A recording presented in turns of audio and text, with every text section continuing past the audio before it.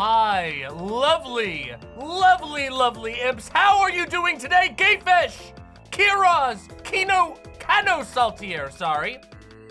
Sweet Blasphemy, beautiful name. Raised by Field Mice, Metroplex Asylum, Matthew McConaughey with the tier 4 sub. Praise to you. My goodness, Matthew McConaughey, thank you very much. Paige, Punk Corpse, Devil Atelier, Aska, Aardvark, Little Morphine Annie, Salty Cupcake, Dark Morgwin, Uncle Gumbald, Mixed Dizzy, Straw Hat Monty, Jazz Dog, the one and only, Trans Girl Jade, Elk Owl, Pink Florette, Bennifer the Potato Dank, Cat Lord, Y2 Yasmin, good to see you, Fish Sneeze, Maki Pocky, Vivid Tea Leaf, Jay Spoon, Cryptid Cassie, Somniostatic, Prancing Goldfish, Random 3PO, Cosine, Ojo, Killjoy 40K, Aardvark, Advark. I always mess that up. I always see the R and the R isn't there. Nasty, Redacted. Blessings be to you. Maurice Bear, Trans Girl Jade, Glitchy X6. And from, wait, hold on, Sea Snake Jiri. And from the YouTube chat, we have the amazing Ferret Girl, Lillian, Paul M, Alice Payne, Avis, L Rose, Esben M, another bored person. Why is there a hair blowing? Oh, it's because of this. Because as always, I forgot to turn my damn fan off. There's a hair that keeps blowing into my mouth and it's driving me crazy. The Dark Canuck, Ryan Phoenix, Leith, Lillian, LH Fruit, Unagi Wolf, 2-Bit Dork, Megan H, Polar Opposite, Palm Dad, The Dark Canuck, if I didn't say you already, Fluffy Kitten.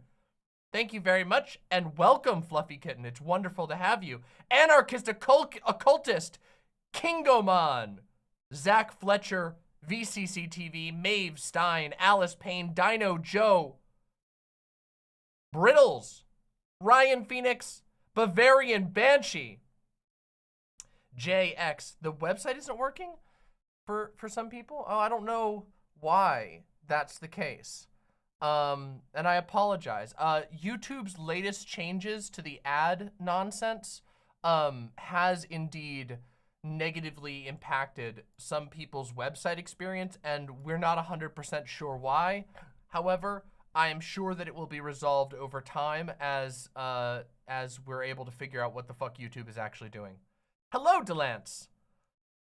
Oh my goodness, my lovely imps, it's been a couple of days since I last streamed. It's actually been over a week, and I'll tell you why in just a second, but first, I'm going to need you all to like the stream right now. I need as many likes as possible. We have 154 viewers, and we can get way more imps in here if we get a load of likes. So if you're kind enough to give me your free like on this humble stream, then I think that we're going to have quite a party tonight.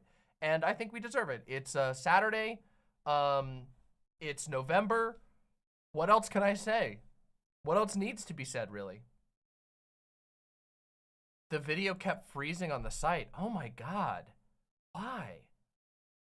Folkerinky, hello. I was wondering what Demon Mama was all about. How is everybody? Wonderful. Thank you for asking. I hope you're doing well. Everybody give some love and hugs over to Folkerinky, who just joined our chat. Welcome to the show.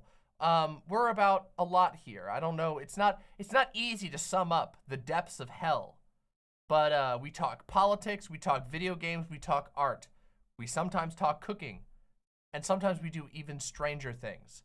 We delve into the eldritch truths of the universe that no other streamer will tell you. And as you can see, we have immaculate vibes here. We are in the bloody depths of hell with the crystal lizard. How cute it is. What a cute little lizard.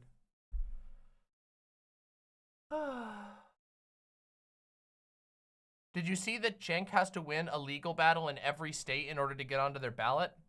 Listen, if Cenk's goal was to like change that system, I would actually respect his campaign more, but framing it like he's aiming to dethrone Biden is very, very silly. We're gonna talk about that today, actually. We're gonna talk about Biden. We're gonna talk about Biden, so we're gonna talk about a lot of stuff. Today we got politics. We got politics, folks. Big politics. Politics Out the wazoo, they might say, but that's a naughty word. They don't let you say that anymore. At least not in most of the states. Some of them you can get away with it, but you know how they feel about wazoos these days. YouTube keeps freezing, but audio is still running. YouTube is fucking weird. What? Huh? Hugh Allen says, I too am here to find out what the Demon Mama is all about. Based! Wonderful to hear. Very happy to have you. Looks like we got some brand new people here today, which makes me very happy because we have a whole cornucopia of issues to talk about today. What the heck? Okay, here is a suggestion. If you are having issues over on the website, which is the coolest place to watch, demonmama.com/live, if you're having issues, try clearing your cookies for the site and logging back in. I know it's kind of annoying, but if you have an old version of the site in your cookies, and it's particularly out of date, sometimes it will be trying to access the YouTube API in the incorrect way, and that will cause issues. I feel like there's a way to force that, but I don't know how. Anyway, whatever.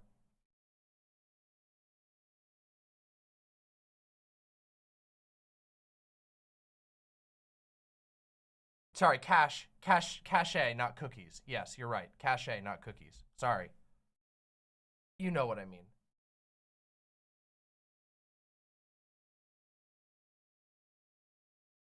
Clear the cache for this website, not the cookies. It's out of, shut up. I know people used to say that universally, but you know what I mean.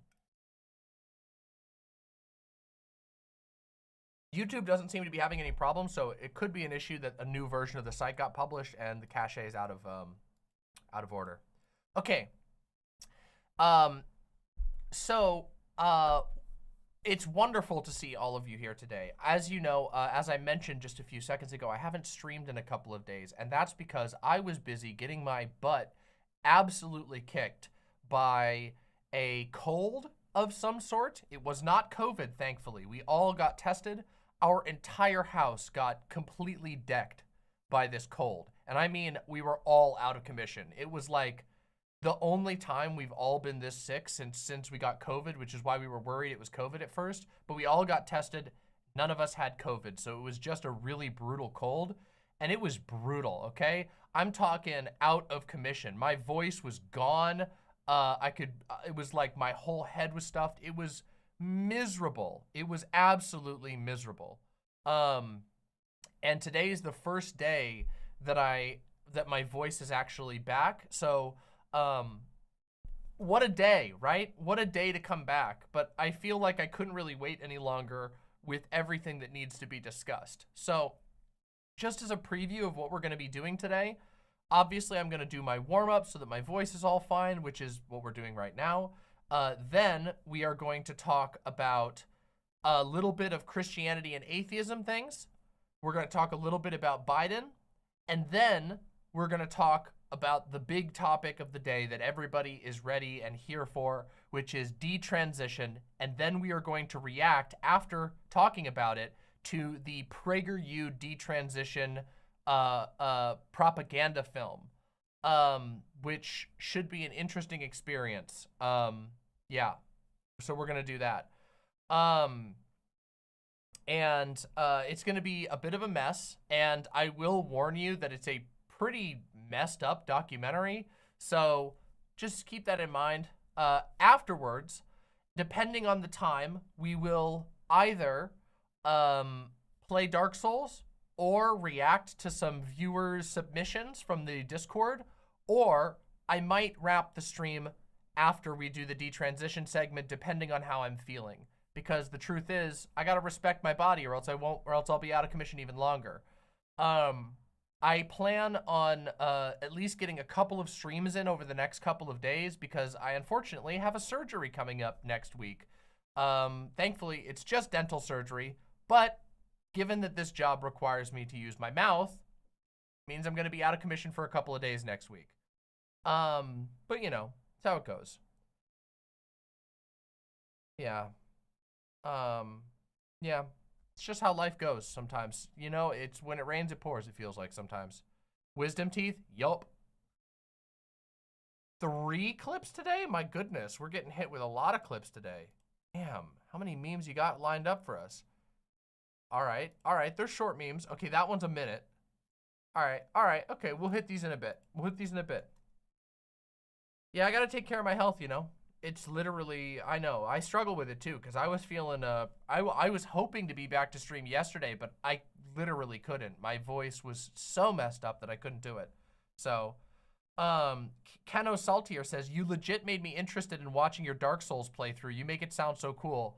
Our Dark Souls playthrough has been amazing. I'm very proud of it, and I hope you get to check it out because it's amazing. We've been having a genuinely awesome time with the Dark Souls playthrough. It's been funny. It's been high energy. It's been great. Even when things don't go as planned.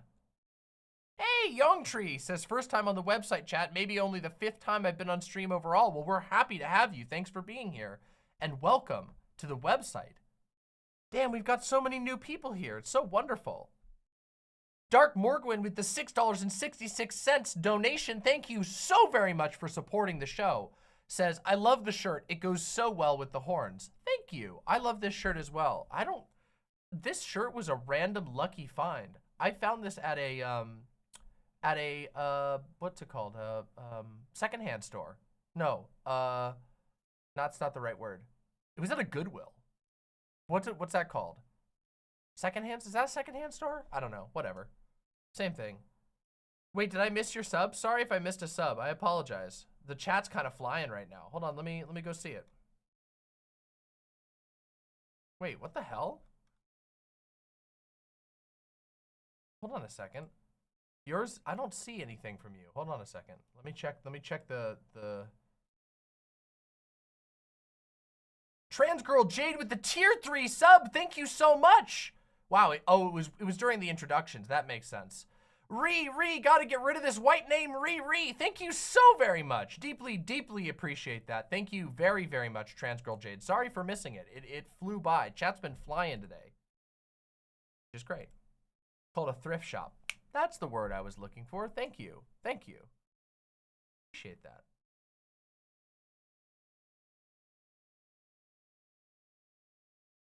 Oh yes, we are going to be getting into that in full, Evelyn. Evelyn says, I detransitioned for 8 years before ending up transitioning back. It pisses me off that these scums weaponize something so hurtful. Oh, we are going to fully get into all of that.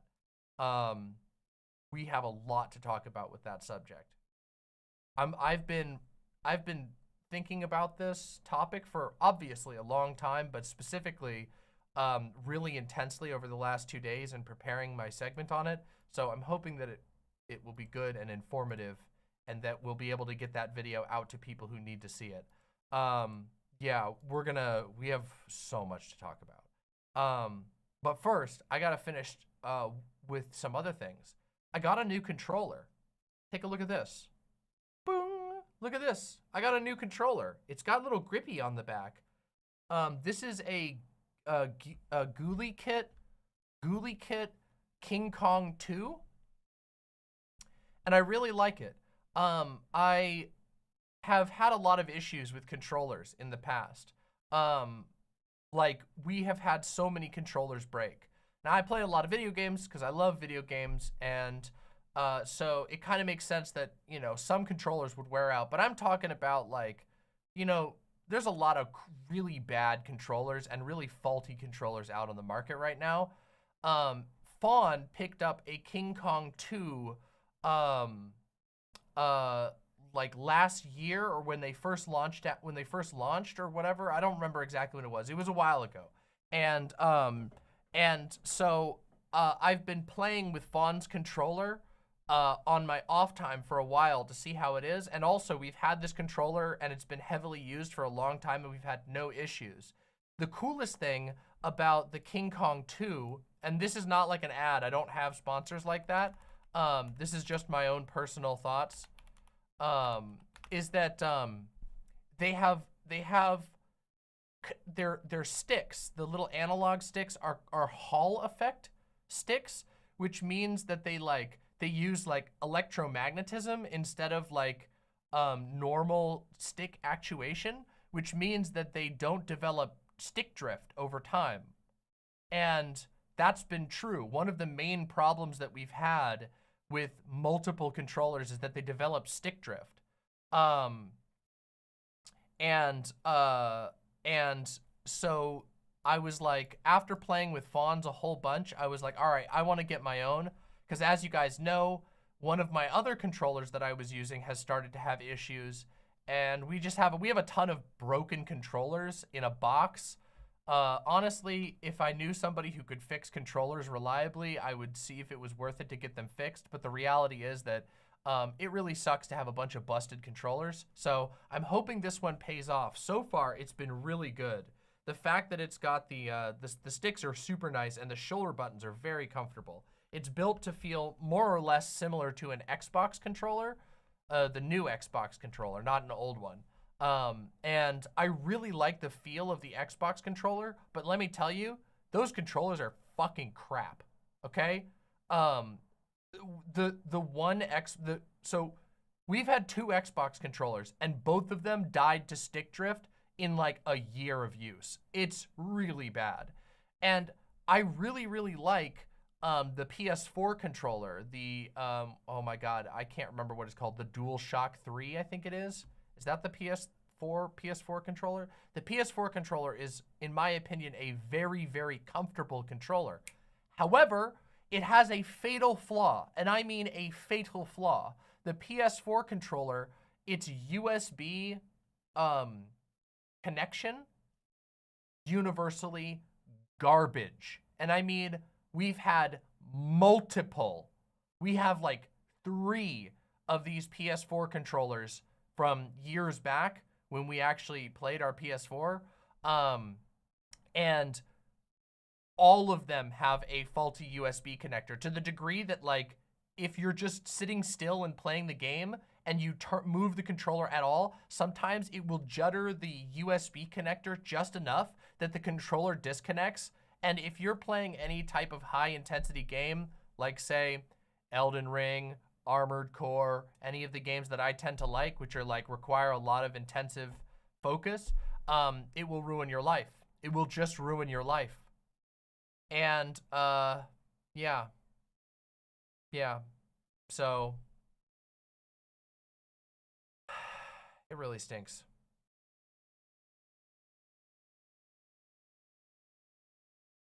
8-bit dough, we've had 3 8-bit dough controllers, and so all of our 8-bit dough controllers have had issues. I really like the design and the appearance of the 8-bit dough controllers, but the 8-bit dough controllers have really big issues with their shoulder buttons specifically. The shoulder buttons like die, and we have 2 with just the shoulder buttons just stopped working properly, like completely, and then we have one that's having issues with stick drift. So it's just like, yeah. I don't hate the 8-bit dough controllers, but they're expensive, and if I'm gonna pay for an expensive controller, which I already have because, you know, I live in a house with multiple gamers. We all game, all of us together. It's one of the things we do a lot. We love to play games together and lots of different games. We also tend to play a lot of intense multiplayer games together. We go through controllers, you know, over the years. So, yeah. Advark says the 8-bit dough controller build quality is mid as fuck for the price, but the USB adapter works great. Yeah, no issues on that front, but no issues with we've had no issues with connectivity with them. And they do have some nice features, but the shoulder buttons and the sticks have had issues.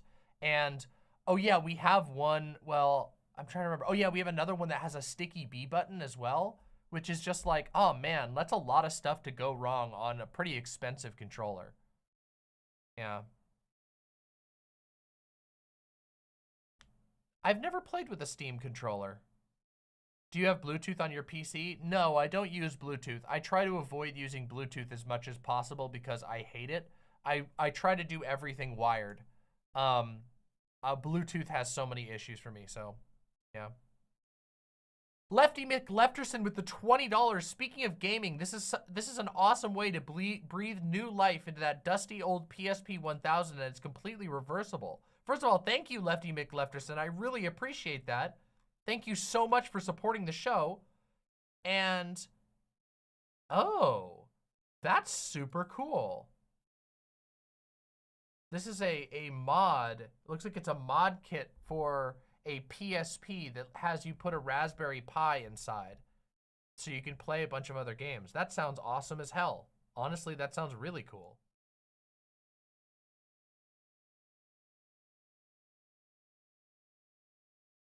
Thank you. Olive Bite says, Demon Mama, you're looking so pretty with your hair getting longer. By the way, just got the game Inscription because I know you played it before and I wanted to check it out. What a weird game.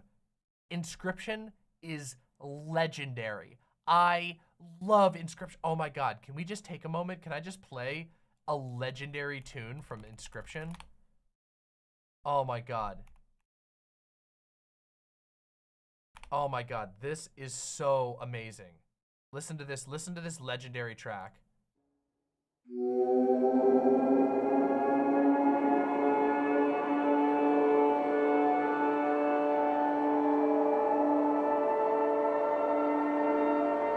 Goosebumps instantly.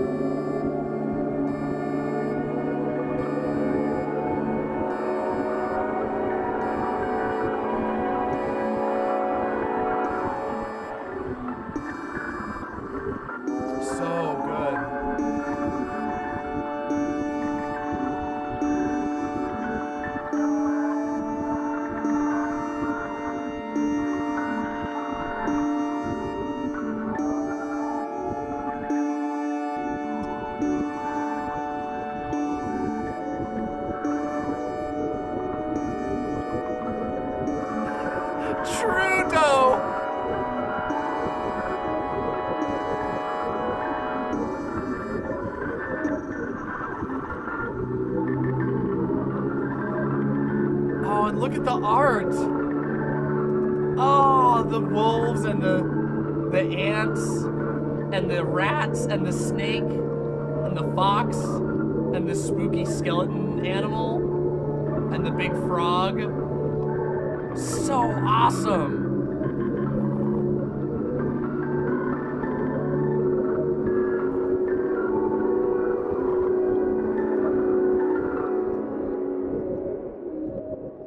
What a masterpiece of a game. What an absolute legendary masterpiece. Sorry to detract all the way that far just to play a single song from Inscription, but Inscription is a legendary game.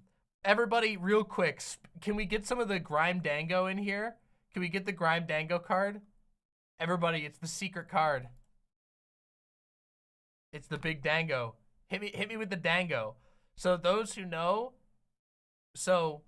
one of my besties, my bestie, Grime Dango, who comes by chat every once in a while, was present for most of the Inscription playthrough. And one of the nights while Grime Dango was here, the Dango card, we made a card in honor of Grime Dango, and the card carried us. It was so broken. The card was so busted that we actually broke the entire first chapter of the game and got a secret that I didn't even know existed. It was one of the coolest on-stream events. And that is, by the way, you can actually watch all of that over on the Demon Mama Gaming channel. We have that archived. We have that playthrough archived. So if you've never seen my playthrough of Inscription and you want a long form, like let's play format thing to do, you should go watch those over on the channel, over on the Demon Mama Gaming channel. The Demon Mama Gaming channel is basically just an archive for all of my playthroughs that I've done. It doesn't have all of the the Cult of the Lamb or Revengeance. We're behind basically, but we'll get there eventually. That was an awesome combo.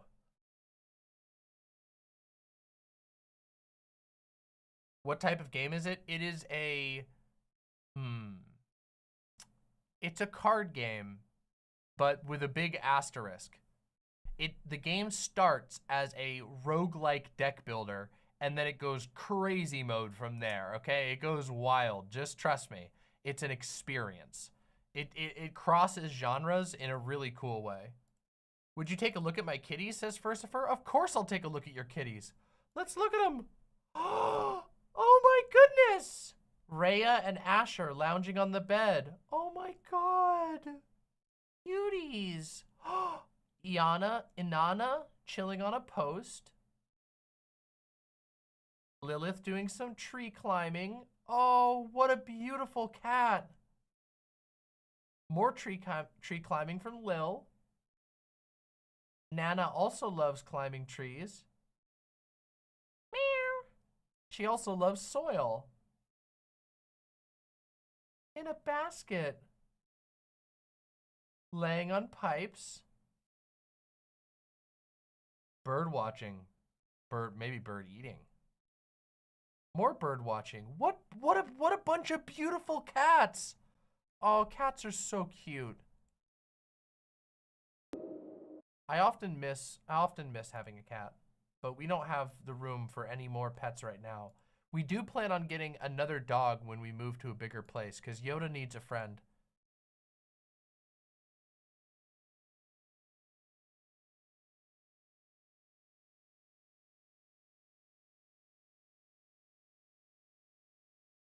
Yoda's amazing. We haven't had Yoda on stream in a million years, because it's funny. Yoda loves to sleep in my studio, so I have a really cushy rug up in my studio, and Yoda loves to sleep on it, but she hates being in here when I'm streaming. She will not even come in here when I'm streaming. She just doesn't like it because I'm talking too much.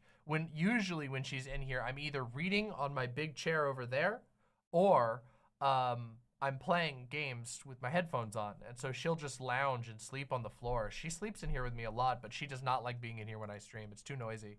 She has big ears, and she's very sensitive to sound. It kind of bums me out, though, that we don't see Yoda as much on stream. We used to bring her on all the time because the way the house was laid out, she would come into the studio constantly. But, you know, things have changed. Also, she likes to stay downstairs most of the time. When she's not like sleeping up here, she'll hang out downstairs because there's more people and she's very social.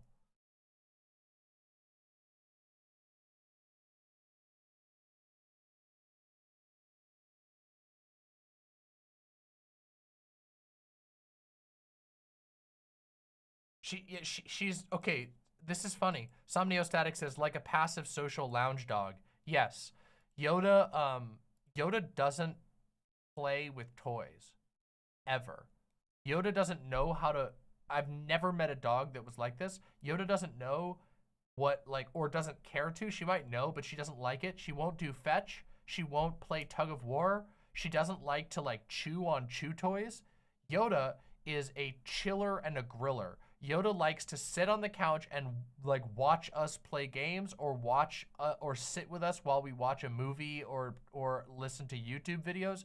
She has like no desire to play with anything. We've tried. In the past, we literally tried to teach her how to play tug of war, and she just doesn't like it. She's just like, I want to sit and do whatever you're doing. If you're watching TV, I'm watching TV. If you're reading a book, I'm sleeping. She's super snuggly. Like, when I've been sick over the last few days, most of my time sick has been spent sitting on the couch with Yoda glued to the side of my leg. Just like this, like sleeping, like leaning up against my leg while I play Elden Ring. It's just how she is. I don't know what it is about her. She's just like that. And yeah, and she also likes to like follow people around the house. Specifically, my partner Gynotype. Oh, and Doe too. She doesn't follow me as much unless I'm like, I don't know. I think it's probably because I don't know what it is. She's a really good dog though. We love Yoda so much. She was really good. I know I mentioned this already a while ago, but when we did the cross-country RV trip, she was so good. She was nervous for like the first night, and then after that, she was like, I'm having a good time. Like she was just like chilling on the couch in the RV and vibing. What a good dog. Yeah. How is Fawn doing? Fawn's doing great. Although, of course, like I said, we've all been sick, so Fawn's been feeling pretty bad with the sickness. But other than that, we're all doing really good. Yeah, Fawn hasn't come on recently. Um, that's one of the things that genuinely makes me bummed about. So my new studio, beautiful. What the hell? Why is there? What the? What the hell's going on over here? Hold on a minute.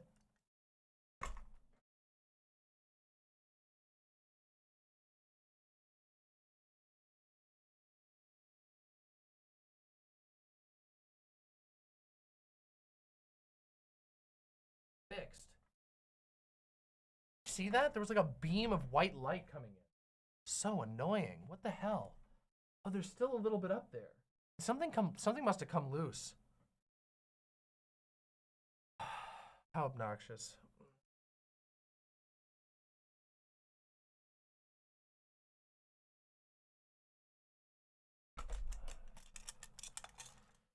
Anyway, studio looks really nice. One of the things that legitimately makes me bummed about this studio though, even though it was kind of a necessary direction, is that my old studio was a kind of a miracle. Like it was me, and then Doe was to the right of me, and then Fawn was to the left of me, and all three of us, it was we were in a large room, but all three of us were in the room, and I just had the camera set up such that you couldn't see them unless they deliberately wanted to come into view. And it was obviously, it was kind of annoying for them because like they can't just, when I was streaming, they couldn't just do whatever without disturbing the stream. But one of the things I do miss was that it meant that sometimes Doe and Fawn would just spontaneously have something to say, and they would just pop onto stream and say something. Or would in some streams, I would tell a joke and you could hear Fawn laughing in the background from a joke that I told. And that always was like, oh man, it was like the best motivation in the world. It made me feel like amazing. But, you know, it kind of had to change because it was, I stream a lot. I know that sounds ironic, but by comparison, I still stream a lot. I used to stream even more. Now I kind of, lately I've been a little bit less frequent because I've had a lot of stuff going on this year, but yeah. So it just disturbs their ability to live their lives and do their things, so yeah. Oh well, oh well. Hopefully, we're planning on ideally in the next year or so moving to a new place. And the new place that we'll be considering, we're going to be looking specifically for places that will allow me to have a lot more flexibility with the studio and that will hopefully make it more accessible. So like, I don't know, maybe it will be possible to have Doe and Fawn come into the room more frequently and hang out and do stuff like that. Because right now my studio is very small. It's very crafted, but it's small. But yeah. Anyway. If you are here, by the way, we have 302 viewers now, which is amazing, but we need an update of likes. For all of you who are here, if you haven't liked on YouTube, please click on the video and press like. It means the world, and it always guarantees that we get more viewers in. We're still kind of in the warm-up segment, but we're about to get into some pretty serious political discussions, and I think that you should press like so that we can get as many people in here for politics. Be awesome. I would, okay, I've seen the piss closet, okay? I've seen the piss closet, all right? And I'm not gonna lie, the piss closet is very strange, okay? Uh, Vosh's piss closet? I've been to Vosh's piss closet. Because, like, I hang out with Ian on a fairly regular basis. Um, but, so he has a closet in his room that isn't actually a closet. It's like a hallway that has a closet in it. It's one of the weirdest things, that I've ever seen in a house. And it kind of has back rooms energy, because it's like, when you guys see, everybody who watches Vosh's stream, you guys see it on stream and it looks just like a normal closet. But instead, it like stretches out and there's like a small hallway with a door at the end that goes to a bathroom. It's really weird. It's like one of the weirdest, and now it's cool. And I'm not saying it's bad, because it is cool. Like, he has his lizards in there and it's like a weird little cute terrarium corner, but it's way bigger than you think. It's way bigger than it looks on stream, and it's way weirder than it looks on stream. Yeah. And people call it the piss closet because there's a bathroom at the end of it. There's like a bathroom door at the end of it, which, yeah. Vosh has lizards? Yeah, he's had lizards forever. Man, some of you don't, I always forget that some people don't know the old lore. The lizards don't come on stream very often anymore. Back in the day, they lived on stream.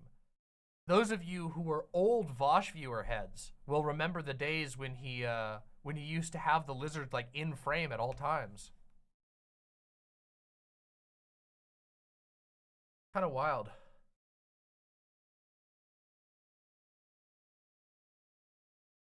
M Dragon says, this type of thing is very common where I live. I never thought about how weird it is. Yeah, it is a little weird. Clay Ben Treese Jr. says, hi, new to your channel. I am from Vosh's community. Well, welcome. We have a pretty decent overlap with Vosh's community. In fact, I wouldn't say I got my start, but in some ways I did get my start in Vosh's community. I used to be a fairly well-recognized Vosh chatter, and then I one day decided I wanted to stream for myself, and yeah, it was pretty cool. So I used to be, well, I still show up there sometimes. So anyway, you're all welcome. All of the Voshites are welcome over here, of course. We do things a little differently here, but there are some similarities as well. So we call Voshite imps Vimps. Get it? Because my fans are imps, Vosh's fans are Voshites, so Vimps. Gayfesh says, by the way, want to know something funny? I have now been raided by Vosh, Keffels, and you, and Vosh's raid was actually the smallest. That is weird. That is weird. But it kind of makes sense. So Vosh's community is in a weird spot right now. They're really high-strung right now. Has anybody else noticed that?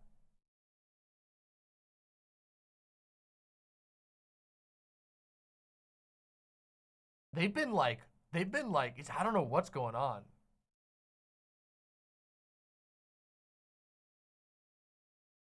Was it after they nuked OK Buddy Vouch? Did they nuke OK Buddy Vouch?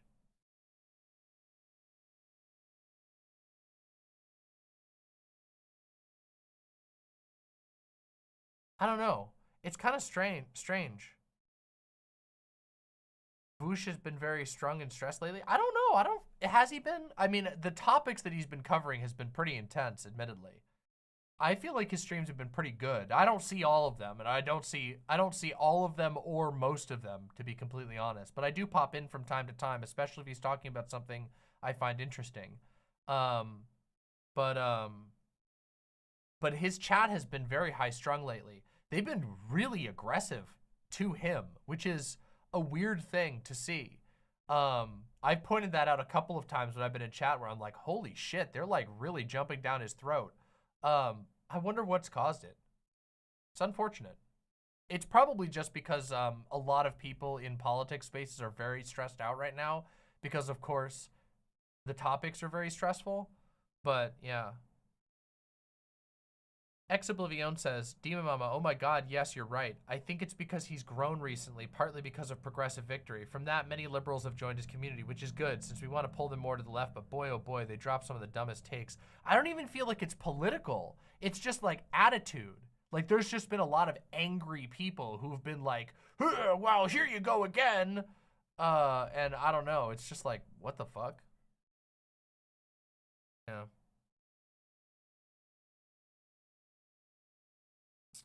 Yeah. Everybody's pointing out like the Palestine stuff is very stressful. It'll be time soon, Mr. Krabs. It'll be time soon, don't worry. What is your take on the Ethan Klein Hasan mess? Oh, I can talk about that. Yeah, let me give a quick take on that. So, uh, so the Ethan Hasan thing. So okay, a lot of people have called it like a beef. I don't really think it's a beef. And in fact, Ethan posted a video, or I don't know if it was he posted it or if it's like a side channel, but Ethan recorded on a stream a thing saying like he's on good terms with Hasan, but that he's like kind of irritated with some of the rhetoric that he's been employing in this particular in recent weeks, specifically focusing on the situation going on in Israel and Palestine. So starting with the October 7th terrorist attack and continuing into now Israel's ongoing genocidal actions towards Palestine. And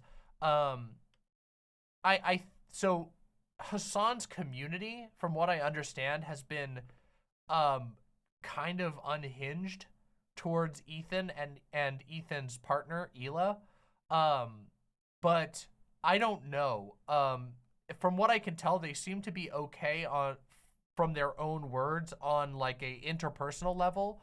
But that like the community clash that's happening between like the general H3H3 podcast community and the Hasan community is like causing a lot of issues. And that seems to be where the crux of things are.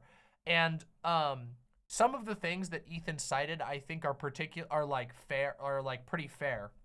For example, in this video I was watching, Ethan brought up a clip of Hasan kind of freaking out on a chatter. He kind of had a total blow up on a chatter, which I didn't think was very fair. And I do think that Hasan has like a slightly higher likelihood of doing this than a lot of other streamers that I've seen. There are of course exceptions to the rule, but most people don't like regularly blow up on their chat. It's usually like something specific happens that causes someone to like explode at chat. And more specifically, people don't tend to like blow up really hard on like a single chatter. It does happen, and sometimes it's very justified. Don't get me wrong. I've done it. Everybody's done it at some point. But I feel like Hasan has had a number of these moments where he's just gone full hog on a chatter in a way that I think is like a little upsetting. And in this particular incident, I can understand why it upset Ethan.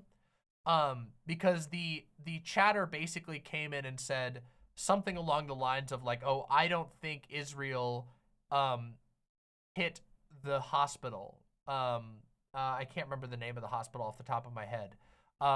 But like a week and a half ago, there was an incident where Israel, a hospital was hit by a rocket. There was a mistranslation of the number of people injured and hurt and killed. And it led to a huge, gigantic controversy. We actually talked about this a little bit on the channel. During that incident, somebody came in and said, I don't think that Israel was the one that hit the hospital. And Hasan kind of singled that person out and really blew up on them.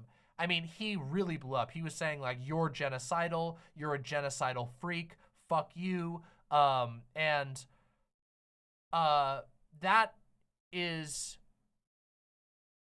That type of behavior will encourage further behavior like that, especially when you have a platform as big as Hasan's. And it seems like that's been the case, that basically Hasan's community has been sort of amping up the vitriol and is perhaps somewhat um, irresponsible with it, and that a lot of this has been getting directed to Ethan's way, which I can imagine would be very frustrating for a number of reasons. For the record, I don't think that Ethan has been perfect on his own statements about everything that's been happening in Israel and Palestine. But I also don't think he's been like unforgivably bad or genocidal or anything like that. I think that he has made some statements that weren't fully like informed or were mistaken or whatever, but I don't think he's been unreasonable. And also I think that he's made a lot of good arguments as well at various points. And so I think I think that I can understand Ethan's frustration with having his own co-host's audience like direct a lot of vitriol towards him, if that makes sense. So, yeah.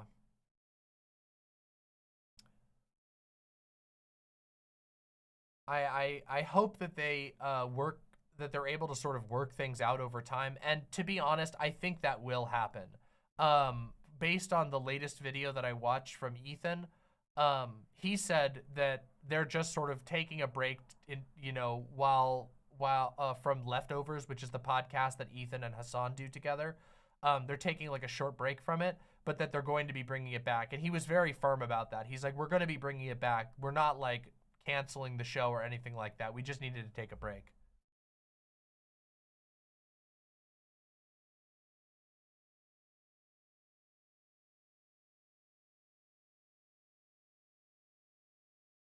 Lilith600 says, I think something of note is that there's definitely anti-Semitism directed at Ethan, and Hasan needs to do a better job of addressing that. Um, so, so there's two things that I'll say about that. I have no doubt that there's been a lot of anti-Semitism directed towards Ethan and Hila. Um, um, but it's hard, like, and this is me being charitable to Hasan, it's hard to pin that all on Hasan because there's a ton of anti-Semitism going around, and how do you know it's coming from Hasan's audience? Like, maybe it is, and I do believe that it's possible, but it's really hard. I mean, Hasan isn't like going on his stream and being like, guys, go be mean to Ethan, you know, or anything like that. He's not doing, Hasan isn't doing that. In fact, Ethan himself specifically said, like, I don't think that Hasan is anti-Semitic or does anything like that, or even like pushes anti-Semitism. I just think that he's been really, really inflammatory, and that it leads some members of his audience to follow and behave that way as well. So it's hard. While I do think that, like, of course you guys know I've talked about this issue long, many times before this particular set of events happened, before October 7th happened. I've discussed that, like, lefties have a responsibility to be careful about and to fight back against anti-Semitism, in my opinion. But also, with that in mind, like, it's hard to just single-handedly pin it on Hasan when there is literally currently a swarm of deranged right-wingers who are doing that. And I don't think it's fair to just immediately assume it's Hasan because there's been some disagreements, or Hasan or Hasan's community. And I also don't think it's fair to, like, put the pressure on Hasan to be like, denounce all anti-Semitism on the left, because I think that Hasan is pretty good about that generally. I don't think that, like, in fact, I think even Ethan agrees. So I hope that makes sense.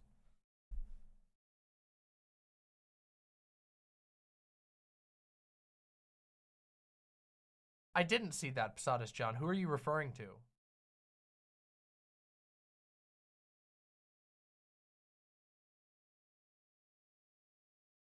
Killjoy 40K says, I think my only issue with Ethan is that he kind of takes a lot of the news coming out of Gaza as is and doesn't feel very skeptical of what's coming out of there. But overall, he isn't like a war drum banging Zionist type like Hasan's chat is making him out to be.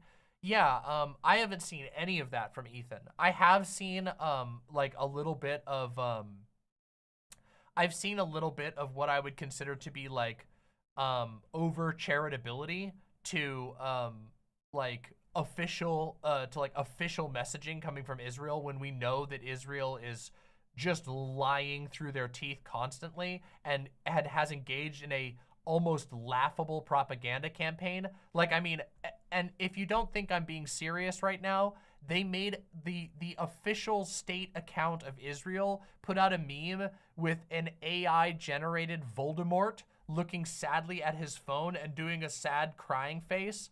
That was basically like, it's what's happened is so evil, it even makes Voldemort cry. And they did another one with Thanos. Like, the propaganda levels have been out of control. So I do think that, like, that could be a fair criticism of Ethan. But with all that said, I think Ethan has generally done a very good job at not playing into, like, the like war hawking behavior or anything like that. And in fact, he's been very explicit in his denunciation of the behavior of Israel's government. So, yeah.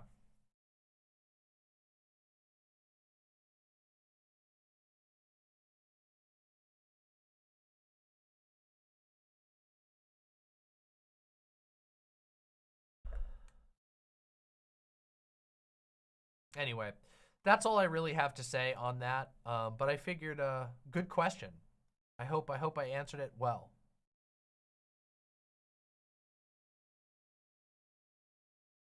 Quick, let me just check something.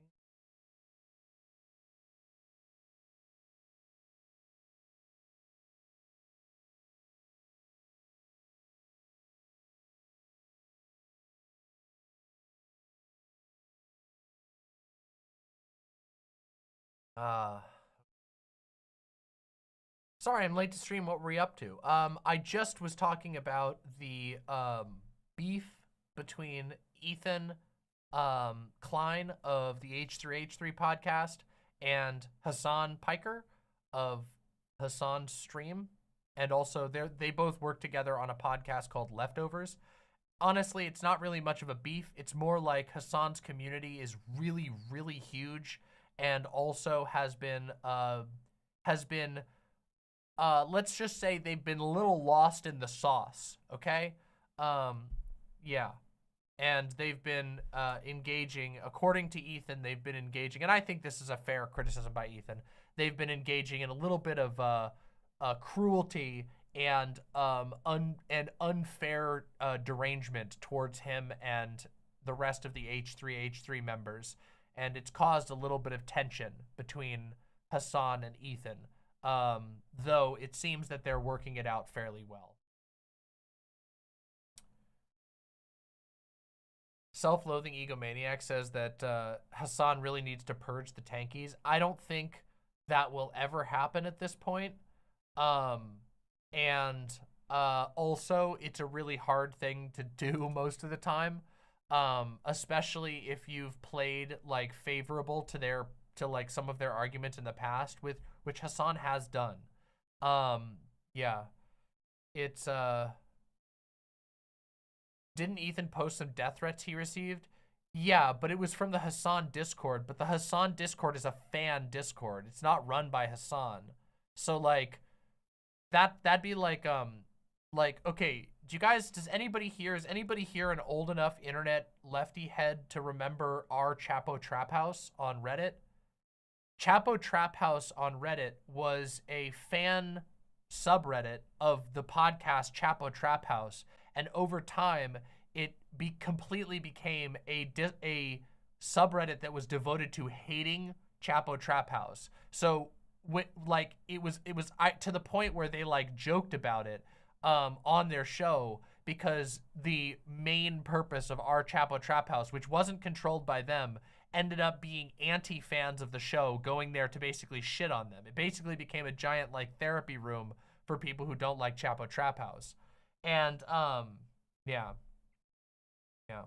So there's when you have like a third party that's operating a Discord that you don't have control over, it becomes difficult, especially because although what I will say is I would argue that you should kind of be aggressive with those things if it's your brand. If it's associated with your name, you do have, but okay, I say that, but also it's kind of hard to do, like, without being a giant dick about it, right? So, like, say that Hasan Discord spins off in its own direction. Well, they're associated with his brand, but if he just says stop that, what are they can just be like, no, and then he has to what? Sue a Discord operator? That could be a real mess. You see what I mean? So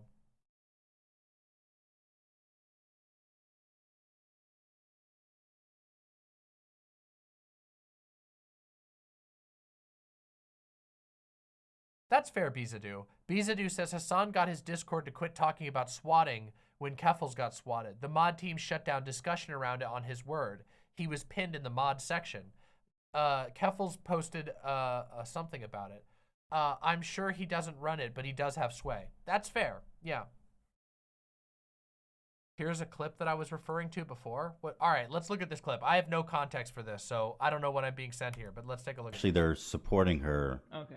But I actually need to say that this is not a good post to like. From the river to the sea literally is the like a saying that we need all of Israel must be ours. See, I think I don't think that's true. Is that true?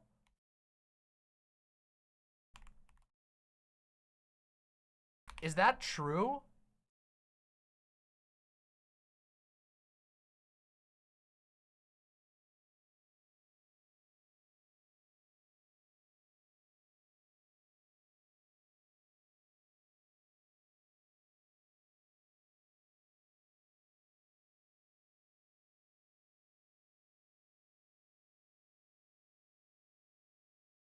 I don't know if that's true. I don't know if it's true that you can just, I don't know. I don't know enough about the phrase. There's been 900 articles published about it.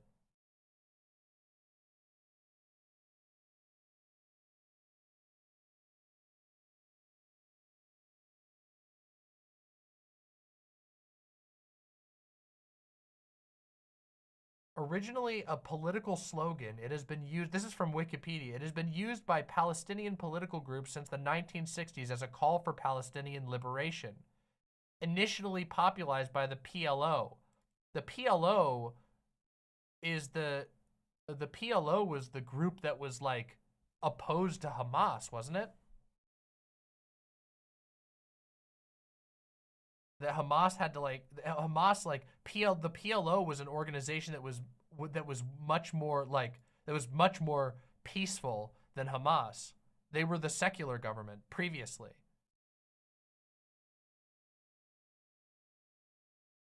It is usually followed, this is according to Wikipedia, and they have a lot of citations on here, followed by the phrase Palestine will be free. A single secular state in historic Palestine.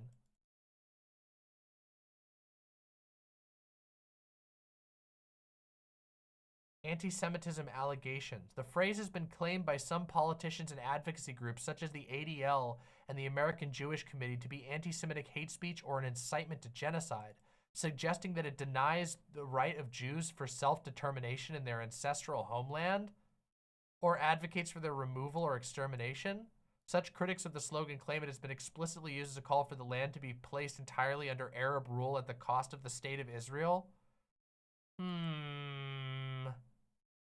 I don't know about that.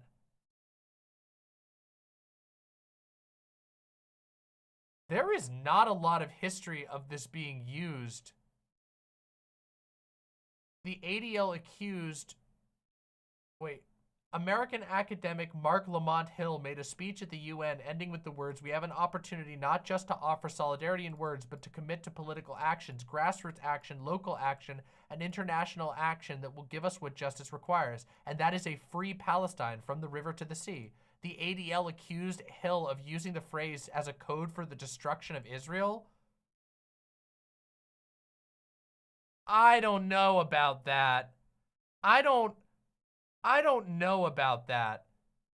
An academic explicitly saying we want a free Palestine, and then the ADL accusing them of saying that it's a code word for the destruction of Israel. That does not seem, this does not seem accurate.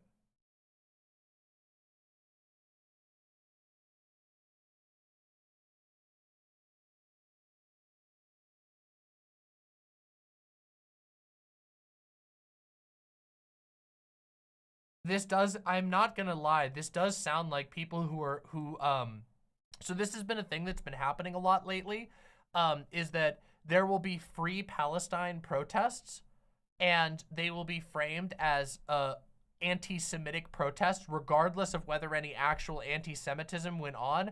And the sort of mental justification is that, well, free Palestine means that you are saying that Israel doesn't have a right to control the places that it militarily occupies. And if it doesn't have the right to control the places it militarily occupies, then you're saying that Israel doesn't deserve agency. And if you're saying that Israel doesn't deserve agency, then that means you say that Jews don't deserve agency, which means that you're being anti-Semitic, which to me is a complete nonsense. That's complete bullshit in my opinion.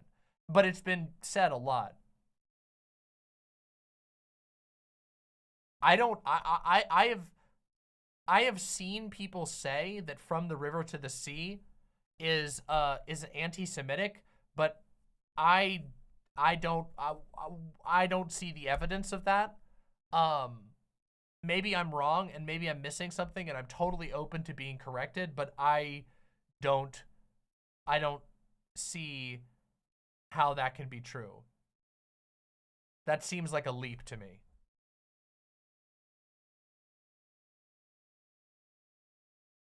That's part of the problem, is that people don't necessarily understand what some of this stuff means. Yeah. Like that's true. Olivia probably doesn't even know what From the River to the Sea reference means. Probably.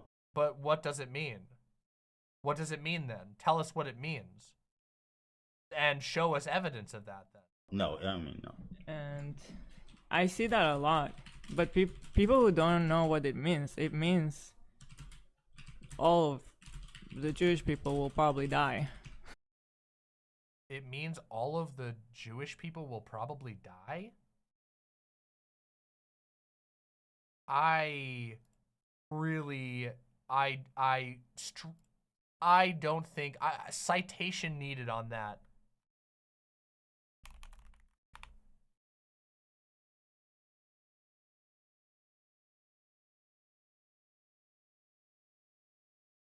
The literal only place that alleges this is the hashtag translate hate page.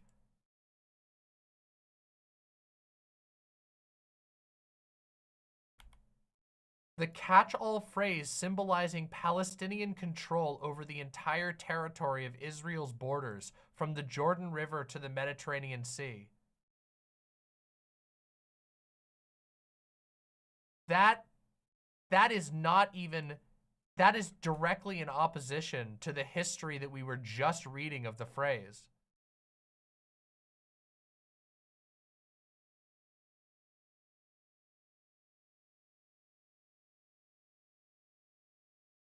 That's like saying, okay, that's like saying that America the Beautiful is a terrorist phrase because like bad people have used it in the past, then that means that like, oh, it's actually about the America being beautiful, which means that if you ever sang America the Beautiful, you're engaging, because you're basically saying that America is beautiful and America used to have slavery, which means you believe in slavery. This is just a huge stretch, and especially phrasing it like this just seems completely incorrect.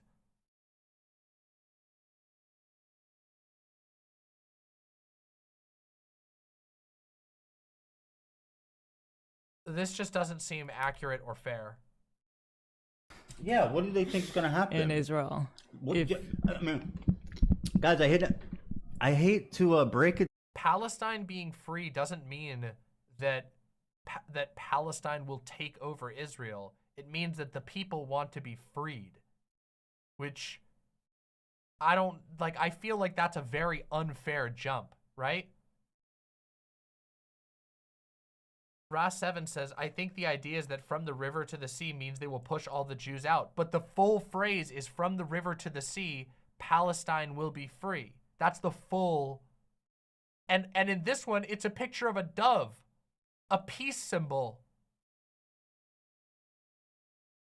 I don't know. I don't know about this. To you guys, but there's like a whole ass country there with like millions of people. And so if your analysis and your solutions doesn't include realistically engaging with that population, then you're not actually looking for solutions. Because Okay, on the same token, by the same token, Palestine, occupied, under full military occupation. I mean, I don't know.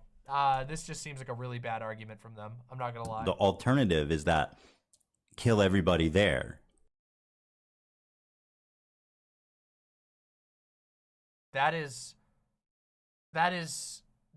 insane to me. I'm sorry. I have to say that's fucking insane right there. To say if you believe Palestine is free, should be free, then the only alternative, the only interpretation of that is that you're going to kill everyone there. That's insane. That stretches any credibility whatsoever. That is, I think they're way off base. That's off base. Yeah. Yeah, that's... And reminder, this is them straight up roasting one of their employees' posts rather than just specifically talking about the slogan. Yeah, that's a weird decision. That seems just like a very, very foolish decision that I would be very mad at. If my boss, somebody that I worked for and paid me, was like publicly roasting me to the audience, I feel like I would find a new job. That's pretty bad. I won't lie. That's pretty bad.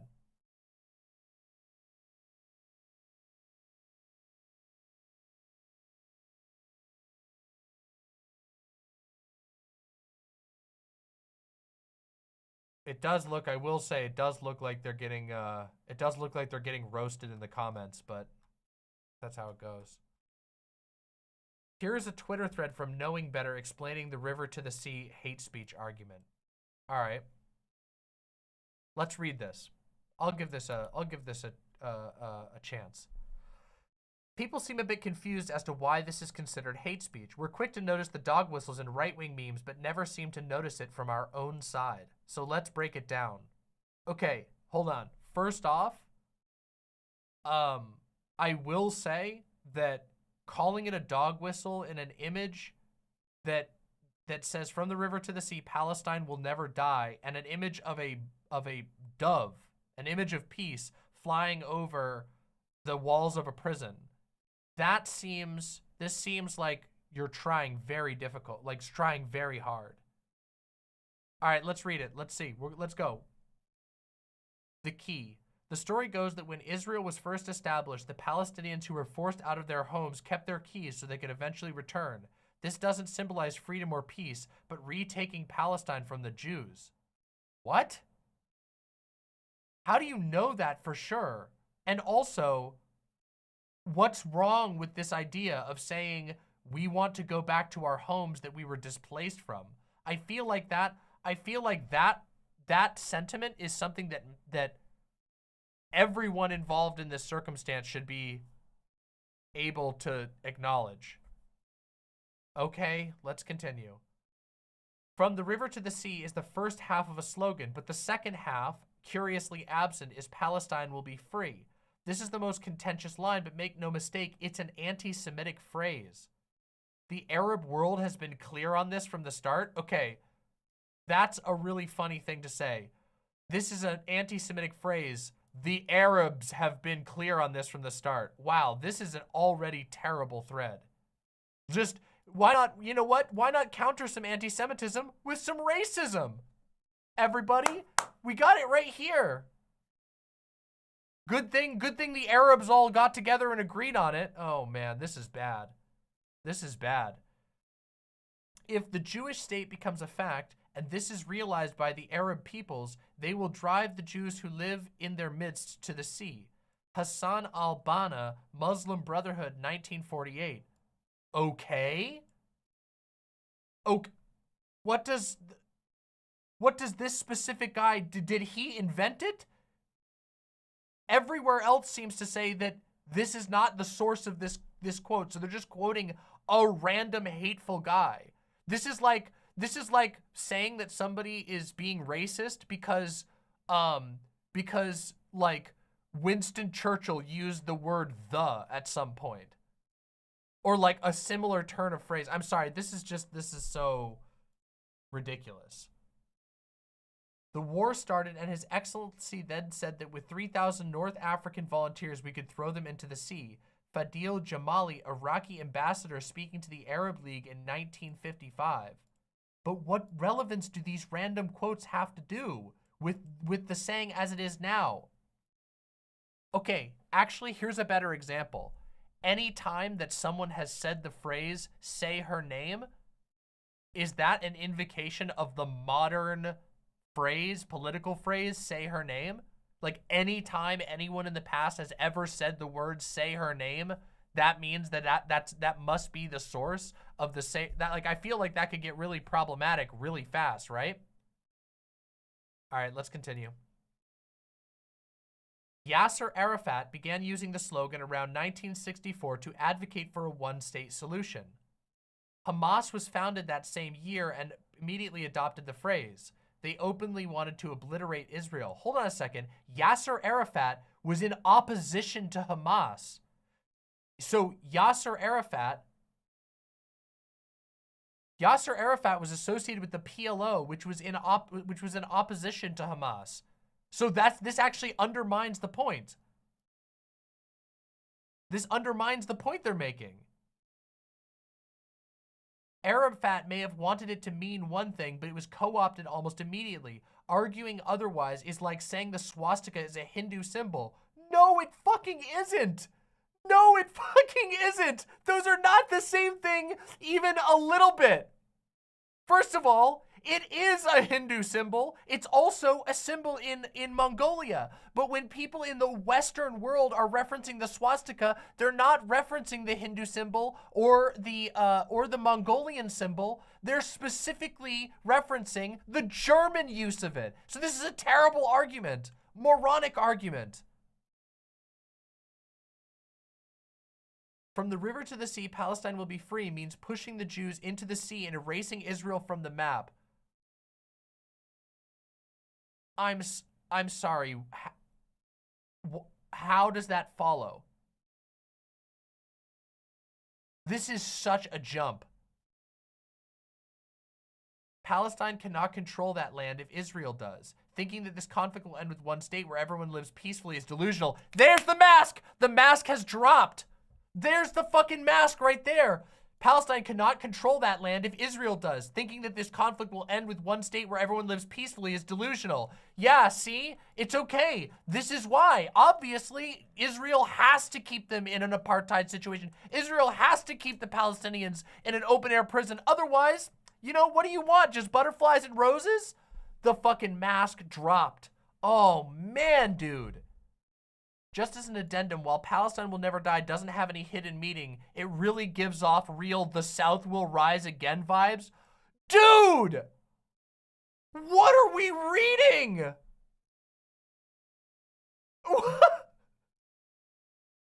Guy who's only ever heard one political slogan, seeing his second political slogan. Yeah, this is giving off real "South will rise again" vibes. How do you... This is deranged. That is the dumbest... That is the worst thread I've ever seen, and it actively should convince you to the opposite position. If you read this thread and you were convinced at all, you have been the victim of propaganda. That is a pathetic thread. Wow, dude. Oh, man, that was pathetic. Who is this guy? Knowing Better? Who the fuck is Knowing Better? Why do I feel like I've heard that name before?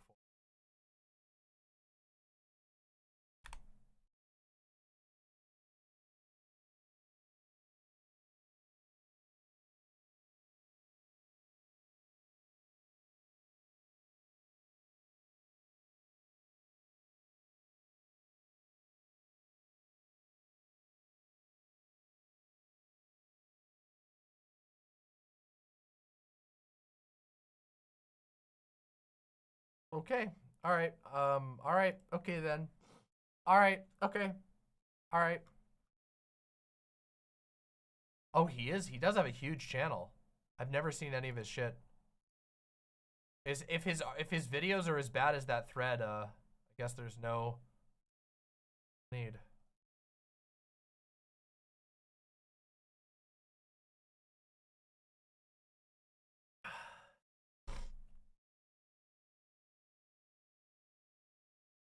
That was a pathetic thread. Okay. All right.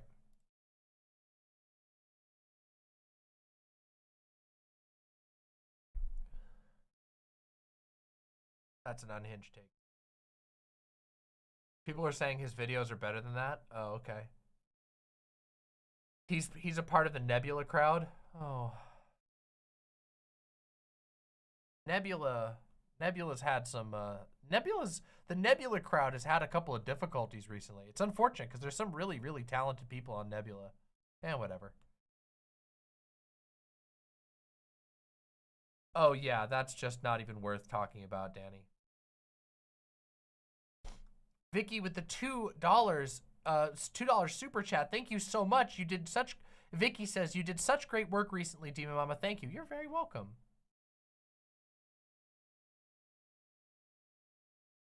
Did you see that Second Thought got kicked from Nebula? Yeah, Second Thought got kicked from Nebula, and I completely understand why.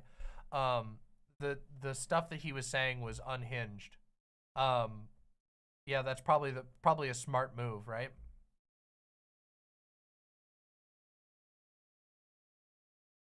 Sirius says, knowing better is a lib who pretends to be more left. He sort of famously made a video of how Columbus was an exaggerated evil.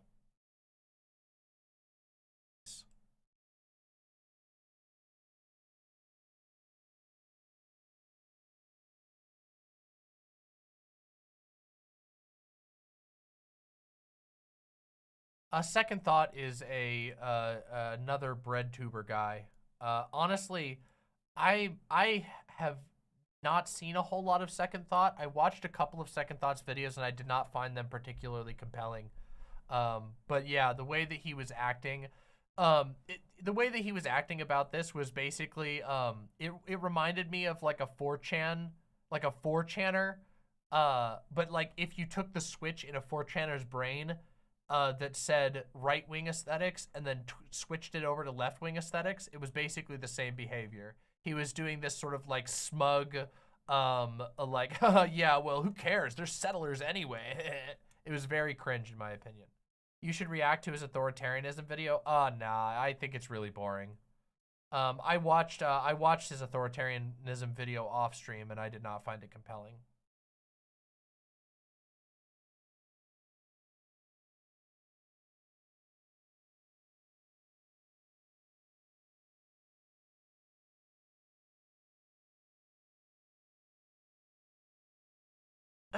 Yeah, but I don't even know what I would say about it. What do you want me to say about the authoritarianism video? The video was, in my opinion, it was just a bunch of, okay, so there's this thing that people who want to do apologia for like unequivocally bad people will do, where they basically swarm you. They fire out a bunch of like individual, it's like gish galloping, okay? They fire out a whole bunch of little individual like statistics or arguments that sort of on the surface seem like they're undermining the core argument. So here's an example.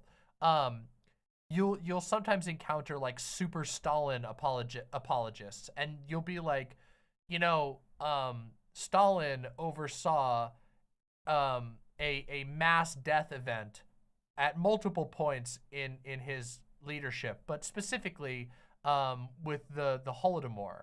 And then they'll go, yeah, but it wasn't a genocide. You see, here's the statistics about it. And then you go, well, that doesn't really address my argument. It's still a really bad thing, regardless of whether you consider it to be a genocide or a gross and biased mismanagement that led to mass death. That's a pretty huge failure, right? And they go, yeah, well, actually, here's this other fact. There actually were these rich landowners, and they were really a big part of the problem. You go, yeah, but that doesn't really change the fact that Stalin was in charge and that his decisions ultimately led to an incredible amount of death.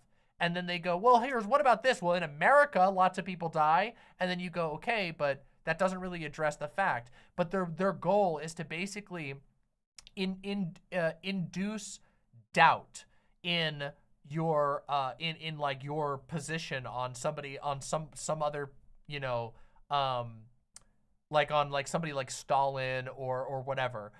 Their job, what they're trying to do is to just like induce doubt. They're not actually completing an argument. They're not actually making an argument. And they'll go, no, Stalin wasn't a great guy, you know, but, you know, maybe he wasn't as bad as you thought. And it reminds me a lot of the behavior that genocide apologists do. That like Holocaust deniers and stuff like that, they will engage in a similar behavior where none of their arguments ever actually address the issue on its head. They just throw out a bunch of tiny little pieces of bullshit that seek to instill doubt in your otherwise confident moral position. And they don't do so by really changing your factual analysis of the situation. They just want you to feel unsure about it. And then they wiggle their way in and go, well, actually, over time, when they think nobody else is looking, then they start doing the, well, actually, maybe Stalin was based type stuff, which is the same thing that Holocaust denier people do. It's weird. I don't like that shit. I find it gross. And I don't find it compelling either. It's called jacking off for a reason. Yeah, exactly. Yes, that is literally what it is. It is the same tactic as the jacking off. Just asking questions. It's the same exact thing. Same exact tactic. Where it's just like, oh, I'm just asking questions, you know? Like, isn't it weird? Isn't it weird, guys? And in the authoritarianism video, which now I'm just kind of rambling at this point, but whatever. In the authoritarianism video, there was a lot of that. There was a ton of just like, well, you know, haven't you considered that America is also bad? And it's like, okay, that's true. America is also bad, but that's not really what we were talking about, was it? It's manipulative in my opinion. Ras7 says, as someone who changed from being a liberal to being a leftist after learning that postmodern leftist thought actually exists, and then having a bunch of people saying, no, actually communism is when you have the Soviet Union, and the more Soviet Union it is, the more communist it is so goddamn annoying. It is very annoying. And it's also disheartening because it shows that there are a lot of people who do not ever actually, they don't ever actually ingest to any meaningful extent, like the critiques that are brought forward by a leftist perspective. They don't actually have a liberatory perspective. They just are trying to find a way to counter what they see as an evil. It's weird.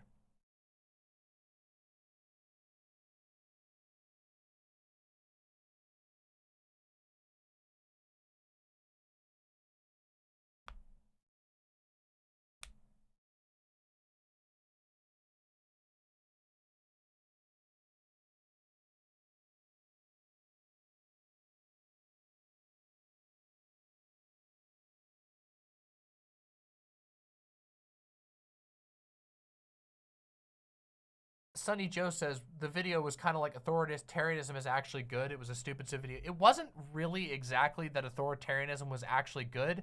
It started out by basically, so it started out with equivocations. The video starts by being like, well, you know, they say that Stalin did this, but did you know America does this? They said Stalin did that, but did you know America does this? So who can really say? And then it moves into a sort of narrativizing about how people talk about communism, and then at the very end it moves into this sort of thing where it says, well, you know, Engels said that authoritarianism is whenever you have to utilize force in any political situation, so you can't possibly be against that, so maybe authoritarianism isn't a word we should use anymore because you know, if authoritarianism is anytime you need to use force, you have to use force in order to exert political will, well, you know, maybe it just doesn't mean anything anymore. But the fact of the matter is, no, actually it does mean something. Authoritarianism is a approach to governance that fixates on centralized power. allowing individuals with incredible say to basically wield that power over the masses. And yeah, I don't know. It's just very silly. This is like rambling, but whatever. Are we ready to talk?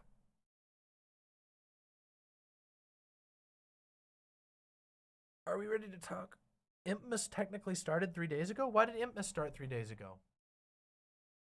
Impmas hasn't started 3 days ago yet, did it?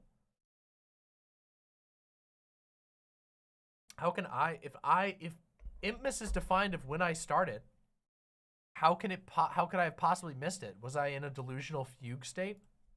Renewed Wolf with the $5 says, Demon Mama, thank you for all you do. Your kind words and thoughtful critiques are healing in these times of turmoil. Keep going strong. Hey, thank you so much.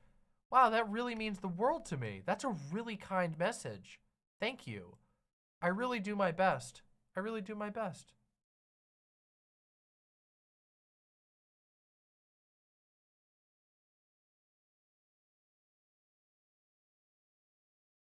Well, that's fair, Somniostatic. Mr. Krabs, I'm not gonna forget your meme, my goodness. Have I traumatized you so harshly by sometimes delaying your meme to a different point? Have I really traumatized you so harshly?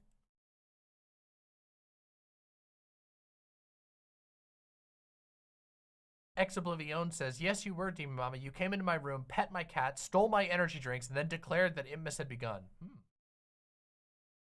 Some info for you about Israel that you might want to check out.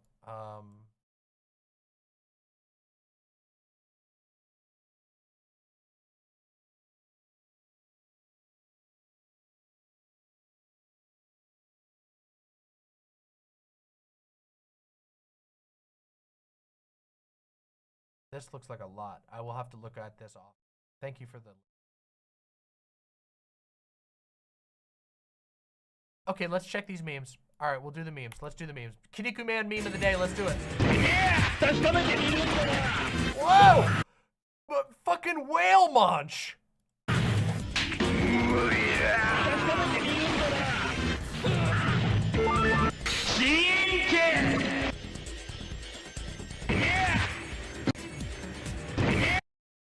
Impressive.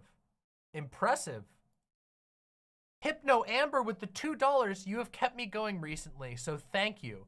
Oh my God. Hypno Amber, thank you so much. That really means the world to me. I'm happy. I'm very happy to do so. That means a lot to me. Thank you so much. I will do my best to continue to make stuff that is worth it. Continues to inspire you.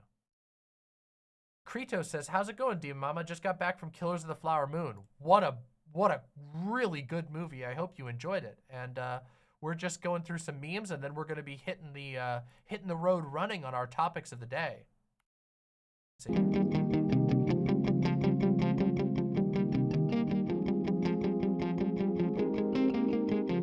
If you really want it, go and take your chances. Anything could happen. Wisdom's your advantage. If you really want it, go and face the challenge. Fly to new horizons. These lyrics really have the energy of like an angel descending onto like an older person and being like, don't give up. You're not too old for the dating pool yet. Use your wisdom to your advantage. Find some new horizons. Get back into the dating pool. Find another passage. Find another person? No, another passage. Okay, okay. All right, all right.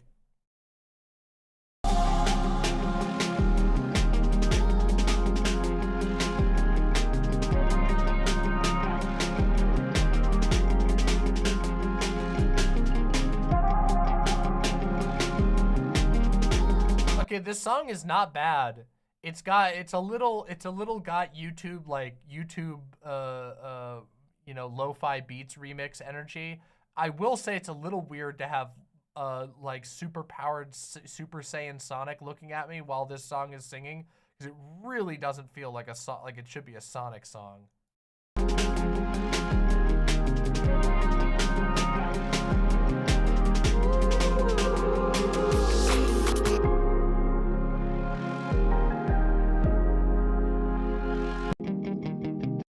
All right, okay, all right. You know, it's encouraging you to get back out there. Just because you had a bad breakup doesn't mean it's over. You can get back onto the market. Go out there and try new things. You can hit up the club. They sometimes play classic rock remixes. You can show off your moves. Just make sure you do your stretches. Make sure you take an Advil. Don't want to throw out your back.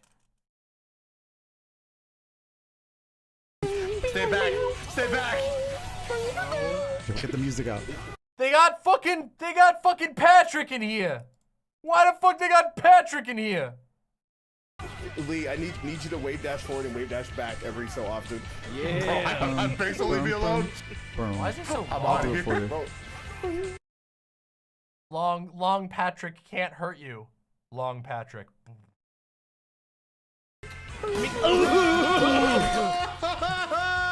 Oh, god damn it. That's right. Hold that shit. Know your fucking place. Trash. Okay, this is the best part. This part of the animation is the best. No, Patrick, pipe is not an instrument. Okay. All right, that was pretty good. All right, that was pretty good. That animation at the end really sold it. Yeah, that really made it happen. This looks cool. Maybe I'll check this out. Ooh, I'm gonna check this out later. It's on my watch later. All right, those were good memes. Good memes. Solid.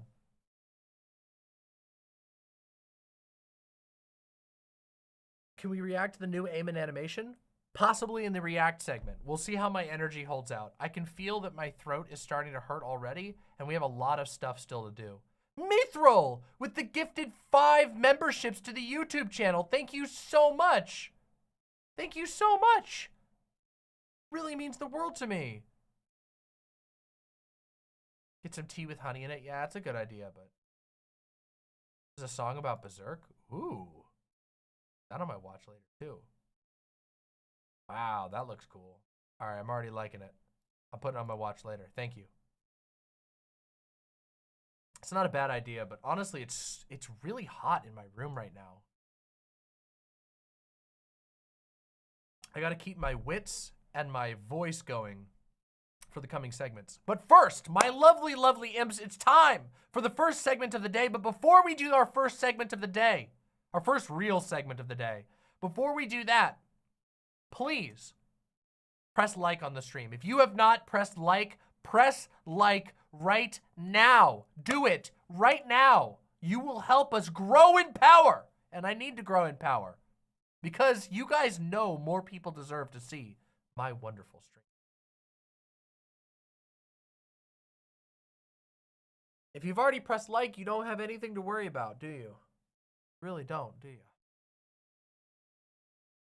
Oh, my goodness. My goodness, my goodness, my goodness. My lovely, lovely imps. We need to have a short talk about Joseph Robinette Biden, a.k.a. Dark Brandon, a.k.a. Sleepy Joe, a.k.a. Uncle Sniffy. Okay? Malarkey Joe. Okay? Yeah, as some people are beginning to call him Genocide Joe. We gotta have a talk about him, okay? Now, many of you have probably heard me say that I think that it would take something truly shocking to shake up Biden's chances against Donald Trump next year. shocking to even, it's horrifying to even think that that it's only a year from today. It's November 4th. It's only 1 year until it's going to be the 2024 election, in which inevitably it is going to be, barring something like, you know, the toll of the funerary bells.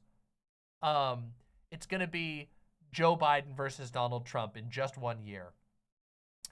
And I've said that in order for Joe Biden to have his chances against Donald Trump damaged, something truly unexpected would have to happen. Unfortunately, that happened, okay? That event has actually occurred, and we find ourselves in a very, very strange position. You see, Donald Trump is not doing very well.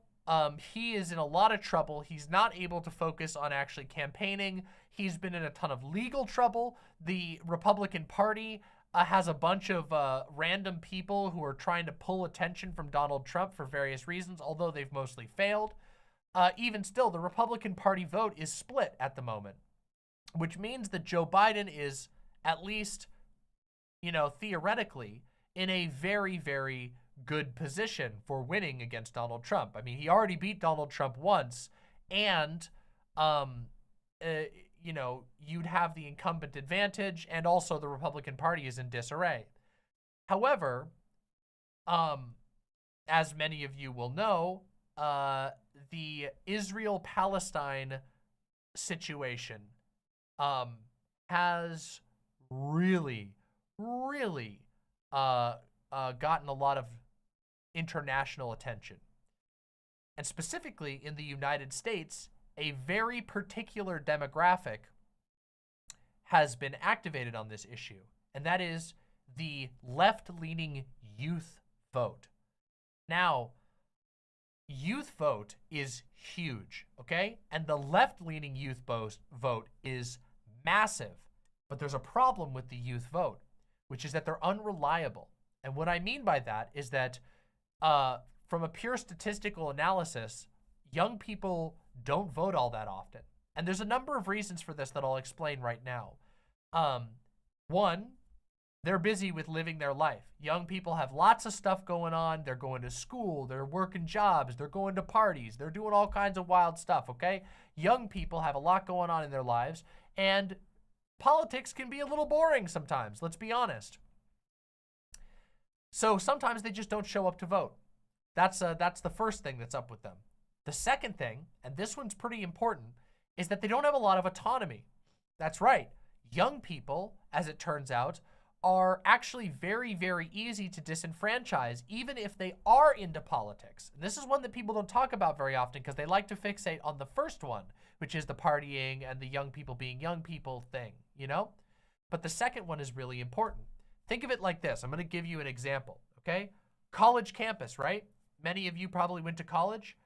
Most college kids who go to a college don't have a car, which means if their school doesn't have a polling place on it or near it, which some schools don't, depends a lot on your college, or if there's a bunch of other stuff going on and you can't make it to your nearby polling place, you don't have a lot of options to actually be able to get and go do the vote. It becomes increasingly complex, whether it's you gotta take buses, or you gotta find a ride, or you gotta pay for a ride. If you're not one of the few college kids who owns a car and gets to have it on campus, transportation becomes a major issue for you, especially if you've also got a lot of other things on your mind, like I said in the first example. So one of the reasons why the youth vote is particularly unreliable is because it's extremely easy to basically make it, to reduce the numbers of the youth vote by not having polling places on college campuses where lots of young people are likely to vote. And yes, as Fortnite in chat brings up, some red states have literally banned polling places being set up at colleges. I wonder why they would do that. I wonder why. Is it perhaps because young voters tend to lean left and if they had a polling place on their college campus, they'd be able to very easily vote and have their voice heard, and therefore it is strategically valuable for the right wing to vote to suppress, indirectly suppress. I would say actually it is fairly direct, but indirectly, because they're not actually voting to say you can't vote. They're just taking away the ease with which you can get there and saying, well, now you got to go take a bus or get a taxi or do an Uber or ride with a friend, which makes things a lot more difficult. Interesting, right? So those are the two big reasons why the youth vote is unreliable, okay? But they're powerful. There are a ton of youth voters. And like I said, they mostly vote left-leaning. They vote Democrat predominantly, which means that it's a really, really, really big deal for the Democrats to activate the youth vote. It is super important. Like, as in, they need to do everything they can to try and make sure that the youth vote is excited to go to the polls and that they'll actually show up, because there's a really big chance that they won't, and if they don't, you're just losing votes that would otherwise give you a massive advantage over the Republican candidate. All of this is to explain why Joe Biden has gotten himself in some electoral hot water, and it's bad news, okay? Youth vote is big. They tend to vote left. They are easily discouraged or blocked from voting, which means encouraging them is very important. And they care a lot about Palestine. Like, a lot about Palestine. Joe Biden, since October 7th, there was a terrorist attack made against the state of Israel. And during that attack, a number of civilians were indiscriminately killed. It was a very horrific incident. And after following that incident, the hyper-conservative government of Israel has essentially unleashed total war on the population of Gaza, which, for those who don't know, I have a whole video on this. You can go check if you want to learn everything else. If you're not up to date on this issue, recommend just searching my channel for Israel and Palestine.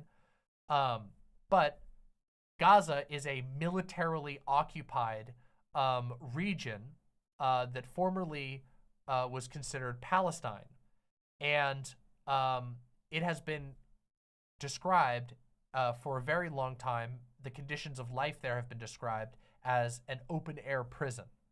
The situation is very bad, and the state of Israel has not treated the people of Palestine well by any measure. In fact, they are literally disenfranchised. They have an apartheid state. Palestinians cannot vote on their own future. They don't have the right. Their future is decided by Israel. So, while the attack against Israel on the 7th was heinous and a lot of innocent people died, the hyper-conservative state of Israel has used this as an excuse to go bloodthirsty on a lot of innocent people. And Joe Biden has supported this unequivocally. Joe Biden has been incredibly, incredibly loud in his support of Israel. He has repeatedly stated that that they back Israel no matter what, that Israel has an unquestionable right to defend itself, that they will continue to support Israel. They are supporting sending arms and munitions to Israel. They are supporting sending money to Israel. They are basically whole hog supporting Israel, going on a genuinely, sickeningly violent act of retribution against the entire population of Palestine. Now, you should know, of course, that the attack was not done by Palestine. Palestine and Palestinians didn't do this attack. A group called Hamas did the attack, a group which represents an incredibly small percentage of the Palestinian population who are now being punished en masse. Most recently, Israel has gotten extreme negative international attention because they blew up the biggest refugee camp in Palestine. They blew it up. They flattened it. A refugee camp with women, children, living in tents, and it was blown up, flattened to the ground. They don't even know the full death count of how many people perished in that incident. There is no ifs, ands, or buts about the indiscriminate attack that is being waged by Israel against Palestine. And Joe Biden has stood behind it. So I want you to think of all these things together. Let's re-add it back up. Young people care about Palestine a lot. Joe Biden is not supporting Palestine and is in fact going completely the opposite and completely supporting Israel in their attack against the people of Palestine. Joe Biden needs the youth vote. The youth vote is very easy to to deactivate, and the youth vote cares about Palestine. You see where this is going. Now, why Biden is making the decisions that he's making is somewhat confusing. We all know that America tends to support Israel on most issues, and that is largely because Israel is a valuable military foothold in the Middle East. It is America's most valuable military foothold in the Middle East. It's why the U.S. military gives so much money, arms, training, support to Israel, because it is basically the United States sees Israel as like a proxy state in some ways. They are like such an ally that we can reliably know that they will always side with us. However, at the end of the day, the United States is the decider in this situation. The United States is the one making the calls and sending the money. Israel relies on the U.S., not the other way around. Israel is something valuable to the U.S. So it makes sense generally why the United States would tend to side with Israel on most issues from a purely geopolitical, cold, hard military calculation angle. But why so hard and so vocally in this particular incident? And there isn't really a good answer. Nobody really knows what Joe Biden and his administration are thinking right now in going so hard, because obviously they could, if they wanted to, continue to do what they've always done, which is basically pay lip service to Israel's to Israel's statements and continue to supply them monetarily. There's basically no doubt that that was going to continue no matter what, because of what I said before, the cold hard geopolitical calculation that the U.S. government will do. But Joe Biden hasn't just done that. Joe Biden has gone on public record over and over and over again to continually voice his extreme support for Israel. And again, keep in mind that Israel is currently controlled by a hyper-conservative faction that opposed Joe Biden. Benjamin Netanyahu, the current prime minister of Israel's government, opposed Joe Biden and was a big Trump guy. So Joe Biden is, for some reason, extremely married to this vocal, hyper-vocal support of Israel, and it's cost him dearly. In fact, among the youth vote, I have seen estimates as high as 11% loss in support for Joe Biden. That is devastating. That is absolutely devastating, especially when we're talking about the youth vote, because like I said, if the youth vote isn't feeling passionate about a candidate, they won't show up to the polls, which means there will be way less overall Democratic votes, which is horrifying to think about, especially given the stakes.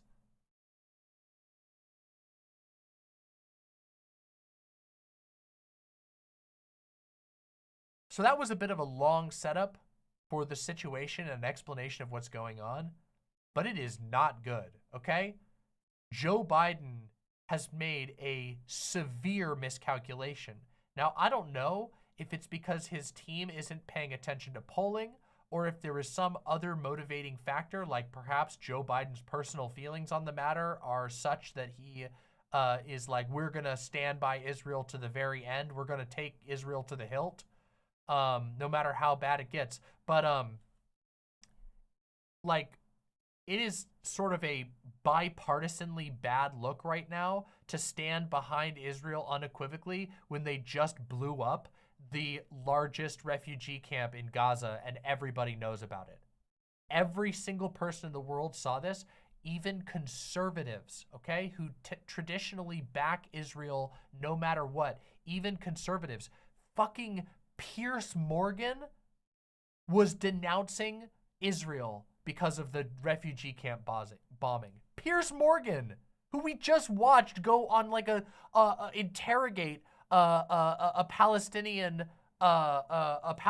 supporting comedian, Egyptian comedian, Bassem Youssef.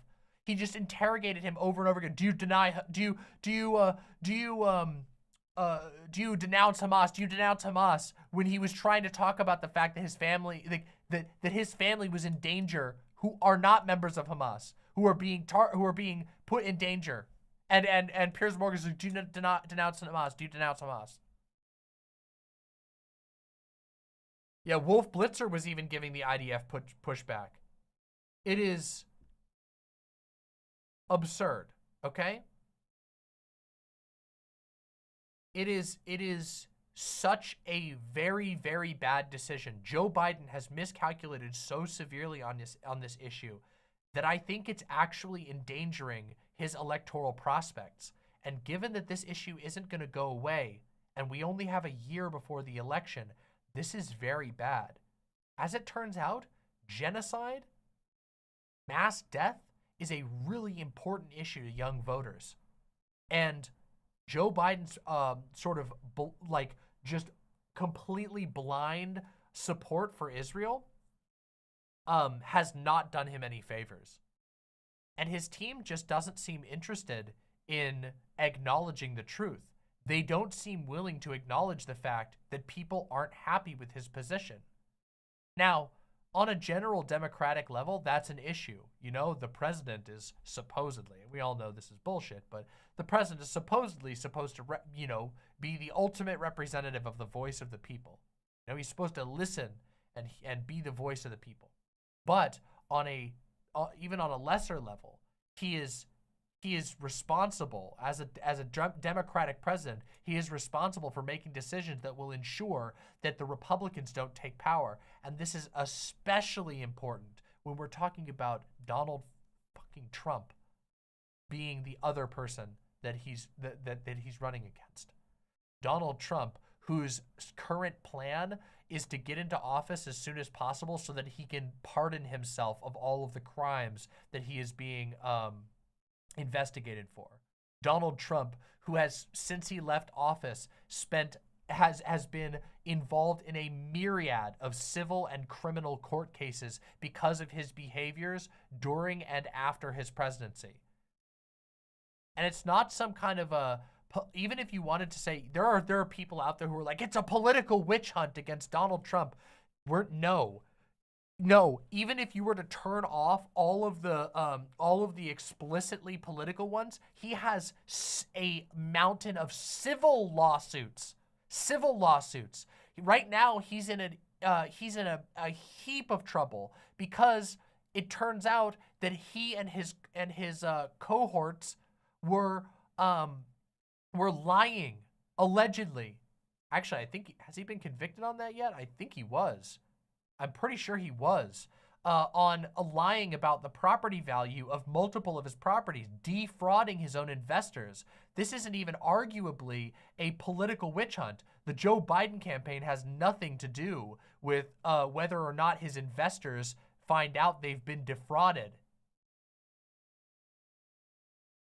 So this is what we're dealing with right now.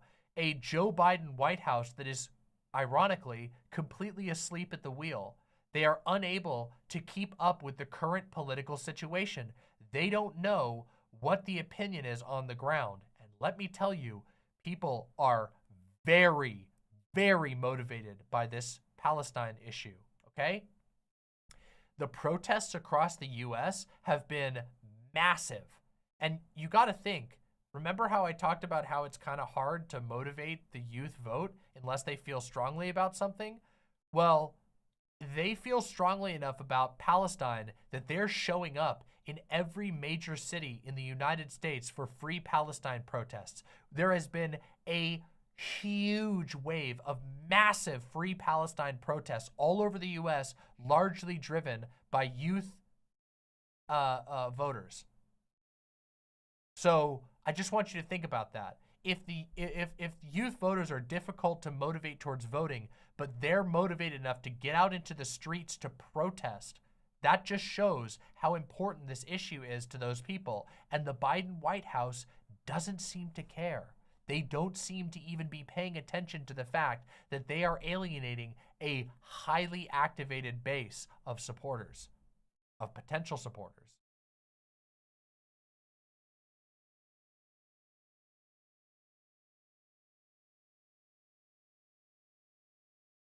Nuts says, if Biden came out in strong support for Palestine, the Dems and GOP would yeet his ass out of office like Nixon. No, that's not true at all. That's not true at all. But also, he doesn't have to come out in strong support for Palestine. He can just not come out in strong support for Israel. His support for Israel has been way, way over the top. Like shockingly over the top. He's been doing nothing but issuing statements in support of Israel. It's just been but I don't agree that even if he had shown support for Palestine, that he would have gotten yeeted out of office at all. Because actually, as it turns out, this issue has become more complicated than common knowledge. It was formerly believed that basically criticizing Israel was political suicide, specifically among right-wingers. But that's not true anymore. It's just not true anymore. Criticizing the state of Israel is no longer like a position of political suicide. It just isn't. And also, this is exacerbated by the fact that people recognize now, the general political populace of activated voters recognize how much power America has over Israel. And part of this is a byproduct, in my opinion. Part of this is a byproduct of the fact that politicians have been so vocal for so long in their support of Israel. As a result, the average person knows that America gives a lot of money to Israel. The average person knows that America gives military aid to Israel to a great degree. And so the flip side of this is that now we know that Joe Biden could actually impact this, that Joe Biden could say something and potentially save lives in Palestine, innocent lives.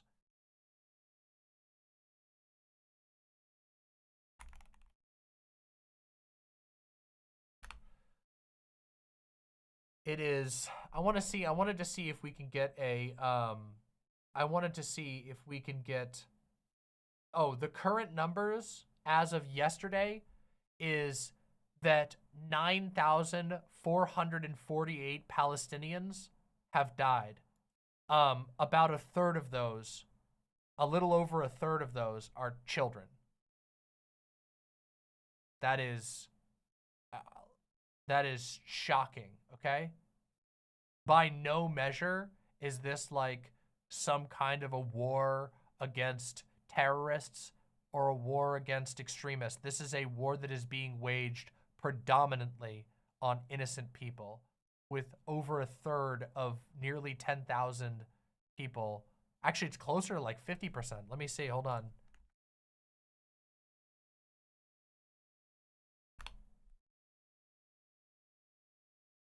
$3,760. Yeah, closer to like almost 50%. That's like almost 4,000 out of 9,000. So it's like, yeah, like closer to 50% of the people killed in Palestine have been children.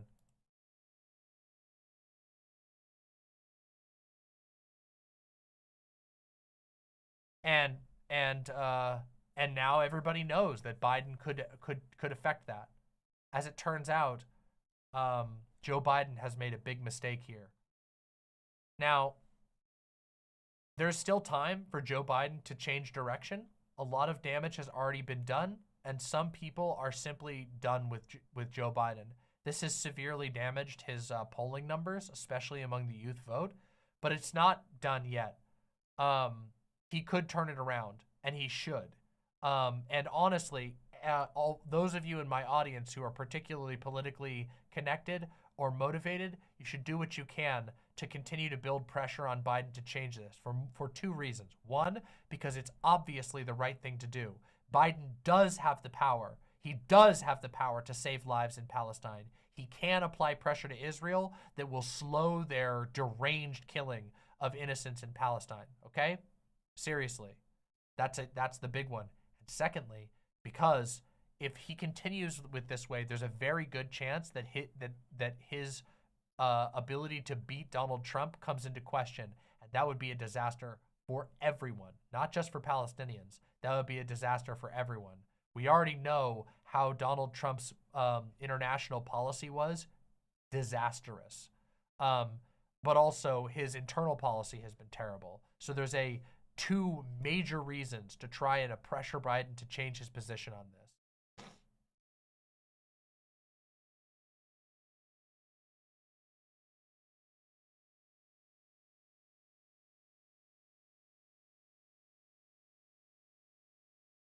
I still think he has time to turn around, but he needs to do this soon. Yes, he needs to do it as soon as possible before it's too late. Because if he doesn't, then he's putting his own chances at jeopardy, in addition to just standing by and supporting an increasingly genocidal war being waged by Israel. Yeah, it is... It's a disastrous situation, and I felt the need to talk about Joe Biden and his severe miscalculation. It's honestly, it's funny because I was just a few weeks ago talking about how it would take something genuinely out of left field to shake things up and to put Biden's position in danger, and it happened. That's just politics, I guess.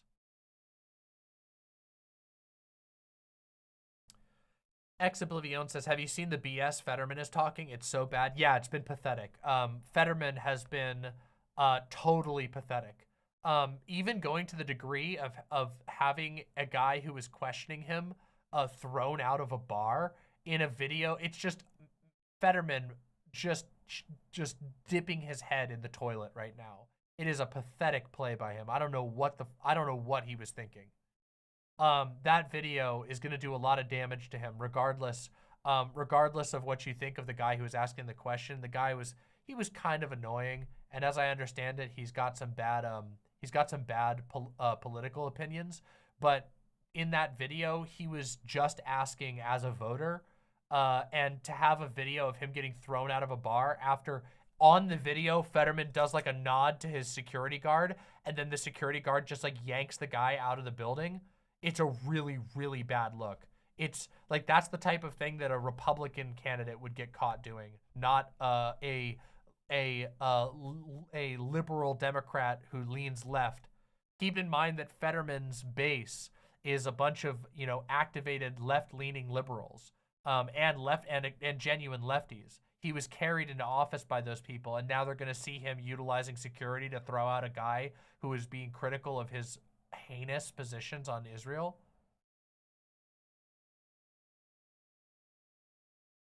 Oh yeah, the Onion is even getting onto Fetterman. That's a really bad sign.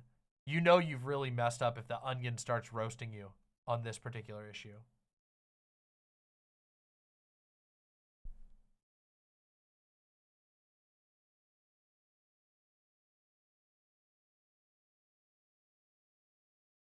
Mr. Krabs 123 says, Demon Mama, we have two people who are pro-genocide in the race, which are Biden and Trump, which sucks, but I have to vote Biden. It doesn't mean I will like it, but Trump will push genocide farther. Like he said, he won't stop the genocide on Gaza, but amplify it. Yeah, but we're not talking about the highly informed voter who sort of recognizes voting as a cold calculus between the lesser of two evils. I think everybody here is gonna mostly vote blue. I think pretty much everyone here acknowledges that Biden would be better than Trump.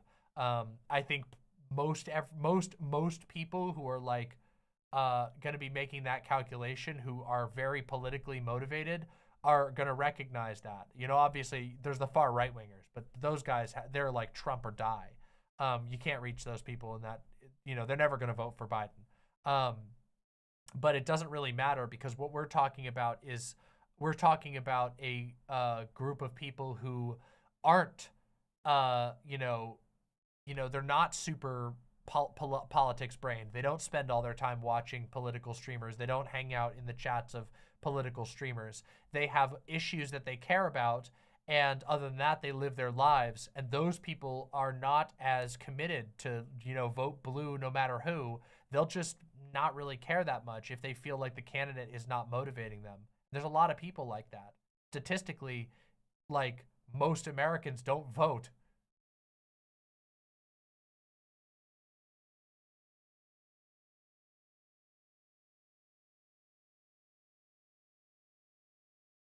So, yeah. The problem is that, like, you can only blame the, like,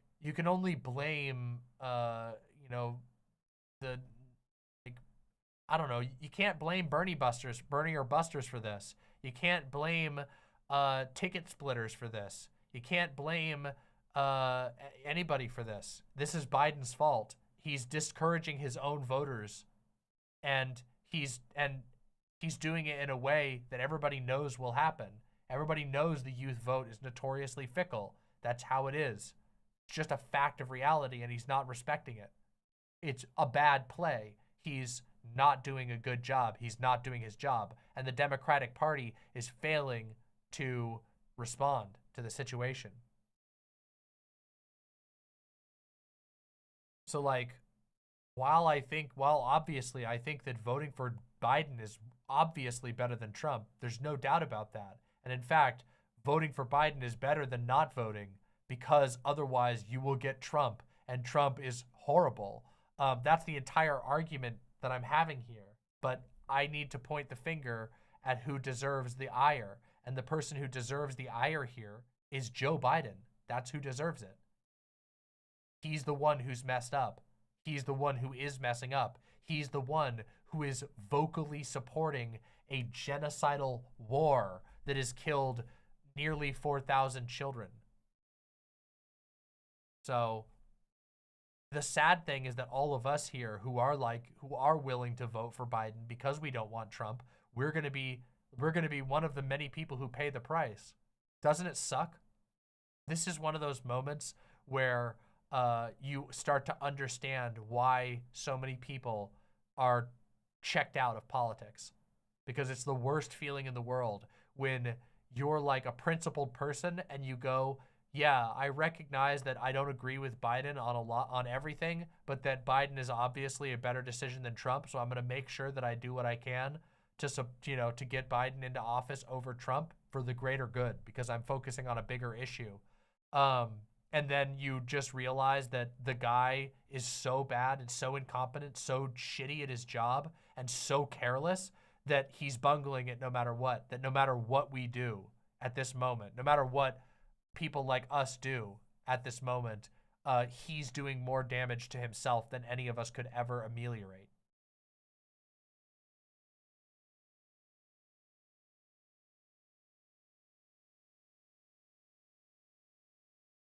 Ex-Oblivion says, yeah, I knew that word was going to activate you. I knew it was going to activate you. I can find the Vosh heads in the audience because of that.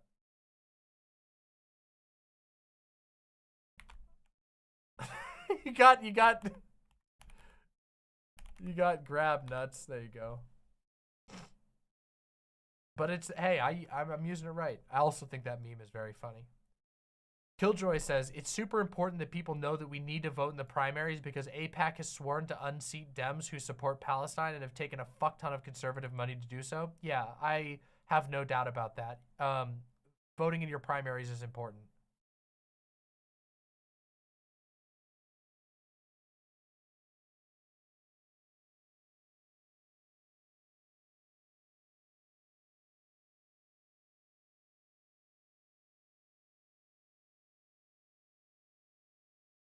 Unfortunately, this is the state of politics in the United States. It's a terrible position to find yourself in, and it being politically involved in the United States is a constant path of pain. It is almost never full of victories. It is just a difficult struggle, and you have to find a way to be strong through it because it's important. Paying attention to politics is important, even if it's a miserable march. And victories are few and far between, but they do happen. They do happen, and as a result, you gotta pay attention. Otherwise, things just get worse. There's no option to be uninvested, really. You can bury your head in the sand, but that's all you're doing.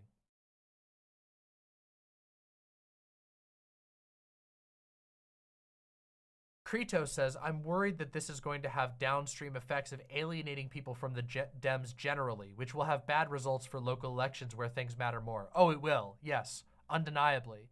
If the Democrats basically fall in line behind Biden, which they seem to be doing at the moment, this is very, very bad for the Democrats because it's going to continue to deactivate people who would otherwise be passionate about politics.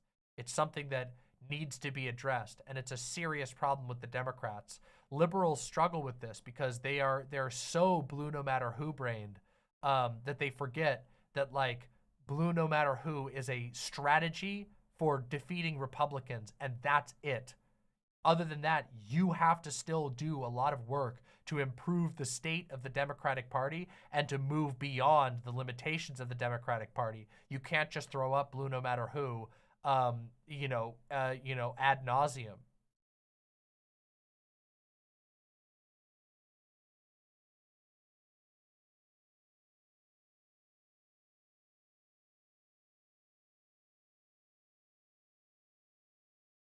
Young Trey 100 says, what can the public do or what needs to be done generally to get them to move towards a better position, which is more politically viable and more moral? Continual upward pressure. Protests are valuable because they show how activated people are in a very stark and visible way. Sending letters to your local politicians who can then apply pressure upwards is really important. Making your voice heard to your politicians on social media, not just tweeting about it randomly, but actually making sure that your local politicians are hearing what you have to say and have good arguments to take with them up the ladder is really, really important. All of those things are incredibly important. Other than that, though, the thing about this right now, it just seems like the Biden administration is not paying attention, which is, again, really sucks. When the person on top is not listening at all, and there is a depressing effect on the actions that are available. It just means you have to continue to build up the pressure and hope that they listen, but he doesn't seem to be showing that, which just means we might be out of luck. Sleepy Joe sleeping again.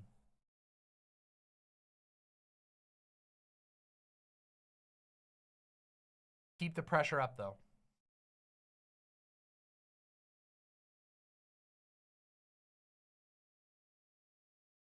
Killjoy 40K says, I will say that there is some hopium, which is that the interstate compact is being reconsidered. Gerrymandered maps are getting clapped, and RFK is taking a huge chunk of Trump's polls. That's true. The interstate compact is a really, really cool project. For those who don't know what the interstate compact is, basically, it is an agreement that state governments can sign on to, which says that when a certain amount of states necessary to enact a majority opinion has been reached, basically signatories to the interstate compact, that they will all agree on paper to vote together to to push the voting system from a first past the post system to a what's it called, runoff system, an instant runoff system, which is a significantly more democratic process. As it is right now, whoever gets the most votes is the winner, no questions asked. In an instant runoff system, you get to vote based on priority. So say that there's like somebody you like more than Joe Biden, like maybe Bernie Sanders, you can write number 1 Bernie Sanders, number 2 Joe Biden. And the way that the system works is that if Bernie doesn't receive enough votes in the number 1 position to win, then your vote gets shuffled over to your second position. Basically, it's an elimination program. It's significantly more it's a significantly more impactful system. Oh, am I getting this mixed up? Did I just do a bunch of did I just do misinformation by accident? Did I get it mixed up with something else? It's just changing a popular vote? No, I swore the interstate compact was about instant runoff. Am I wrong? Okay, this section, Danny, if you're listening right now, you can cut this section from the final video. And we'll cut it out and then we can go to something else. Okay, so it's about overturn. Why did I think it was the instant runoff? What's that one?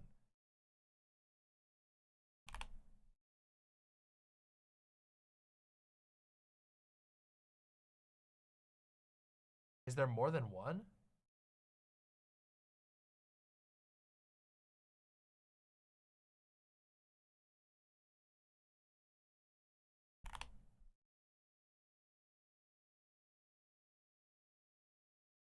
Oh, there is more than one.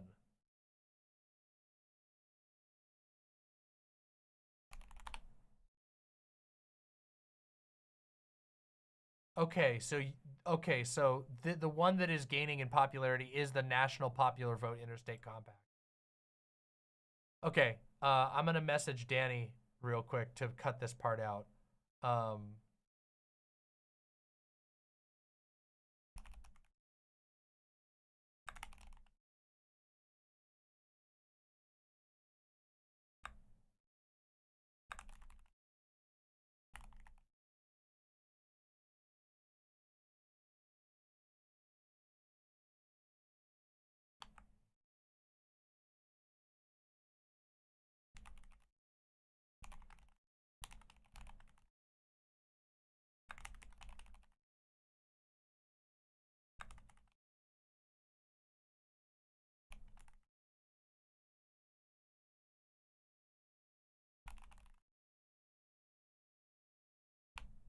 Okay.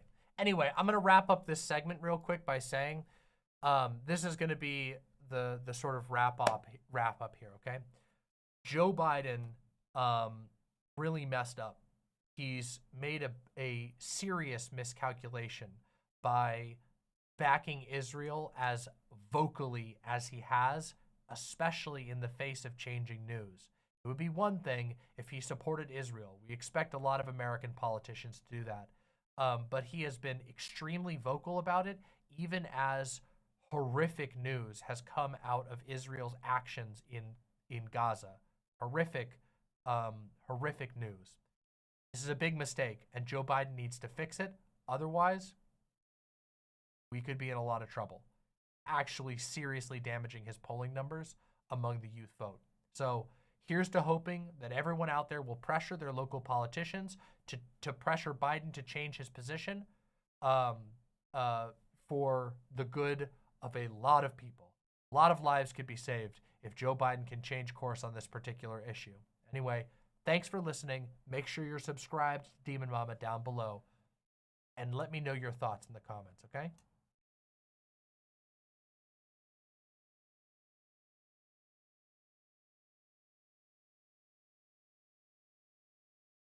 Oh, wow. That was a hell of a segment. I got confused about the Interstate Compact. For some reason, I was thinking about another one. I think that was called maybe it was called the Rose Interstate Compact. There was a different one there was a interstate compact that was about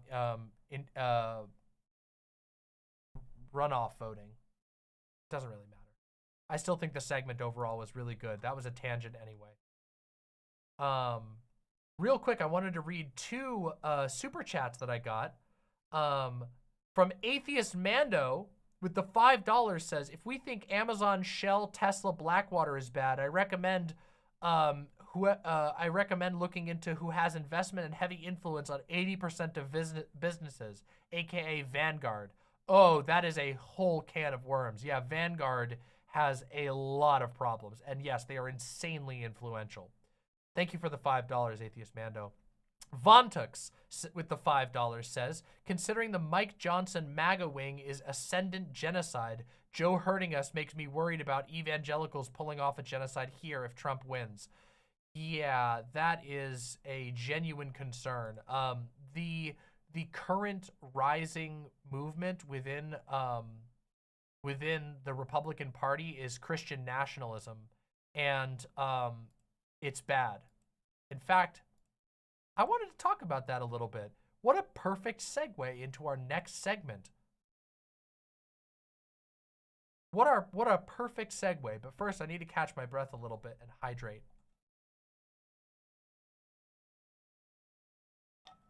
By the way, if you are here, you should press like on the stream. The likes mean the world to me. I'm trying to get better about reminding people to subscribe and press like. I have a problem of not doing it frequently enough in my videos. And so my videos don't get as much engagement. But here on the stream, I can do it in real time, which is great. So we have a couple more things to talk about tonight. We have to talk about, I wanted to talk about atheism and Christianity. I wanted to do a little rant on atheism and Christianity. And then we're going to do the detransitioning stuff.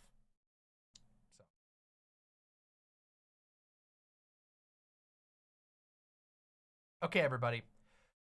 My lovely, lovely imps, I talk about atheism and Christianity all the time on this channel. Like, constantly. It's a really important issue to me. Well, they're both important issues to me. And I wanted to talk about both of them a little bit. And just do a little bit of a disorganized rant. So don't expect anything super, super in-depth other than my own deep thoughts on this particular issue. Christianity, okay? Really, really popular religion, guys. I don't know if you've ever heard of it. There's this guy, you know, they said he was this wandering vagrant in the Middle East. His name was Jesus Christ, you know? He came up with a religion, started with 12 guys, now basically one of the biggest religions in the world. Yeah, you know, it's a little thing called Christianity.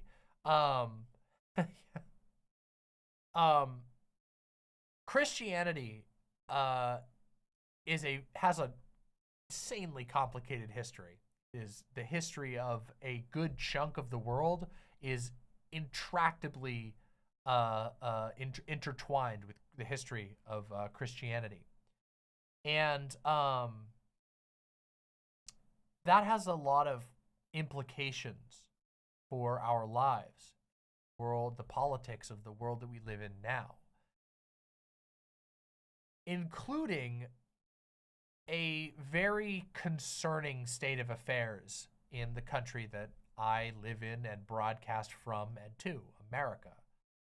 Here in the United States, Christian nationalism is becoming more and more popular again. Now, throughout the history of the United States, Christian nationalism has come and gone in waves. And a lot of people were under the mistaken calculation that Christian nationalism was done for, that this was an ideology that just wouldn't have, you know, a ground to stand on in the modern world. And there is a certain amount of truth to that statement, or at least I understand why people come to that conclusion.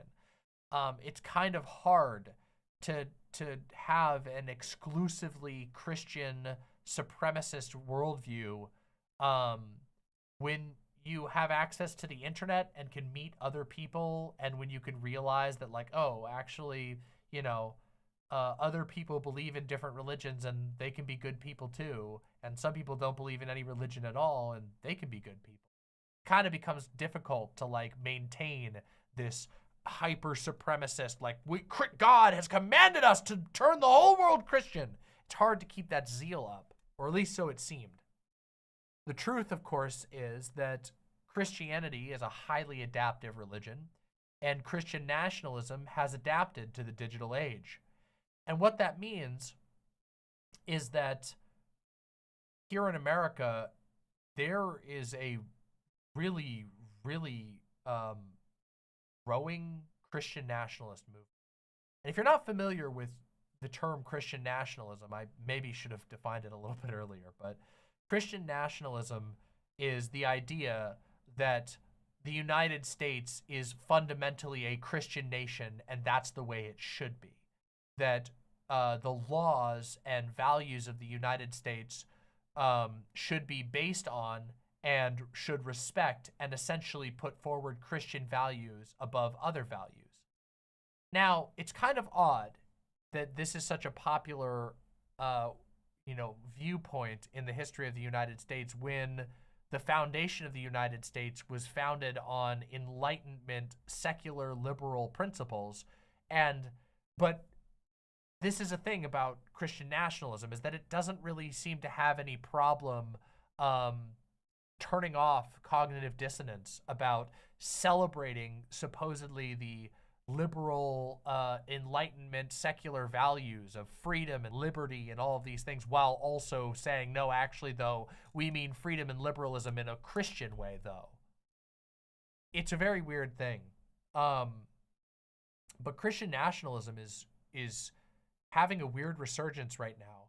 The predominant faction in the Republican Party, the MAGA, Trump side of the Republican Party, is full, and I mean full to the brim. It is overflowing with Christian nationalists, explicit Christian nationalists.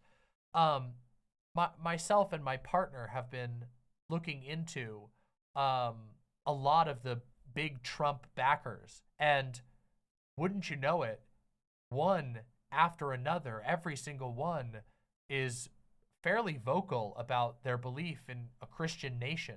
They are Christian nationalists.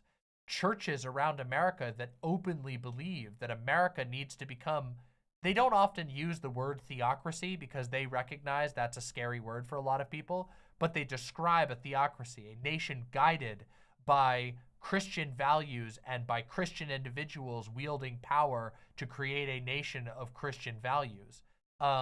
They believe, they openly talk about this, and they are huge supporters of Donald Trump.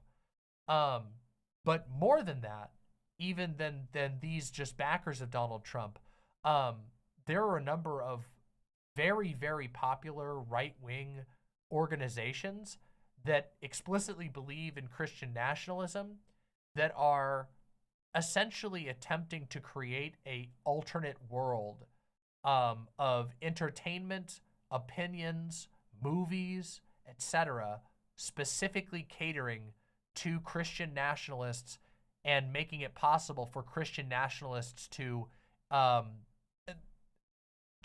insulate themselves, and most importantly, what they fixate on the most is their children from outside influence.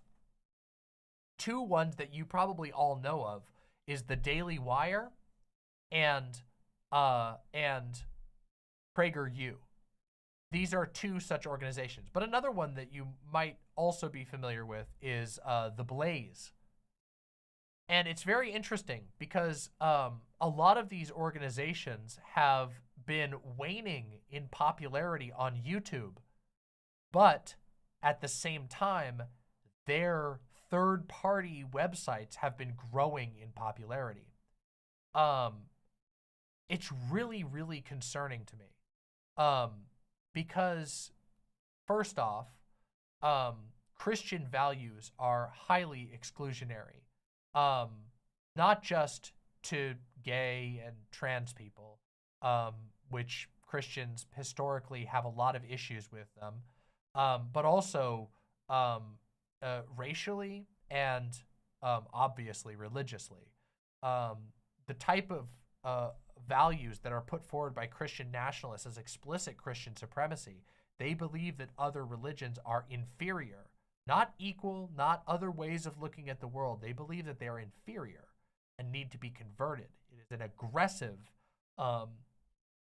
invasive worldview that believes in the justified subjugation of other viewpoints and other belief systems.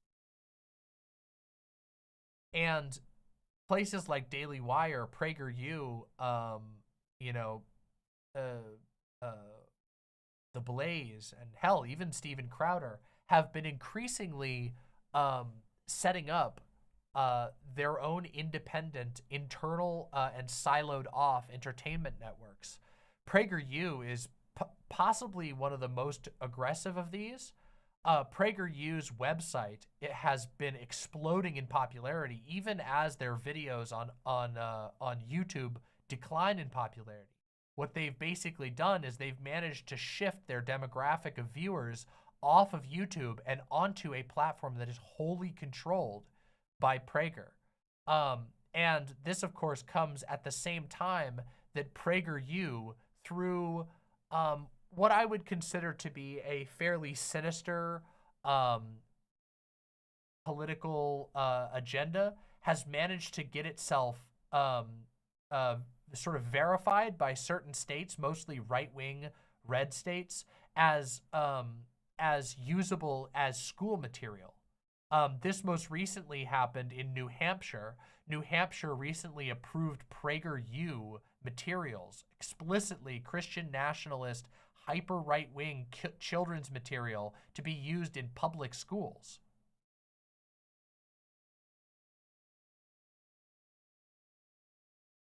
And that's really concerning to me, that PragerU, an organization which believes in Christianity taking over the world via taking over America, which believes in squeezing out all other ideologies, which is highly intolerant to gay people, trans people, and people of other belief systems, that this organization is beginning to pipeline young students via school into their siloed off system.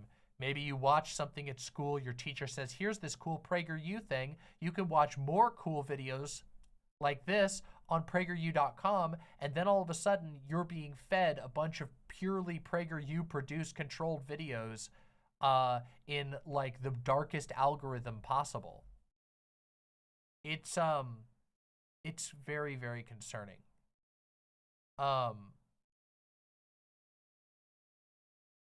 Christianity is an evangelical religion to its core. Even the most left-leaning Christians ultimately do believe in a Christianity that evangelizes, a Christianity which seeks to spread itself and to convert people to its belief system. Now, while there are certainly much better versions of Christianity out there, this aspect of Christianity has led to basically endless religious conflict instigated by Christians all across the world. Because Christianity is so entrenched in its need to spread and grow itself by conversions, this has been a recurring issue throughout all of history. And it's especially concerning given that the most predominant forms of Christianity are highly conservative and highly dogmatic in nature. They believe in a world where it's okay to marginalize gay and trans people. A world where it's okay to mistreat people because they present differently, because a woman isn't womanly enough or a man isn't manly enough.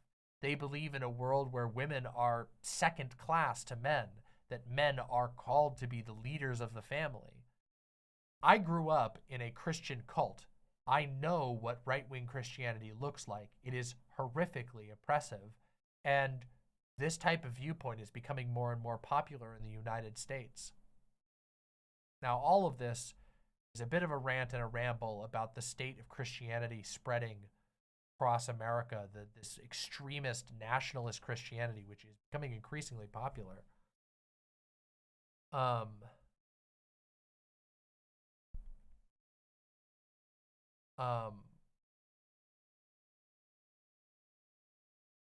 This was prompted by the fact that I recently put up a video debating an atheist. I am an atheist, for the record. I don't believe in God. I don't find God belief compelling. I don't believe in magic, like supernatural magic. I think that magic, if we understand it as anything, is a colorful way for us to describe inexplicable emotional experiences. That's about it. I don't believe that there's spells or ghosts or anything like that. I don't believe in these things. And I've been a very staunch atheist since I left the cult. Actually, it was actually I actually left the cult before I started being an atheist. I left the cult and was a Christian for like a year and a half, and then I eventually deconverted from Christianity.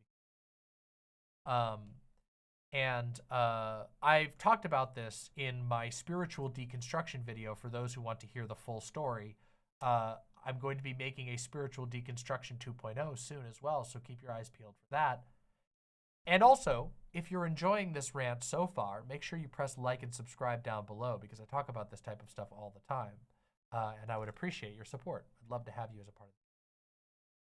Oh yeah, look, there it is, right in the chat there. You can see the spiritual deconstruction. You can also just search Demon Mama Spiritual Deconstruction on YouTube, and you'll find it pretty easily. I do recommend that video. It's an older video. My production value wasn't as good, but I stand by it, and I think it's a strong video. Anyway, the point is, I'm an atheist. I've been an atheist for a long time, and I'm fairly well versed on how to engage with, critique, and argue against Christianity, specifically extreme forms of Christianity. Stuff like Christian nationalism, which, in my opinion,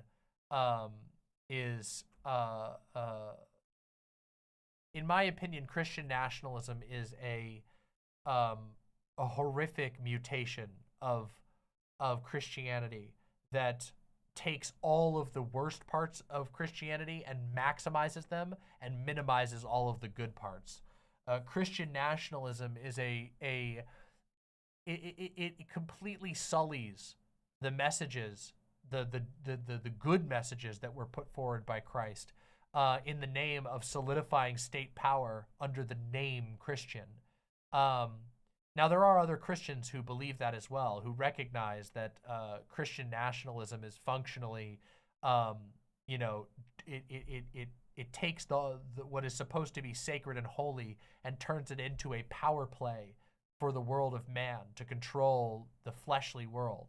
But a lot of Christians simply don't care, because they would like the power and they want that power regardless of what name it comes in.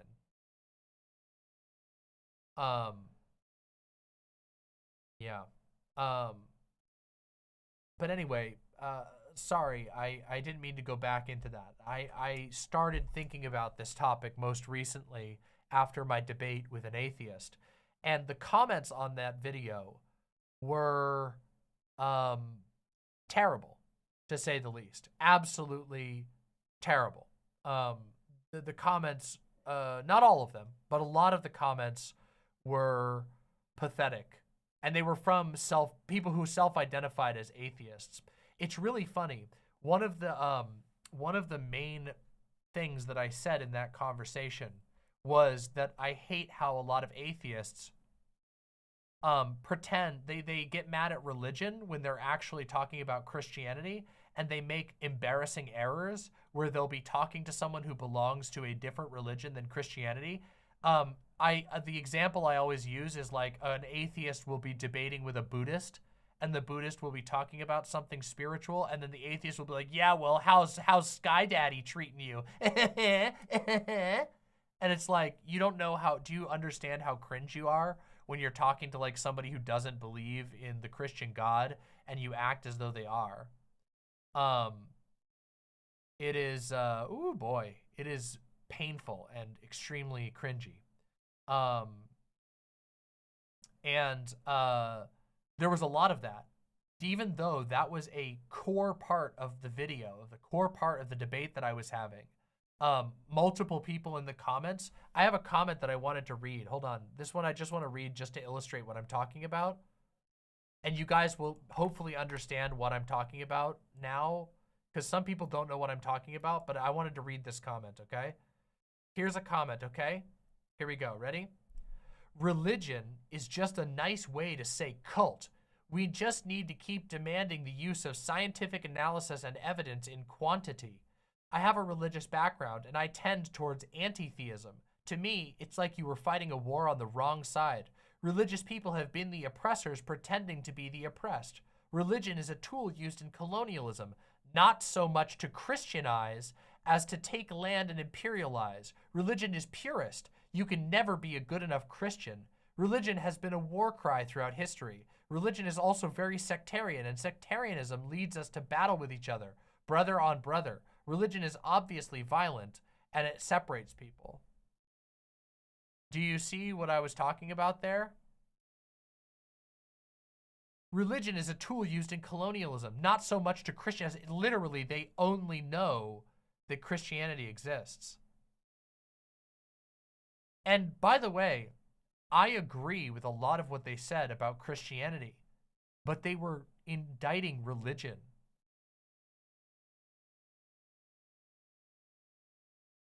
Like, broadly, like religion as a whole, like all forms of belief are being indicted by this rant, this like unforced error of transitioning from talking about religion to saying, do you know how dumb it is to be like, religion is a tool used in colonialism, when Christianity, colonial Christianity, erased indigenous religions. So religion is a tool used in colonialism to talk about how Christianity erased indigenous religion. It's so dumb. God, it's so annoying. It's so irritating. Hello, Aiko. Good to see you.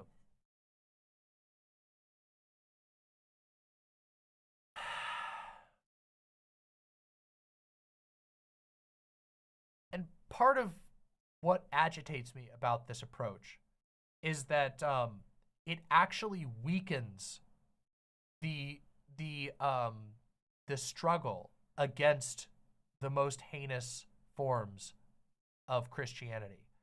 Christian nationalism relies on basically pretending it's the only valuable religion, that's the only religion that exists and matters. You are giving into it when you erase all other forms of religious belief in order to basically pretend that the only type of religious belief that exists in the world is Christian extremism, evangelical, nationalistic Christian beliefs. People alienate their own allies. They alienate people who otherwise would agree with them and who have valid critiques to be brought against Christianity. For what? To sound smug on the internet? I've been so frustrated with atheists lately. And you guys have probably, if you watch my videos, you've seen that I've done a couple of videos yelling at atheists. And the reason why I get so mad at atheists is because you want to know who's completely failed to actually engage with Christian nationalism? Atheists.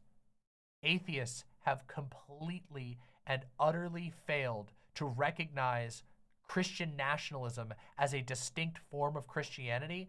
They know how to argue. They're like, oh, Sky Daddy dumb. They know how to be like, well, you know, how can you have a God that's omniscient, omnipotent, but also all good? How can you have a God that knowingly creates evil and is all-powerful, all-good, and all-knowing, but also created evil? This is a contradiction.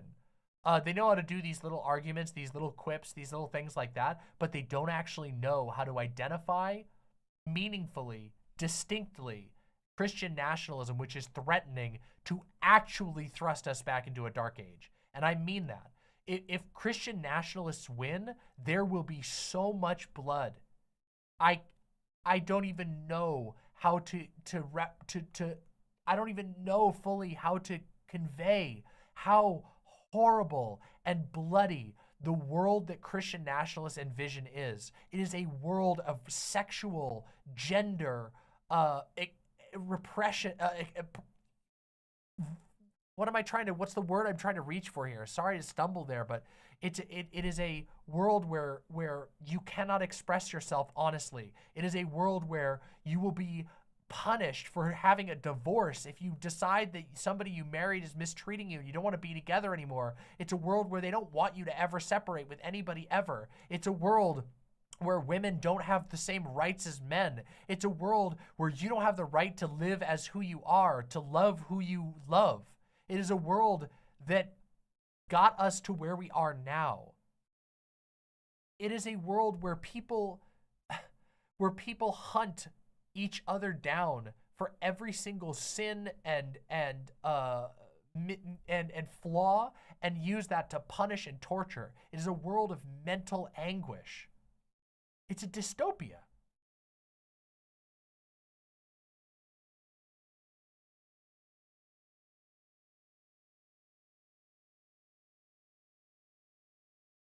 That's the world that Christian nationalists want, and atheists as a group have totally failed to be able to engage with it. They've totally failed to be able to calculate who their allies are. They've totally failed to recognize, to do a threat analysis.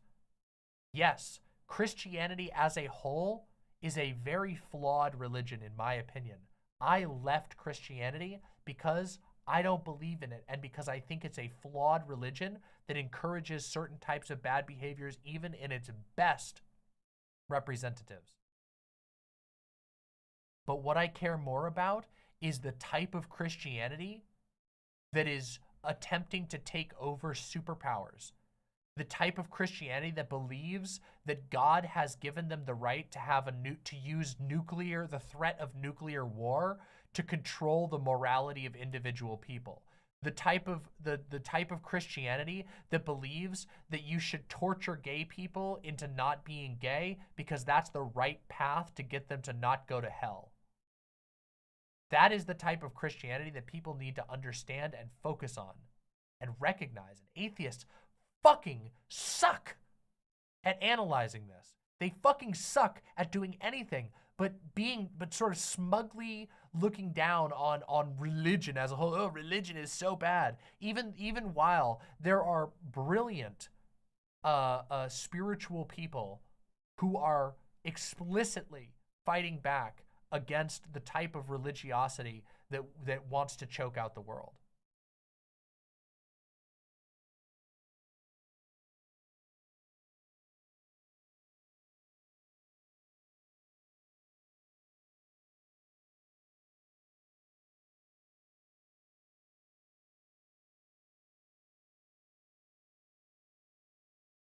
And it's tragic because we really need to fight back against Christian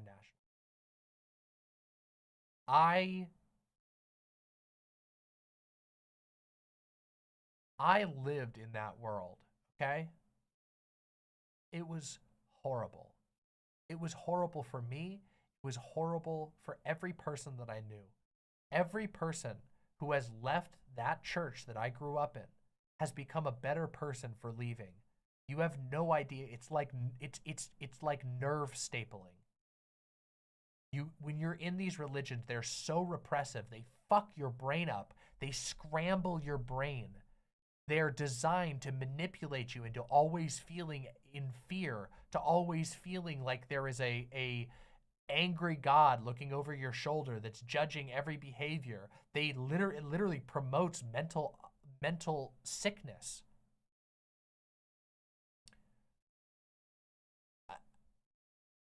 And I just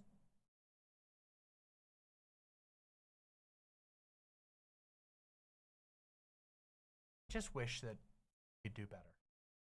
And I want to do my best. I really do my best to try and engage with this. And I want to, in the future videos, do a full series on engaging with Christian nationalism. on how to engage with it, how to push back against it. Because a lot of what they aim to do, a lot of what the Christian nationalists are aiming to do is to isolate. This is a huge, you can see this all over the far right, okay? Right now, this is what the entire far right is engaged in. Like I said, Daily Wire, they're all trying to get people into their own internal system. PragerU, TPUSA, The Blaze. These are siloed off communities that they funnel people into, and once you're in, you don't see anything else. They don't want you to see anything else. They recommend you other groups. Daily Wire recommends PragerU. PragerU recommends The Blaze. The Blaze recommends Jordan Peterson. Jordan Peterson recommends PragerU, and it's like this giant incestuous never-ending closed circuit that all that it does is seek to reinforce the most aggressive and regressive form of Christianity that seeks to teach people to hate, to fear, to repress. It is so unhealthy. It's so dangerous.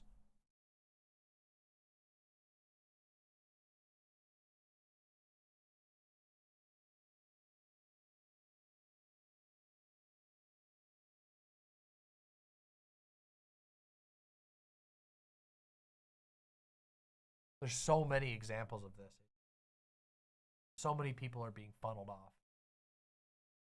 And the thing about Christianity in the United States is that they don't really convert people from outside of Christianity. They are pulling milquetoast Christians deeper.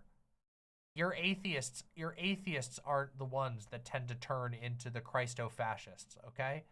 It's not atheists that are turning into Christian nationalists. It's milquetoast Christians who do not have any other pipeline elsewhere, and they get funneled in and turned more extreme. And then those ones, their kids then grow up in an extreme siloed off community, and then their kids grow up in an extreme siloed off community. And as somebody who was raised as a kid in this environment, it's horrifying. It's damaging. I have a lot of fucking trauma from my religious upbringing.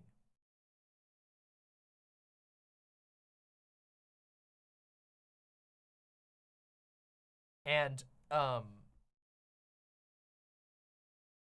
guess one of the things I'm saying is that I think a lot of Christians don't actually ever encounter atheists who know how to like inoculate them from the extremist forms of Christianity. And also, there's a bunch of other people who are nominally religious in the world who do not find it possible to build bridges with atheists because a lot of atheists are completely closed to the idea that religion can be anything but Christianity. Their minds are completely shut to the idea that it can be, that there's anything else in the world but Christianity. Ironically, giving the Christian nationalists exactly what they want. A vision of the world where Christianity is the only religion that matters. Where Christianity is the only belief system that matters. But it's not true. It's not true at all.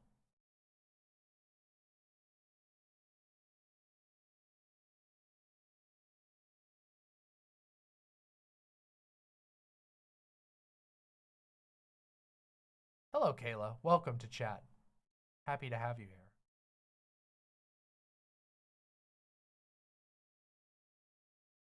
Renewed Wolf, do you think a leftist Christian would have an easier time battling Christian nationalism than an atheist? Mostly just curious. Actually, yes. Generally, yes. And part of the reason is because leftist Christians will come equipped with the necessary religious tools to basically critique the fundamentals of the belief of the other person, and they can get past the defenses. Most of the Christian nationalist project is fixated on scary outsiders. They don't expect to be criticized by other Christians. They don't. They tend to they literally draw up like cartoonish examples of atheists that they're going to have to fight against, atheists and Satanists and stuff like that. That's what they envision. They envision fighting it. They don't expect to be criticized by a Christian who knows the scripture better than them and who can attack the scriptural portions that they use to prop up their dogma. Now, I don't think that that's intrinsically true. There are atheists who are able to engage very well with and break the defenses of the Christian nationalist types, the Christo-fascist types. But a lot of atheists are sort of good at criticizing Christianity as a whole, but don't really know how to engage with that level of zealotry. And I don't entirely blame them. Like, it's really difficult to engage with zealotry. It's really uncomfortable, and it can sometimes even be very scary and upsetting. I don't blame them for that. What I get mad at atheists for is mostly the sort of self-assured smugness that I see so commonly. Yeah. And then not being able to back it up, not being able to actually engage, not being able to identify the real threats. I don't know if you should use the term atheist broadly. I feel like this is more a rant against anti-theists than atheists in general. I think there's a difference, maybe, but I don't know. The atheist community, there's been a lot of them a lot of them have been pulled more and more to this anti-theism thing. I encounter this anti-theism constantly by people who just call themselves atheists. I don't know. It's possible. I'm open to the fact, but regardless, my critiques stand.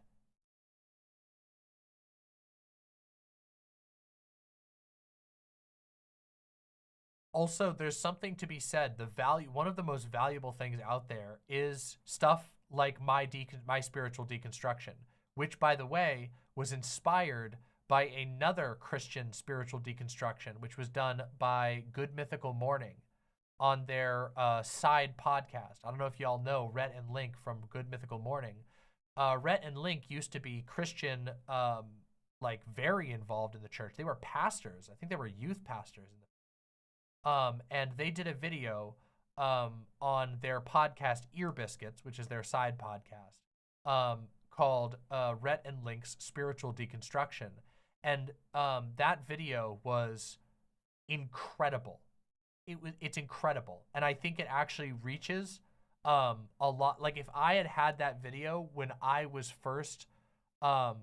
still a Christian, I can't even begin to tell you how much it would have done to get me to think about things differently. That video is so valuable. That type of video is incredibly valuable. The types of videos that engage honestly and not necessarily, not non-confrontationally, but that are able to actually address the nuances of these beliefs and get people to rethink the most problematic elements of their beliefs. This is especially important in this age of Christian nationalism. We want people to stop buying in to this extreme form of Christian nationalism. It is a sick worldview that tortures people, that will lead to a bad world. And I think we need to prioritize being able to take that apart. Skull Muncher says, Demon Mama, I just want you to know that your video was a huge part of my own spiritual deconstruction. Extremely happy to be able to help out with that. That means the world to me. I can't wait to do my next one. I've been thinking on it so much. I have a lot of work to do.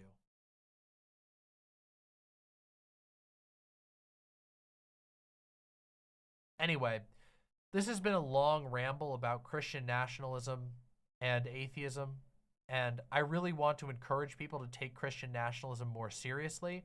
I think that it is going to become a increasingly pressing issue.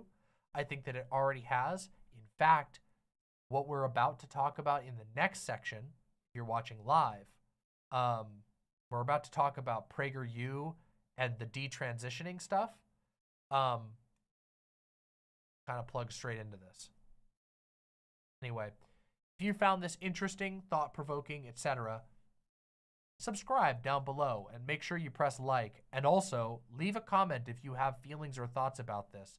I always want to hear from people, even people I disagree with, about their feelings on these issues. And it's something I'm going to be talking about a lot in the future. Very important to me. Yeah, thanks for watching.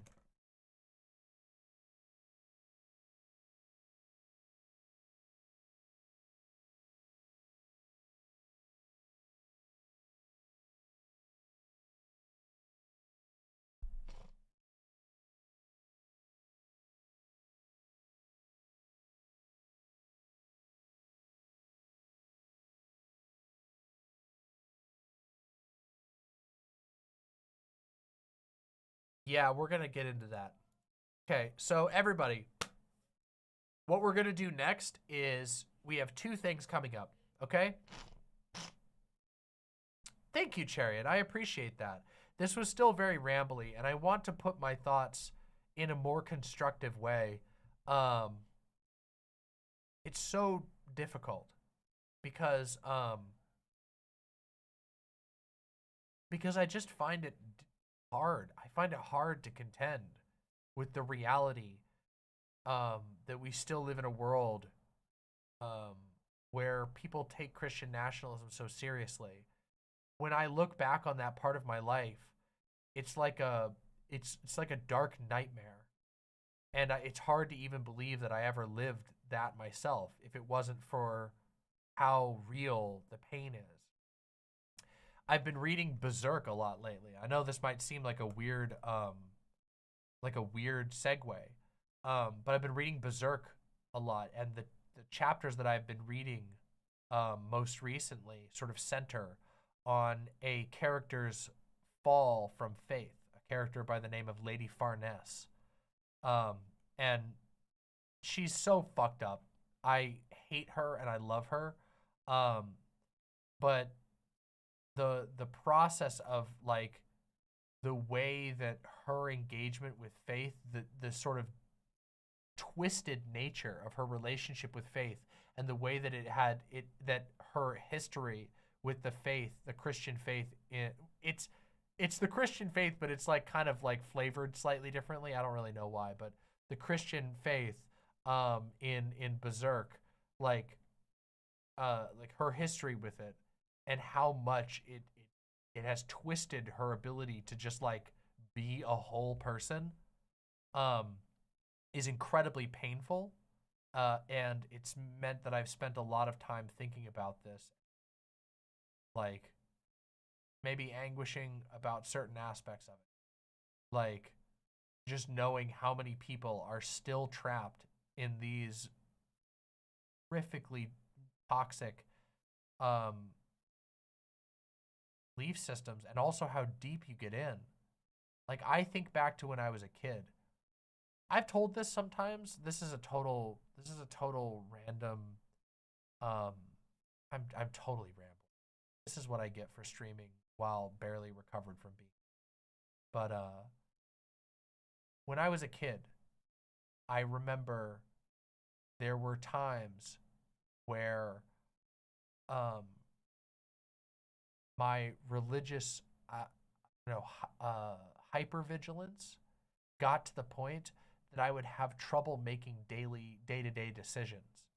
Like, I remember and this was directly caused by the teachings of my church. Here's one such example. I went to a sermon with my pastor who was very extreme, in which he said that the ideal condition for a Christian is to always be thinking about God. And I remember that sticking in my mind for days, and I kept finding myself getting angry at myself because I was thinking about anything except for God. And my family went on a day trip down to a really beautiful beach in my home state, and on the way there, I was playing Pokemon, and I realized that I was thinking about Pokemon and not God, and so I just sort of suddenly turned off my Pokemon game and got really upset. And I remember that I was otherwise having a good drive, this beautiful drive through the state, enjoying my Pokemon game, and I felt this constant pressure to not do it. And I was like, I can't think of God while playing Pokemon, so maybe I can't play Pokemon anymore. and this actually happened later in my life at multiple points. That was one such example. I repeatedly throughout my childhood would give up things that I loved, that I didn't want to give up, that I loved and that inspired me because I felt a religious pressure to do so. And sometimes if I sought out, if I sought out guidance, you know, the guidance counselor or the pastor or whoever talked to me would say, oh, you don't have to necessarily do that.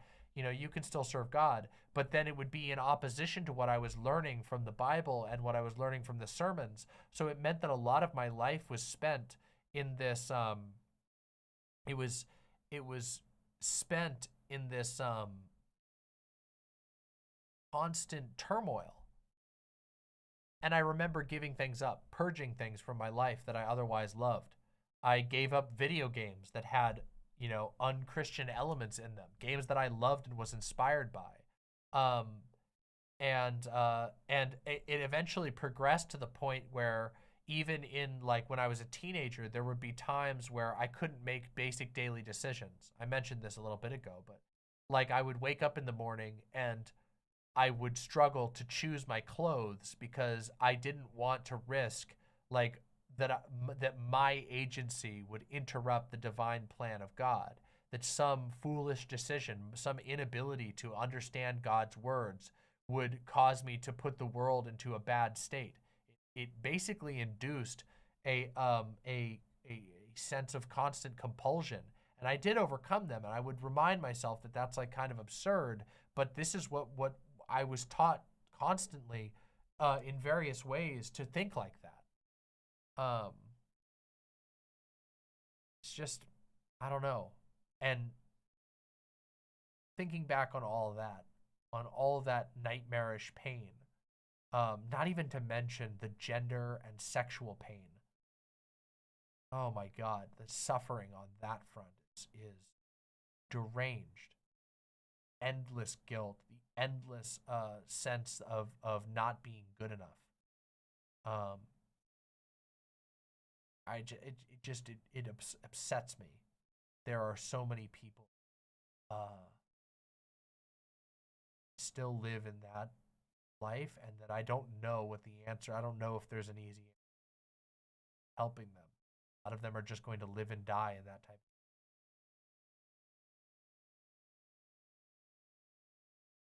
True, nuts. True.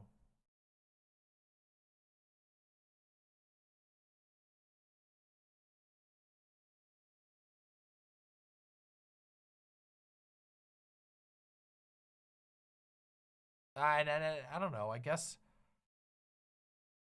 I don't know how to tie that back in anything. See, it's rambly. Say fundamentalism is just messed up. Kayla, not that I know of, although I am diagnosed with ADHD, which ADHD has overlaps with OCD at times, certain expressions of it.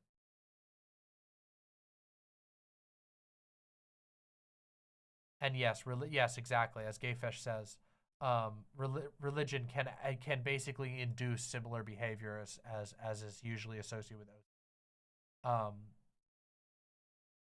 My goodness.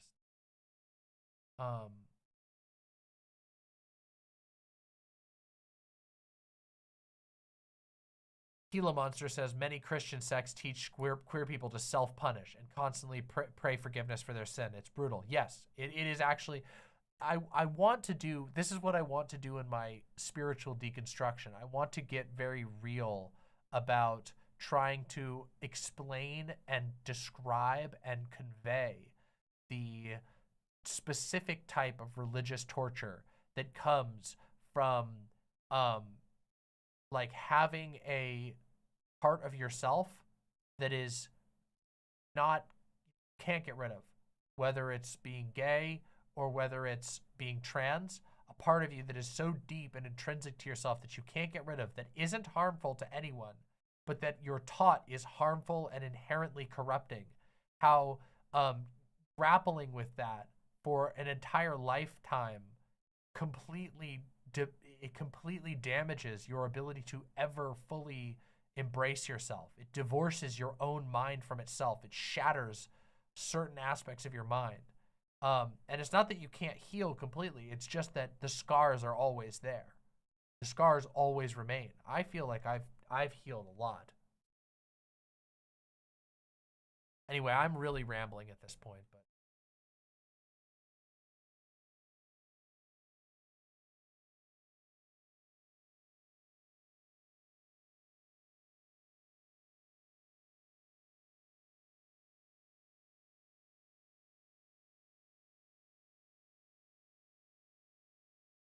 the video from Chris Stuckman about leaving Jehovah's Witnesses, I gotta watch that.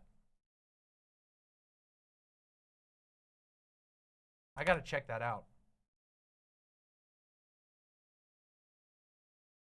All right, I'm gonna put this on my watch later. Bam. Check that out.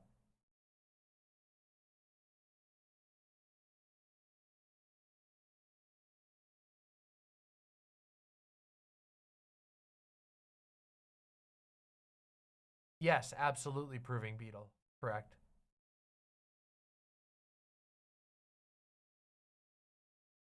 Oh man, my throat's starting to get really tired and my brain is getting extra tired. Damn, this sickness really messed me up. All right, I gotta harness the energy. We gotta talk about core of today. Real reason everybody came here.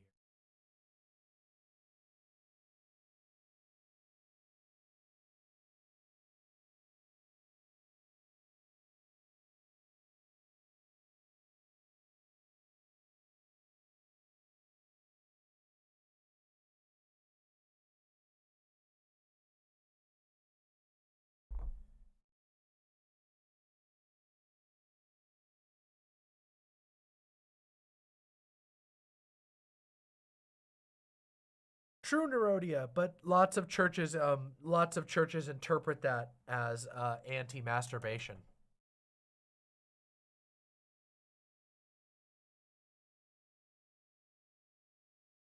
Lots and lots of them do.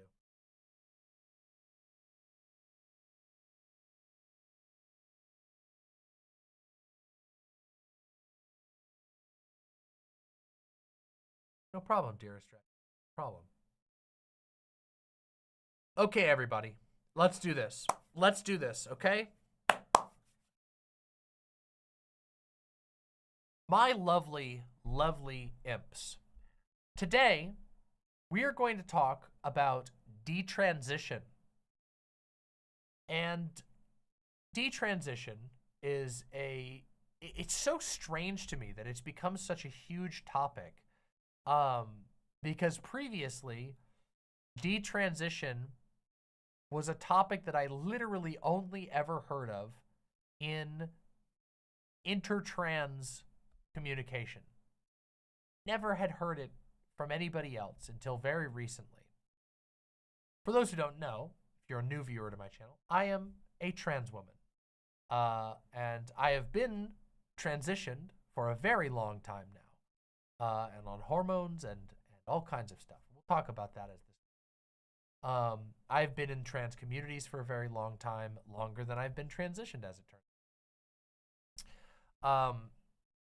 And detransition has become a strangely popular topic in political discourse, mostly driven now by the far right. And I find it really strange for a couple of reasons. First of all, trans people represent a fairly small percentage of the population.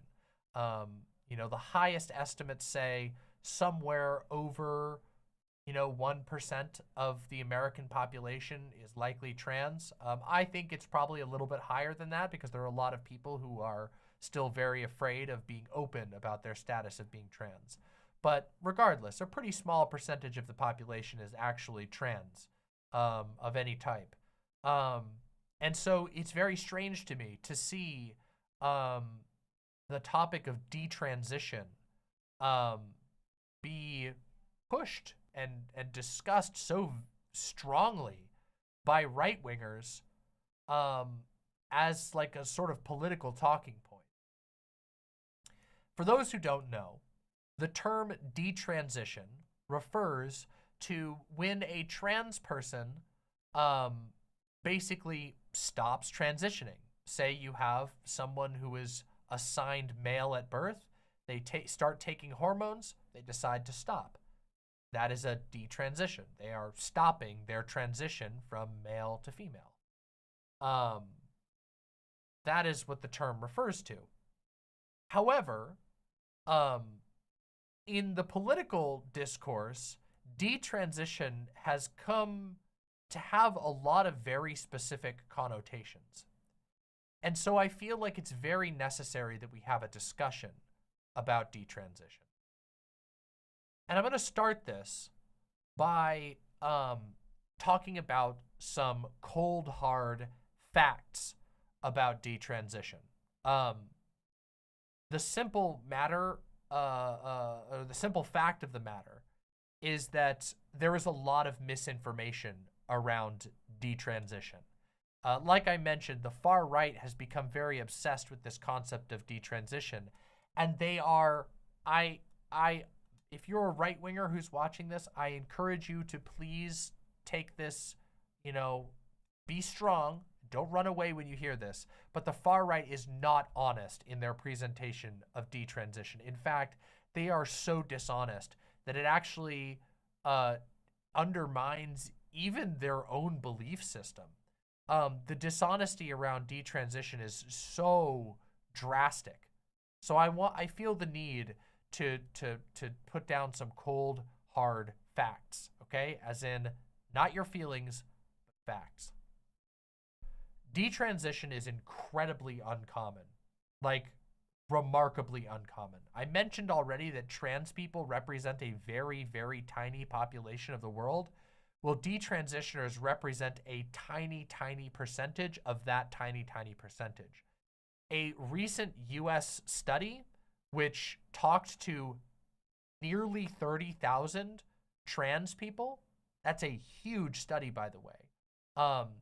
That study showed that only 8% of all of those people studied reported some kind of detransition, and 62% of that 8%, so the majority of that 8%, said that they had only temporarily detransitioned due to societal, financial, or family pressures.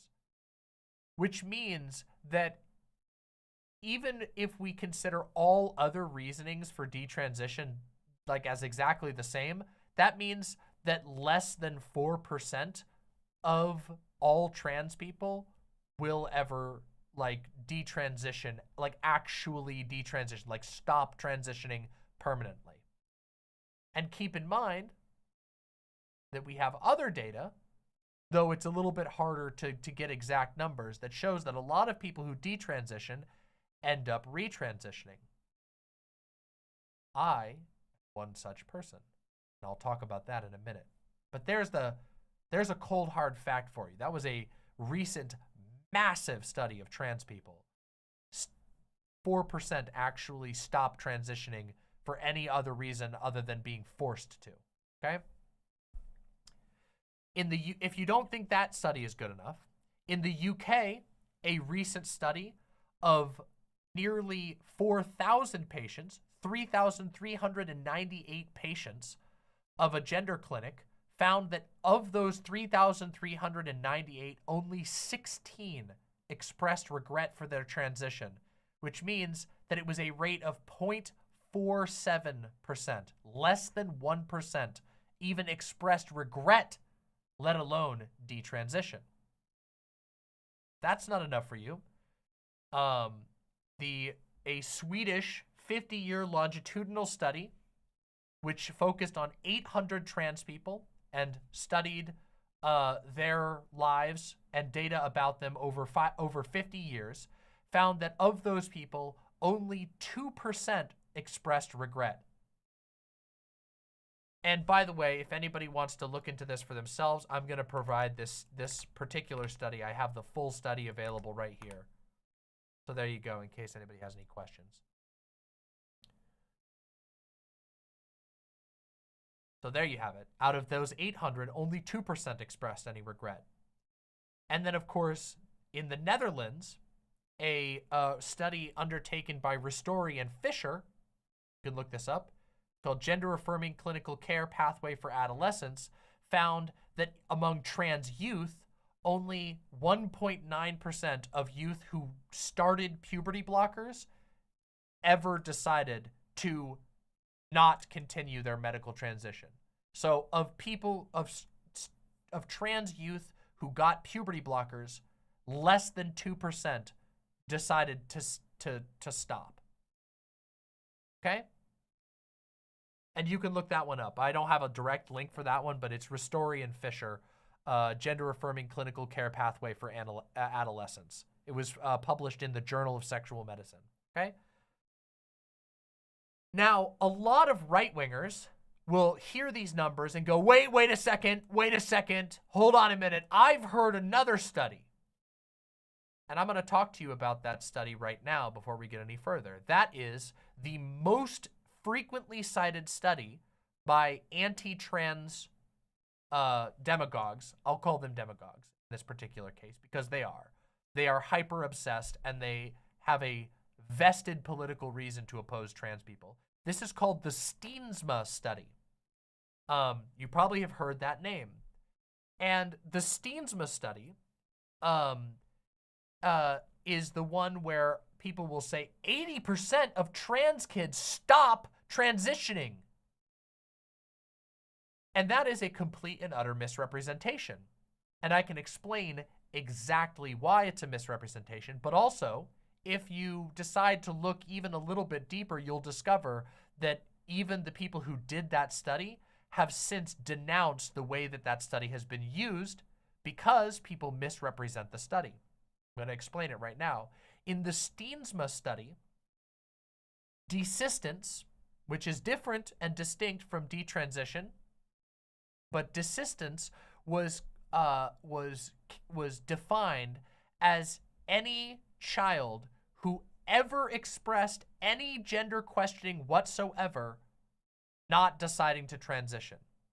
Now you might go, well, what does that mean? That means that even a kid who one day just sort of said, oh, I want to be this gender, and then never really brought it up again or decided to pursue transition or anything like that, that would be counted as a desister, which right-wingers will then say detransitioner. So this study had a huge issue, which is that children who never even began the process of transition, or children who tried social transition, meaning no hormone surgeries or anything like that, but just said, I want to try what it feels like to be called she, her, or he, him, and then said, okay, actually, this isn't for me.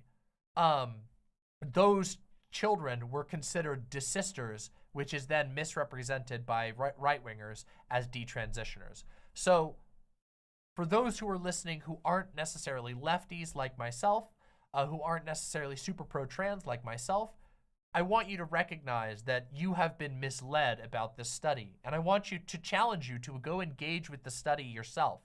It is publicly available. Just search the Steensma study. It has been reposted and mirrored all over the internet. You can go and read the study itself and you can discover that what I'm telling you is the truth. That this does not actually represent people who got to the point of taking hormones or surgeries. That actually, as it turns out, getting to that point is pretty difficult and takes a pretty solid investment and understanding of yourself to ever even get to the point of starting hormones or pursuing surgeries. Now, all of these things are important to understand because there's more to this conversation around detransition.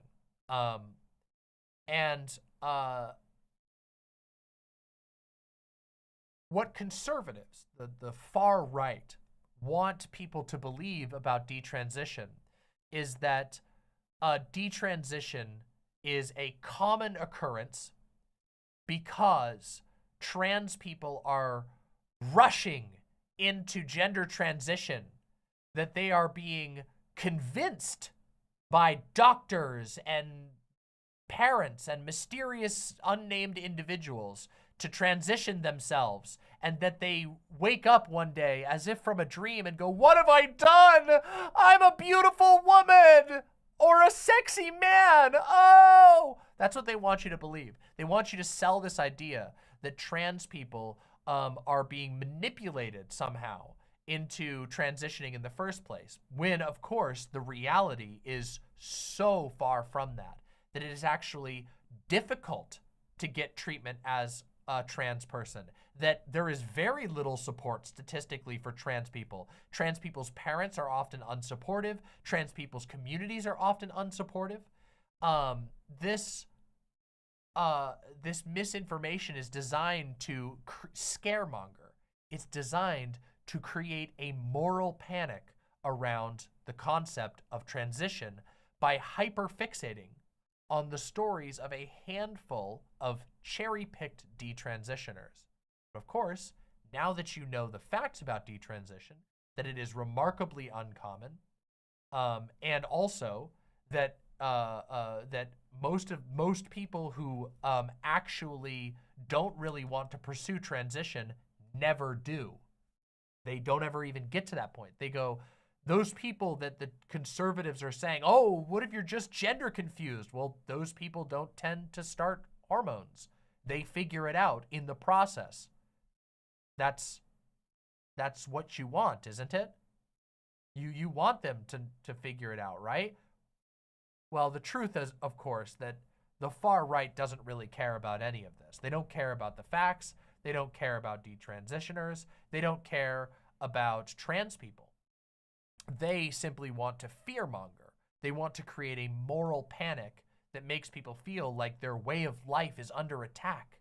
They want to frame trans people as corruption, as a corrupting influence, and the individual detransitioners as people who have realized their corruption and tragically regret it. But of course, that's just not really borne out in reality. While of course there are people who decide this is not for me, their stories don't look like the detransitioners that get put forward by a lot of right-wing talking heads. Their stories are generally not one of trans ideology, but rather a deeply personal experience with coming to terms with their own life and their own limitations. Some people detransition because of a medical issue. Wow, I bet you didn't know that.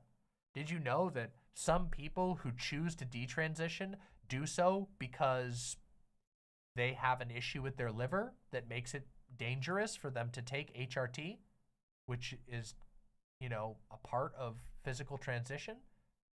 Did you know that another group of people who are considered detransitioners are simply non-binary people who say, I want to do this part of transition, but not that part? And because of the way that the, like for example, somebody who perhaps wants hormones but does not want to get an invasive surgery, some medical institutions will consider that person a detransitioner or a desister, because for that institution, they've decided that surgery is the ultimate goal. But in truth, there are lots of trans people who don't want surgery.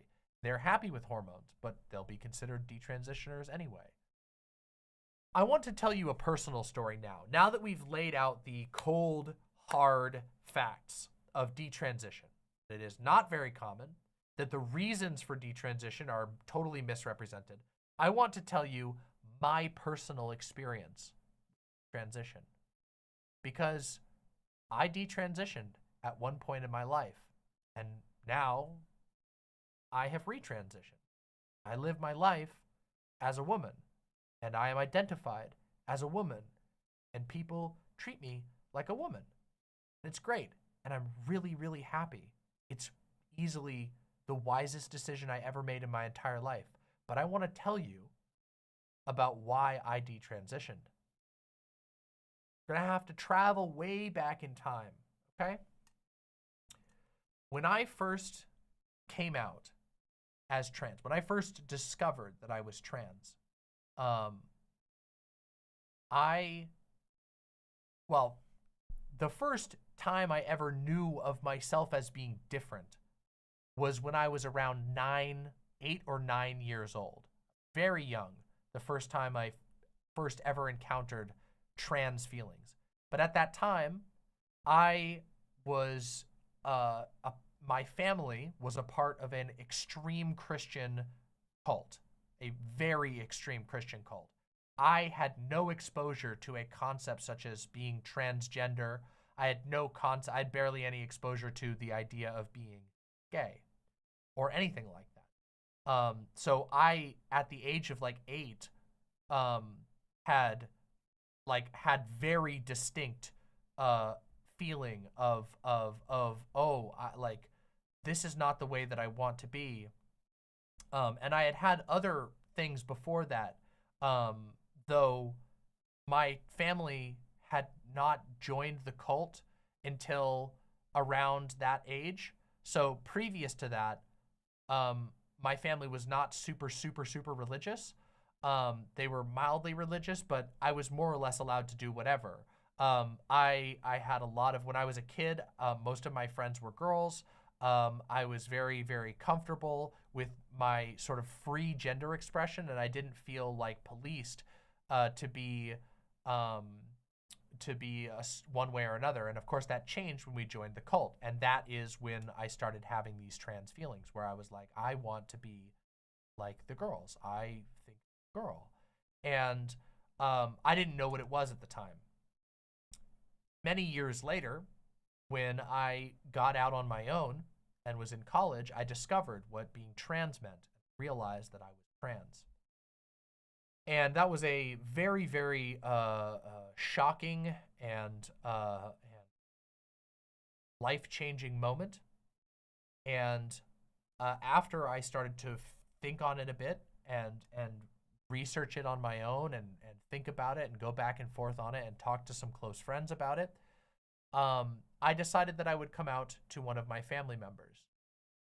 That family member promptly outed me to another family member who then went on a total rampage through my entire family, basically telling every single member of my family their version of my confession, their version of my coming out. It was an incredibly traumatic incident. And it was very difficult for me at the time to go from opening up to somebody who I believed I could trust to suddenly having my whole family talking about me, messaging me, questioning me, and being very strange. And at that moment, I was resolute because I knew how long I'd been experiencing this. I knew what I wanted to do, that I wanted to transition and live my life as a woman, that would make me happy. I knew it. I knew it in my heart. And so I stuck by it. And that led to basically the complete disassembly of my life. In the following weeks, mostly my father engaged in all kinds of controlling behavior, everything from cutting off my communications because I was an adult, but still relied on the family for a lot of things. I was on a family cellular plan. I had a shared bank account with my parents still. I relied on them to be able to go to college because of financial aid. And basically, he put me in a position where I was cut off completely from everything.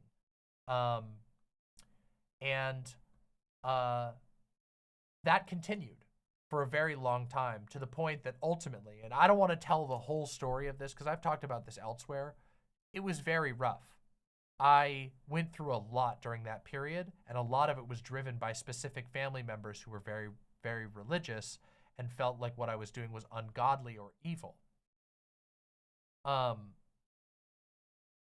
I eventually was disowned completely by my family. My sort of patriarch of our family literally said, you should change your last name.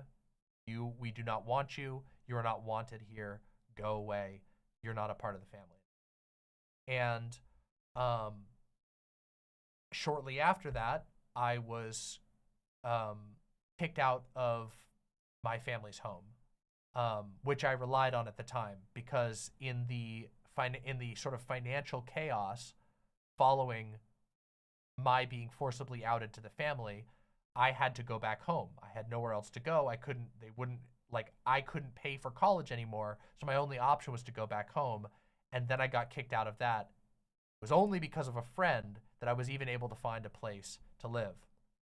During that period, I remained fairly strong. I had begun transition. I had started hormones after a lot of work. It took months of me to talking to therapists and doctors to be able to get the hormones, to be able to make sure that I could get what I needed. I even had already had to, previous to that, I had had to go to a Christian counselor who encouraged me not to transition. It's a whole other thing. Ultimately, I got to the point where I was on hormones, but I was poor, extremely poor. I was struggling to stay afloat. I was struggling to stay mentally well because I was living off of the charity of a friend because I was trying to, I had work, but I didn't have any savings or anything like that. And I had recently been homeless. And as this went on, my struggles continued. And even after being disowned by my family, certain family members continued to basically make attacks against me in one way or another, specifically my father. My father was, he was very aggressive. He would send letters that were cruel and strange. He would make threats at me. And this went on for a really long time, and eventually the state of my life had become so miserable. I was dying, trying to pay my bills, trying to stay ahead. I had my dreams of, the college that I went to was very important to me. I had worked very hard to get into college. That had been completely destroyed. There was no chance of me going back. I had to live this very, very tough existence. My whole family had stopped talking to me, and my father, while after having disowning me, was sending me cruel letters on a regular basis and had begun to threaten me. And at the peak of that, I basically had a mental break. I had a moment where I realized, partially because I had started to, I had found my way into anti-trans spaces on the internet. At the time, it was 4chan. This was, of course, like, I was not a leftist at this time. This was, within a year or two, maybe 3 years, I think, of having left a cult. So, I was very politically drifting. I didn't know where I was because I had just left a cult.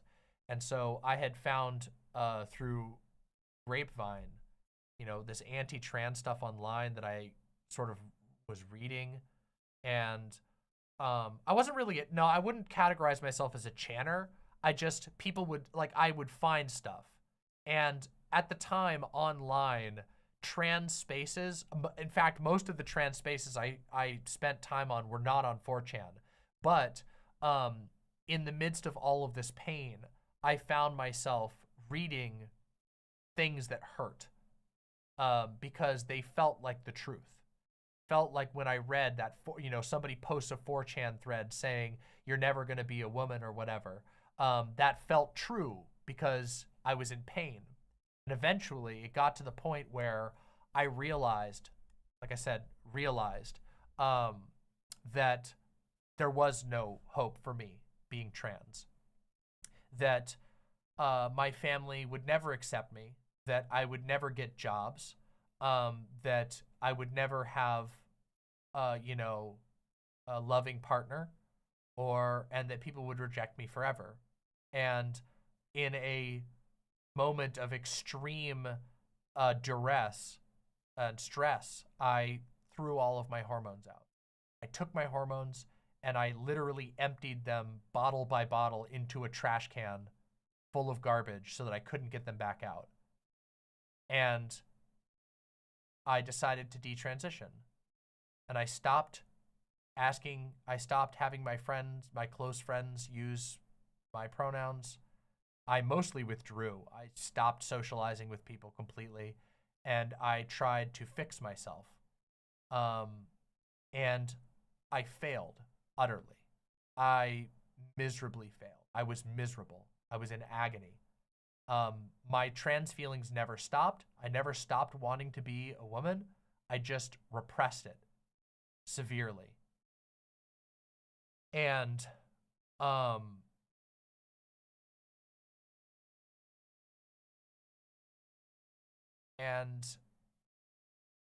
it took me about a year and a half to get back out of that. So there was this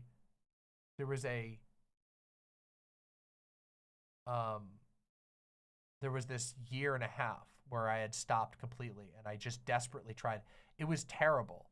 During that period of time, I thought that I needed to like hyper masculinize, and so I tried and I failed because it wasn't me, and I felt miserable doing it. I hated it. I felt like I needed to force myself to just try and break myself of it, and it didn't work.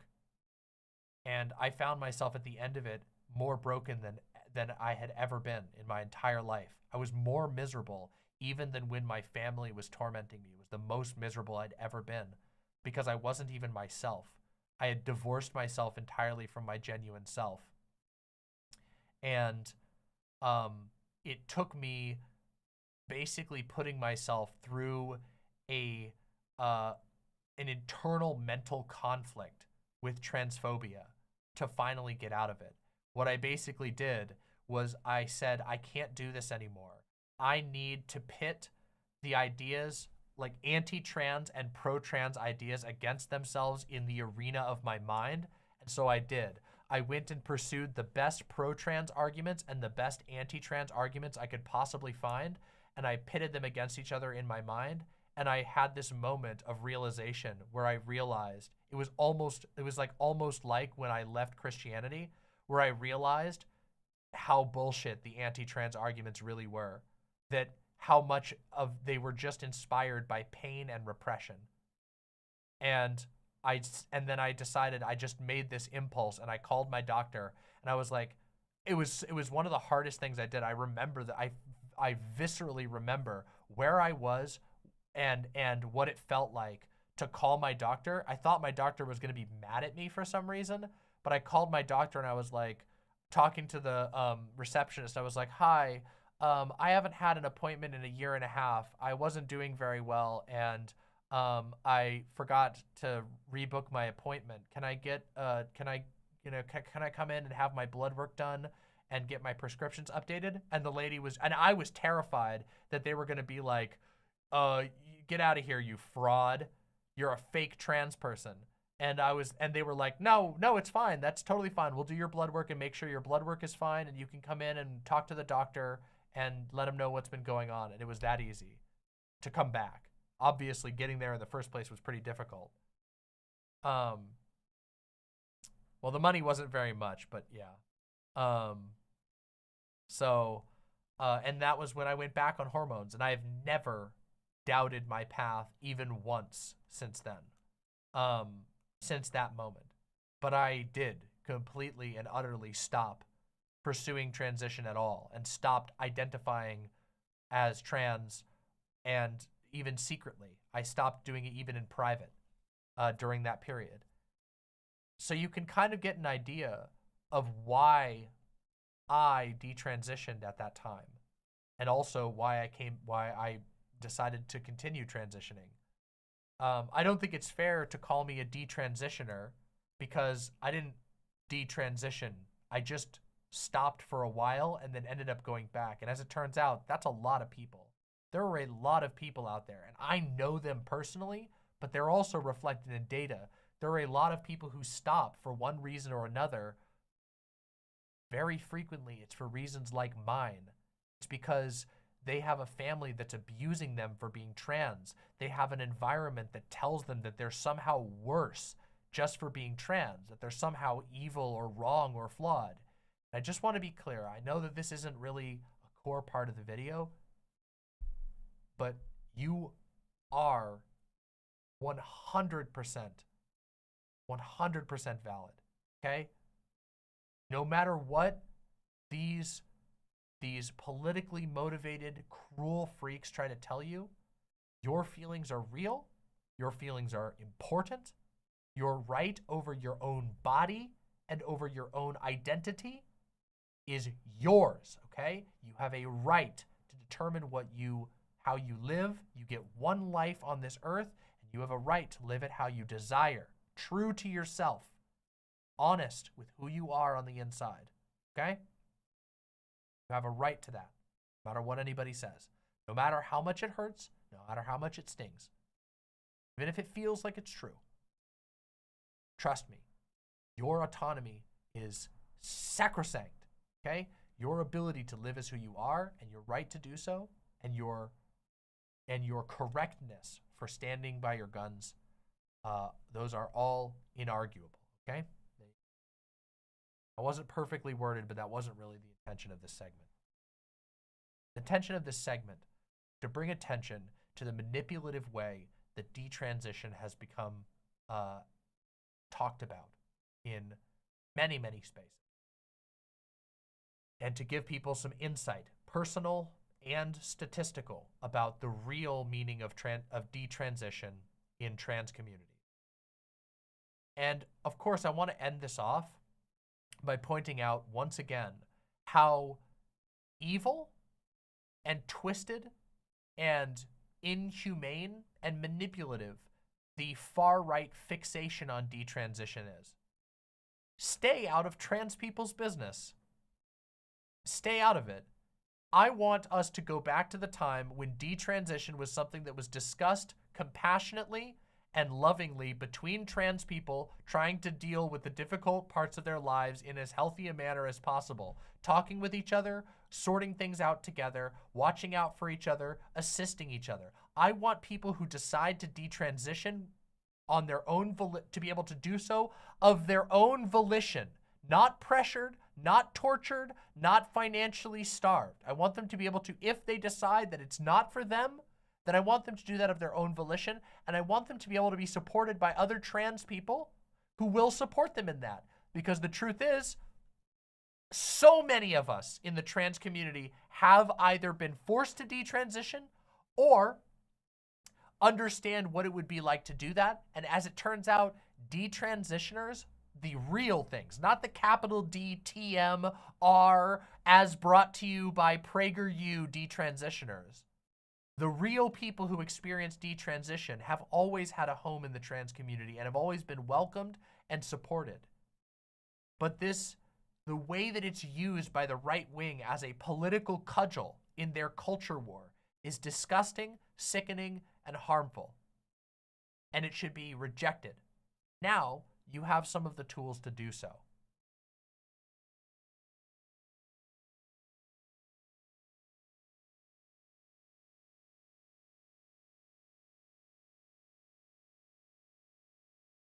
There is an ongoing moral panic in this country around trans people that is despicable.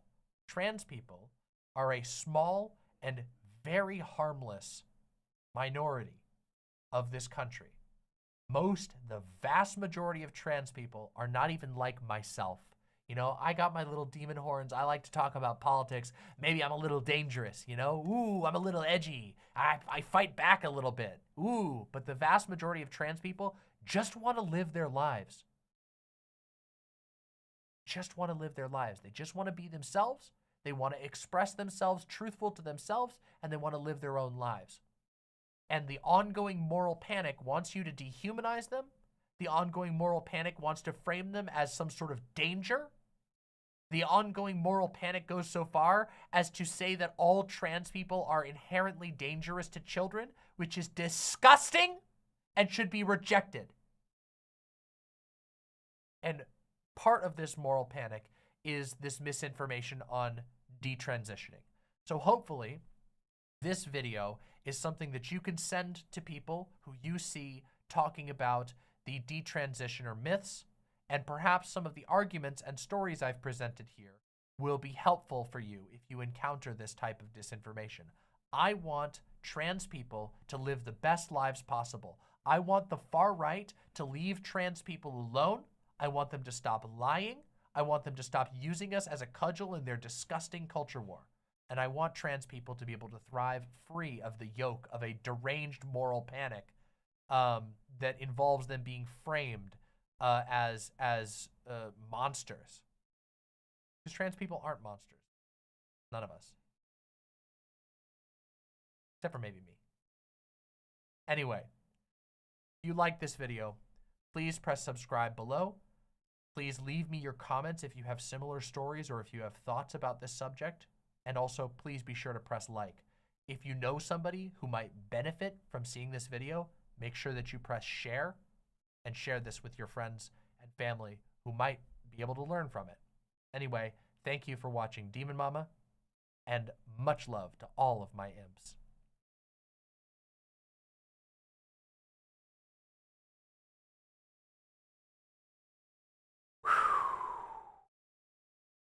Damn. How was that for a segment? I feel like that's one of the strongest ones I've ever done. Oof.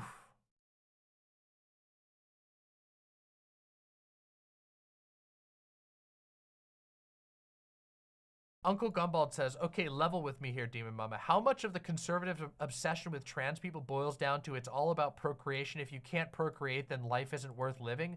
I even want to posit that it's actually, can you procreate the white race? But my brain is having trouble articulating the connections. That is definitely a part of it. Conservatives have a very strong belief in the traditional nuclear family, the patriarchal family. And obviously, trans people interrupt that obsession with the patriarchal nuclear family in a number of ways. Obviously, because they represent transgressing gender boundaries, which are required to uphold that. Ooh, yeah, I'll eat that. We're about to do the react, so I'll eat this in between. Thank you. Oh, so good. Is this from... Cool, well, thank you. I got a burrito. But also because trans people are, obviously a lot of them are gay, which also interrupts the nuclear family. And of course, you know, trans people can have kids, but they want to make it so you can't. And part of the reason they want to make it so you can't have kids is because then they can further make the argument that you're not like a contributing member of society. You see, conservatives, regardless of their particularity, like regardless of which type of conservative they are all obsessed in replicating the status quo. And in order to replicate the status quo, you need patriarchal families that are having kids who can become workers, who can become devout, who can become soldiers. And if you're not doing that, then you must be a detriment to society. Of course, we know that's not true. Any thinking person would recognize it's not true, but that's what conservatives obsess with. So it's a double-edged sword with how they approach trans people. They want trans people to not be able to have kids because if they have kids, they will be having kids in a non-patriarchal, non-traditional nuclear family structure. And also because they are obsessed with productive members of society being people who contribute to a patriarchal nuclear family. It's really gross. And yeah, it is a big part of it.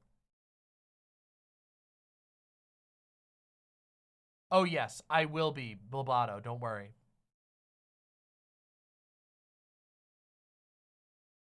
We're after this, by the way, don't go anywhere because we are going to react to the PragerU Detransition documentary. Yeah, so we're going to be reacting to that in just a minute, but I'm going to eat this burrito first.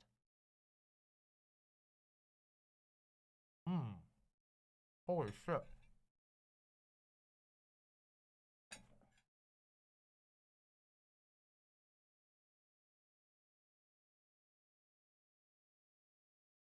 Winter says, damn, I didn't expect that personal tangent to hit so hard, but I think it was really, really healthy to hear. You're welcome. I've told it a couple of times on my channel, and it's the truth. What I went through, and it's what a lot of trans people went through. You want to know somebody else who's had to detransition in the past? My partner, Doe. You want to know why? Money. There have been multiple points in Doe's history, been very complicated, where Doe did not have any access to money or coverage. So Doe wasn't able to get its to get its hormones. Doe didn't even do what I did. Doe just could not get the hormones that it wanted. Do you still have the letters your dad sent you? Yeah, I do. I have pretty much all of them. I even have the ones from my stepdad where he threatened to kill me. Though those are buried away in some box somewhere.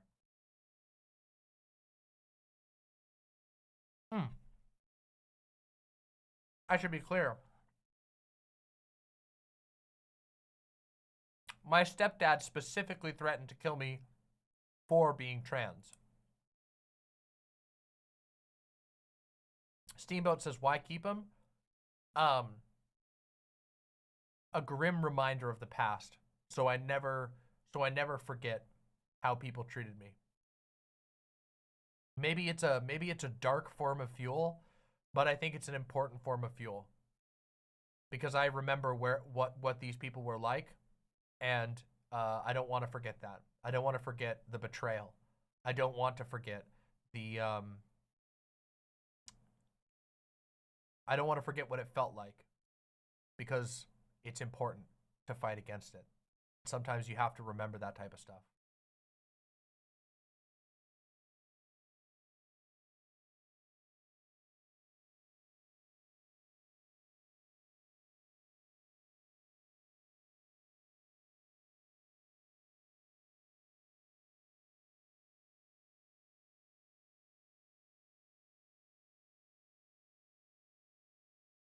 Thank you, Steamboat.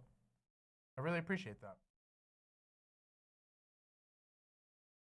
Trans Girl Jade says, hearing your story makes me feel extremely lucky and blessed that I have a family that loves and accepts me for who I am at my core. I'm sorry you had to go through all that shit in your life. Thank you.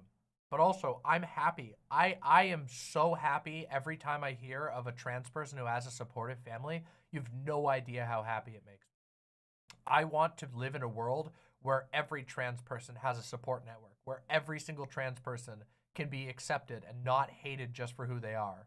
I want to see that world, and it makes me happy to hear it. What's in this burrito? A whole bunch of rice, a heavily seasoned meat, which appears to be some kind of steak, salsa, and I think that's it. I don't even think there's cheese on this one. Really good. She, her, Malevolent Snow.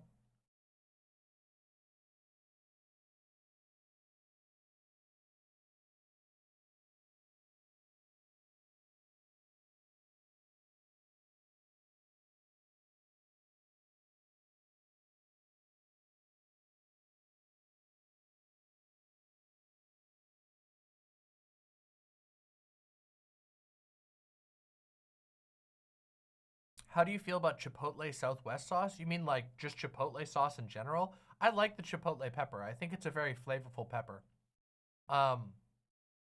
Honestly, the pepper that I've been liking the most lately in flavor is the ghost pepper.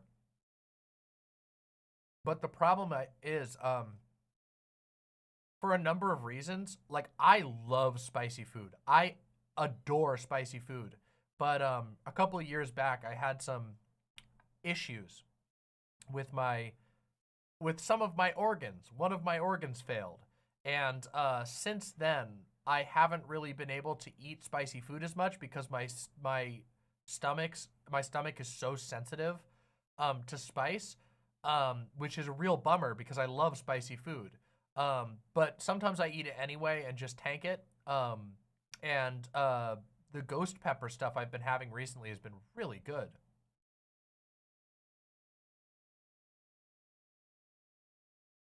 Aren't those insanely hot? Yeah, they're insanely hot. But the thing is, like, people can make the flavor of them by using a very small amount. Ghost pepper sauces are really flavorful. I don't really do like the raw pepper or the pieces of the pepper because that would be too much for me. But I've had a couple of sauces recently that have ghost pepper in them, and the flavor is just great. Have you tried a Carolina Reaper before? I don't think so. In the past, my favorite pepper was a Scotch bonnet, I think is what it's called. And I Loved the Scotch bonnet. Oh my God. I used to have a Scotch bonnet sauce that I would put on everything. It was not the hottest pepper, but it was fairly spicy, and it was real good.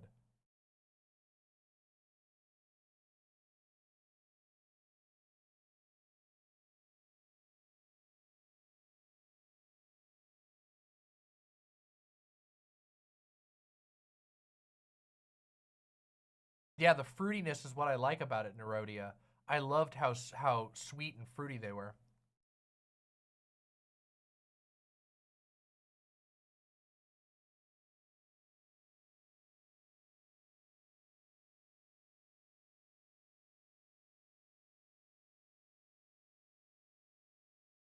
Recently I had a really yummy pepper. It was a what the heck was it? It was like a little pickled pepper. They were like these tiny ones. At a local, a regional, there's like a regional sandwich place that we went to, and they had these little tiny Italian peppers. They're like little, I don't remember what they were called, but they were like little yellow, they looked like little yellow teardrops. And they were pickled, and they were very spicy, but they were so good.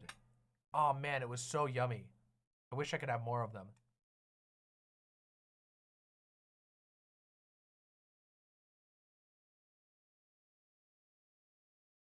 Binkino? Maybe. Look it up. No! Oh, damn it. I dropped my fork. Shit. Damn it. This is what I get for eating on stream. I make a mess. Thankfully, none got on my shirt.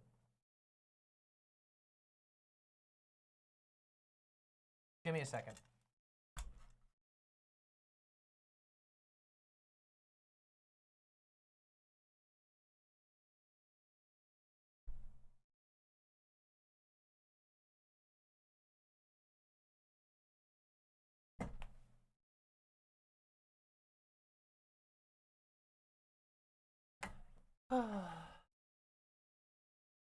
Binkino? No pepper. Oh yeah! Maybe that is the one. It looks a lot like it, but it was yellow. Do they make yellow ones? It looks so similar. That might be the one. Oh my God! It was very spicy though. It looked a lot like that. They were so good. Aw, thank you, dearest Dracula. Gotta finish this. This burrito's delicious.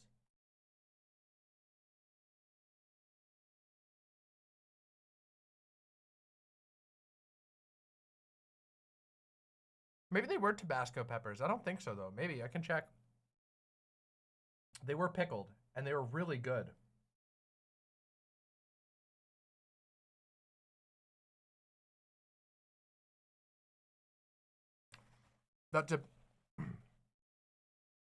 That's a big-ass burrito.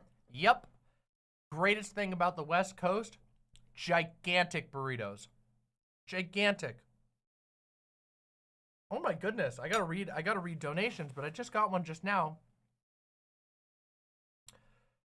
George Hernandez with the $9.99 super chat. The first ever super chat George Hernandez has ever done. Thank you so much. I feel so honored. There have been so many people lately who have been willing to give their first super chat ever to me, and that means the world to me. Thank you so much.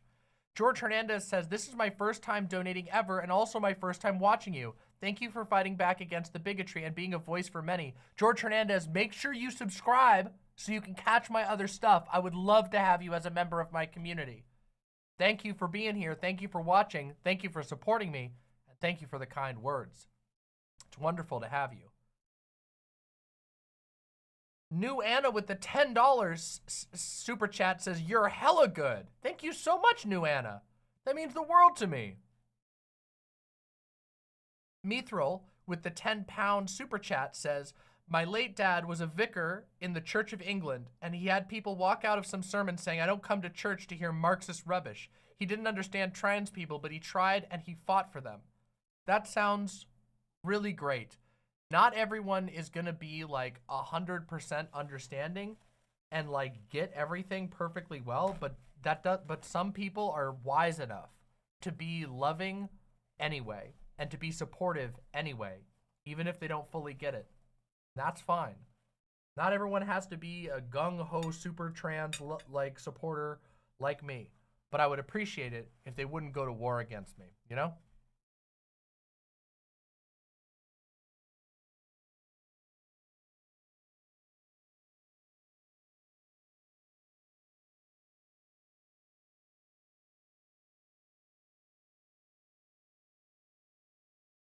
All right, I'm almost done with this, and then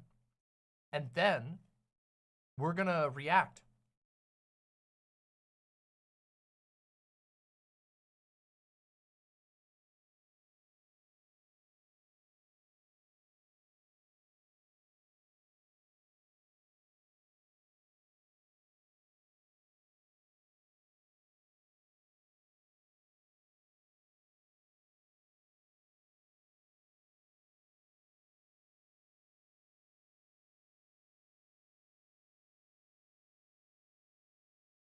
Druzilla, thank you so much for joining as a member. Welcome to our new YouTube imp, Druzilla. Thank you so much.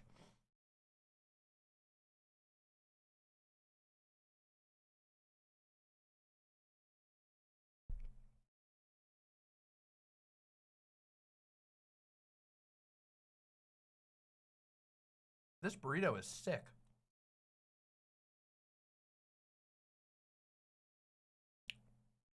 Yes, I am XVYABO. I don't intend to cut my hair short for a very long time. Maybe years from now, but I want my long hair back. I miss my long hair.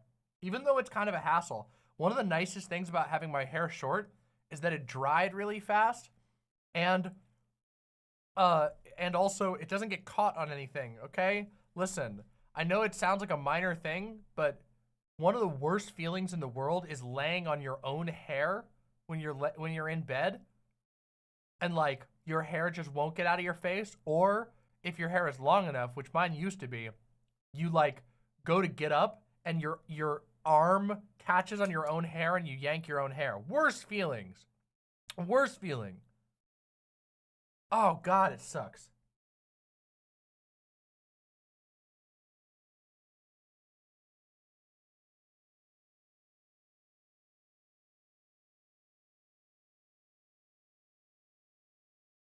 Yeah, it does, Blablato, and it's annoying. It happened earlier this stream. Cryptid Cassie says, it's been a while since I've been able to tune in, but man, this was a hell of a stream to come back to. Demon Mama on her A game today. Thank you. That actually means a lot. I've been actually feeling kind of bad about a lot of stuff. And it's been really nice to get a lot of positive feedback from today's stream. It really means the world to me.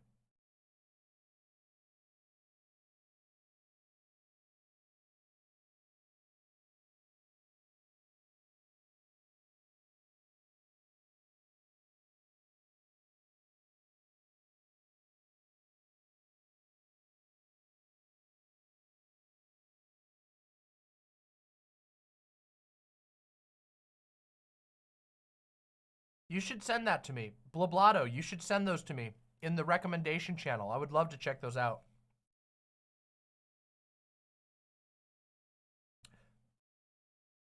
Leith with the $6.66. Thank you so much. Mama, what piano do you have? And do you have any advice? I was thinking about getting back into the piano after not playing for years. I don't recall anything at this point. I have a Roland RD88. I love it. It's a little much even for me. There's so many features that I haven't even gotten to figure out yet. You should definitely get back into piano.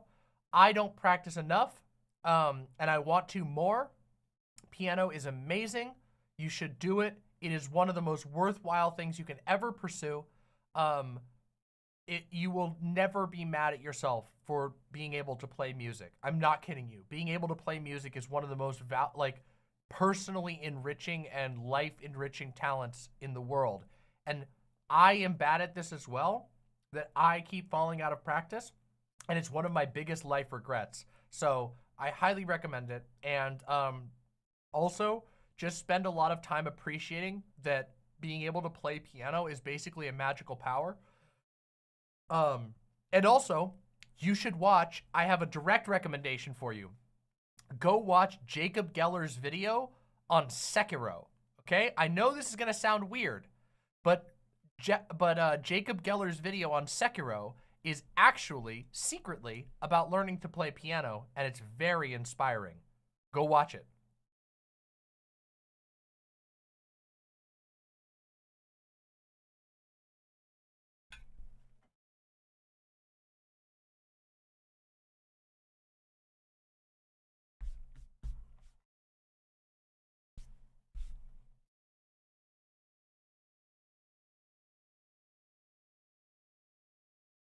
Okay, everybody. We're about to do the PragerU React. But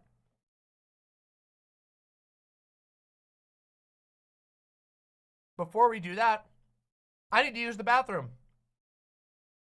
So, bathroom song time. Enjoy!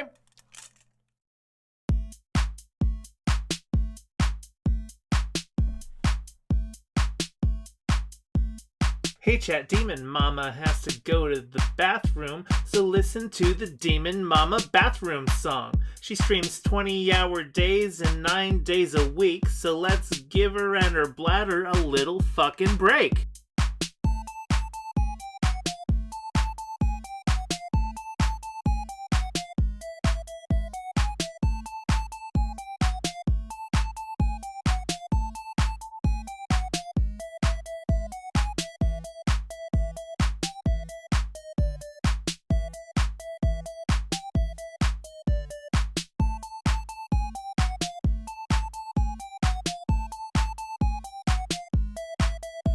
Okay, it's been a minute and she's still in the bathroom. I'm not a math whiz, but I can count to 2.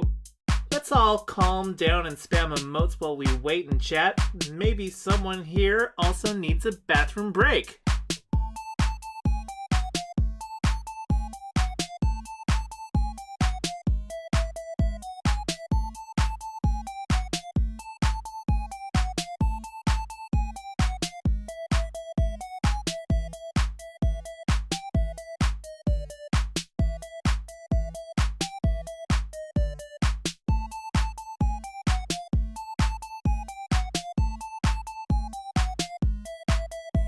It's been a bit since Demon Mama went to the bathroom. Not like I'm counting, but this track's at 142.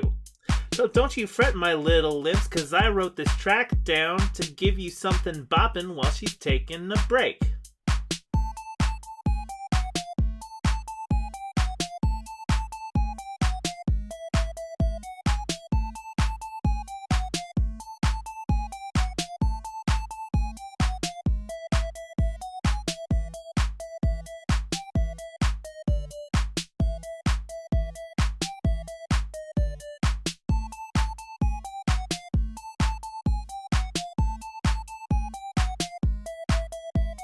Jesus fucking Christ, can Fawn go check in the bathroom? I hope she doesn't lock the door when she uses it. But if she does, you might need a little running start and hope the door hinge is weak enough to break.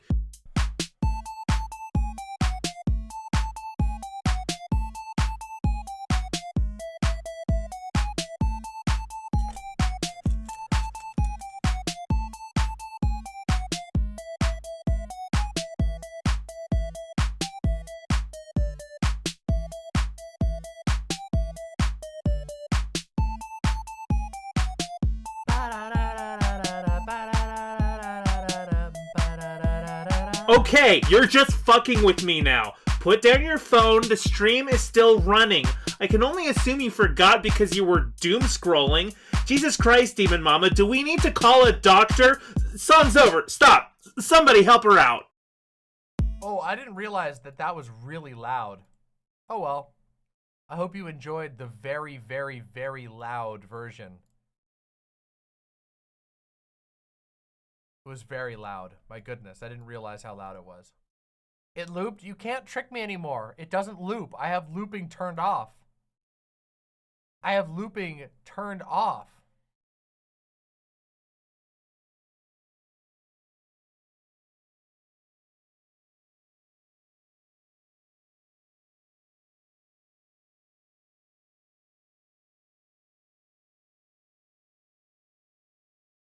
Are we ready to react?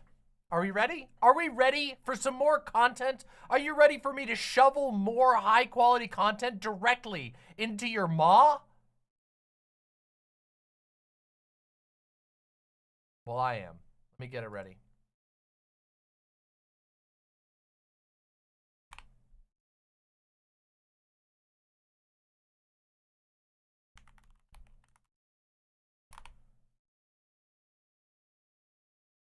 Wait, where's the actual video?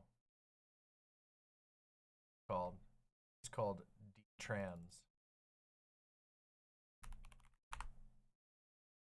Wait, wait, is it not on YouTube? Did they take it down off YouTube? Good thing I didn't start the segment yet. Where's the video? Did people have to buy it? I saw other people reacting to it. Where the fuck is it? Where's the video? Oh, you have to watch it on their website. You guys see what I'm saying? Oh my God. This is the shit. This is how they funnel people in. Oh man, this is so messed up. This is so messed up. They don't even put their, oh man, that's messed up. All right. Okay, everybody. All right, here we go.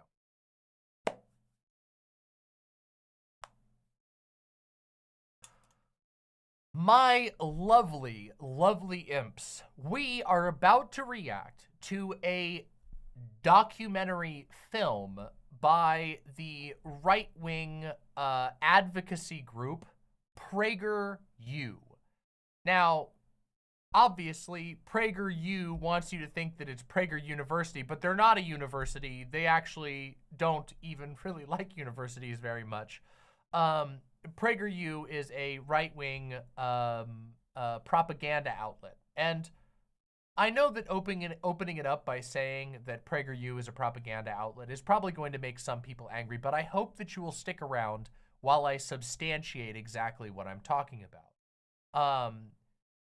PragerU recently paid over $1 million, and this was like 2 or 3 days ago as of the recording of this video, paid $1 million to Twitter in order to push this video. They pushed it with a hashtag campaign called #Detrans. Now, PragerU is no stranger to talking about transgender issues, which seems very odd to me, given how small the population of trans people are. But nonetheless, they've talked about it many times in the past, and they paid a lot of money to make sure that this video got in front of a lot of people. And additionally, they seem to have paid a lot of people to promote this video. Yeah, so being that I am not on the payroll of PragerU, I thought that it would be good for us to react to this short documentary and talk about it. Maybe if it's truthful, maybe we'll praise him. If it's untruthful, maybe we'll debunk him a little bit. I thought it would be valuable. But before we actually get to the reaction, if you're watching this live, you've already seen this wonderful segment. But if you're watching it as a video, if you're watching this as my video segment on YouTube, you should go check out my video on Detransition. I did a video on Detransition in which I talk about the data behind Detransition and my own personal experience with Detransition. And I highly recommend you go check out that video when it goes live. If you're watching this in the VOD, you can just rewind. If you're one of the lovely live watchers, you've already seen it. But go check that out. It's right on my channel. Just look up my channel and take a look for my detransition video. You'll find it fairly easily.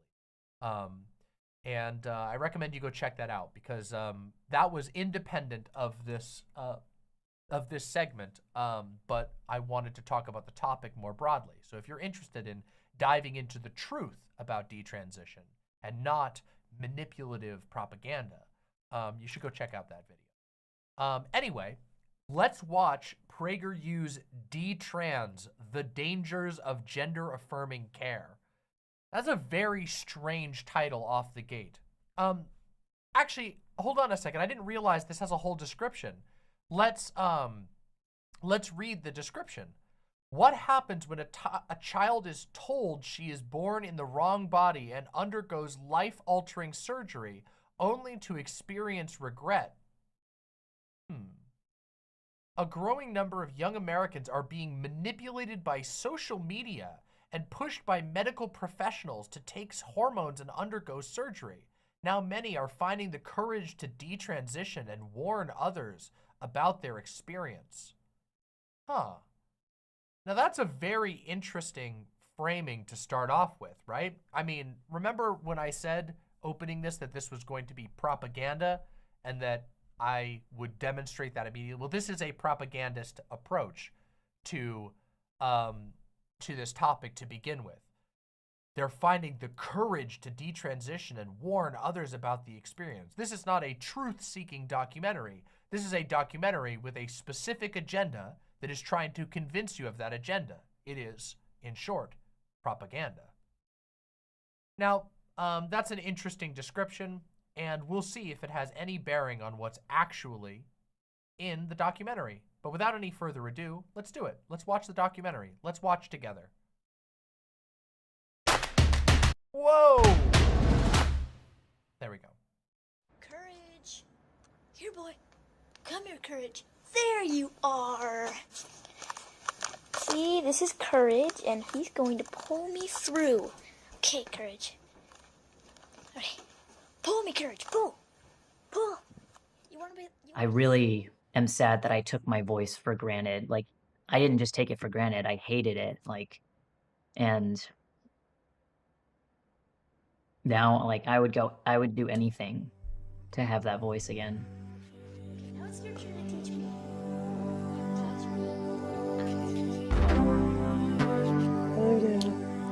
What's so funny, Daisy? Come back out with me later, okay? Say hi, Mom. Our goal here is to offer gender-affirming therapy. There is a substantial body of research that shows these treatments Treatment work. for gender dysphoria is... Hey! Wait a minute! Whoa! We know who this is! Hey! Naomi! Good to see Naomi! Wow! We talked to Naomi, on a call-in stream once, on a creator call-in stream once. Damn. Powerful. proven to be life-saving medical care.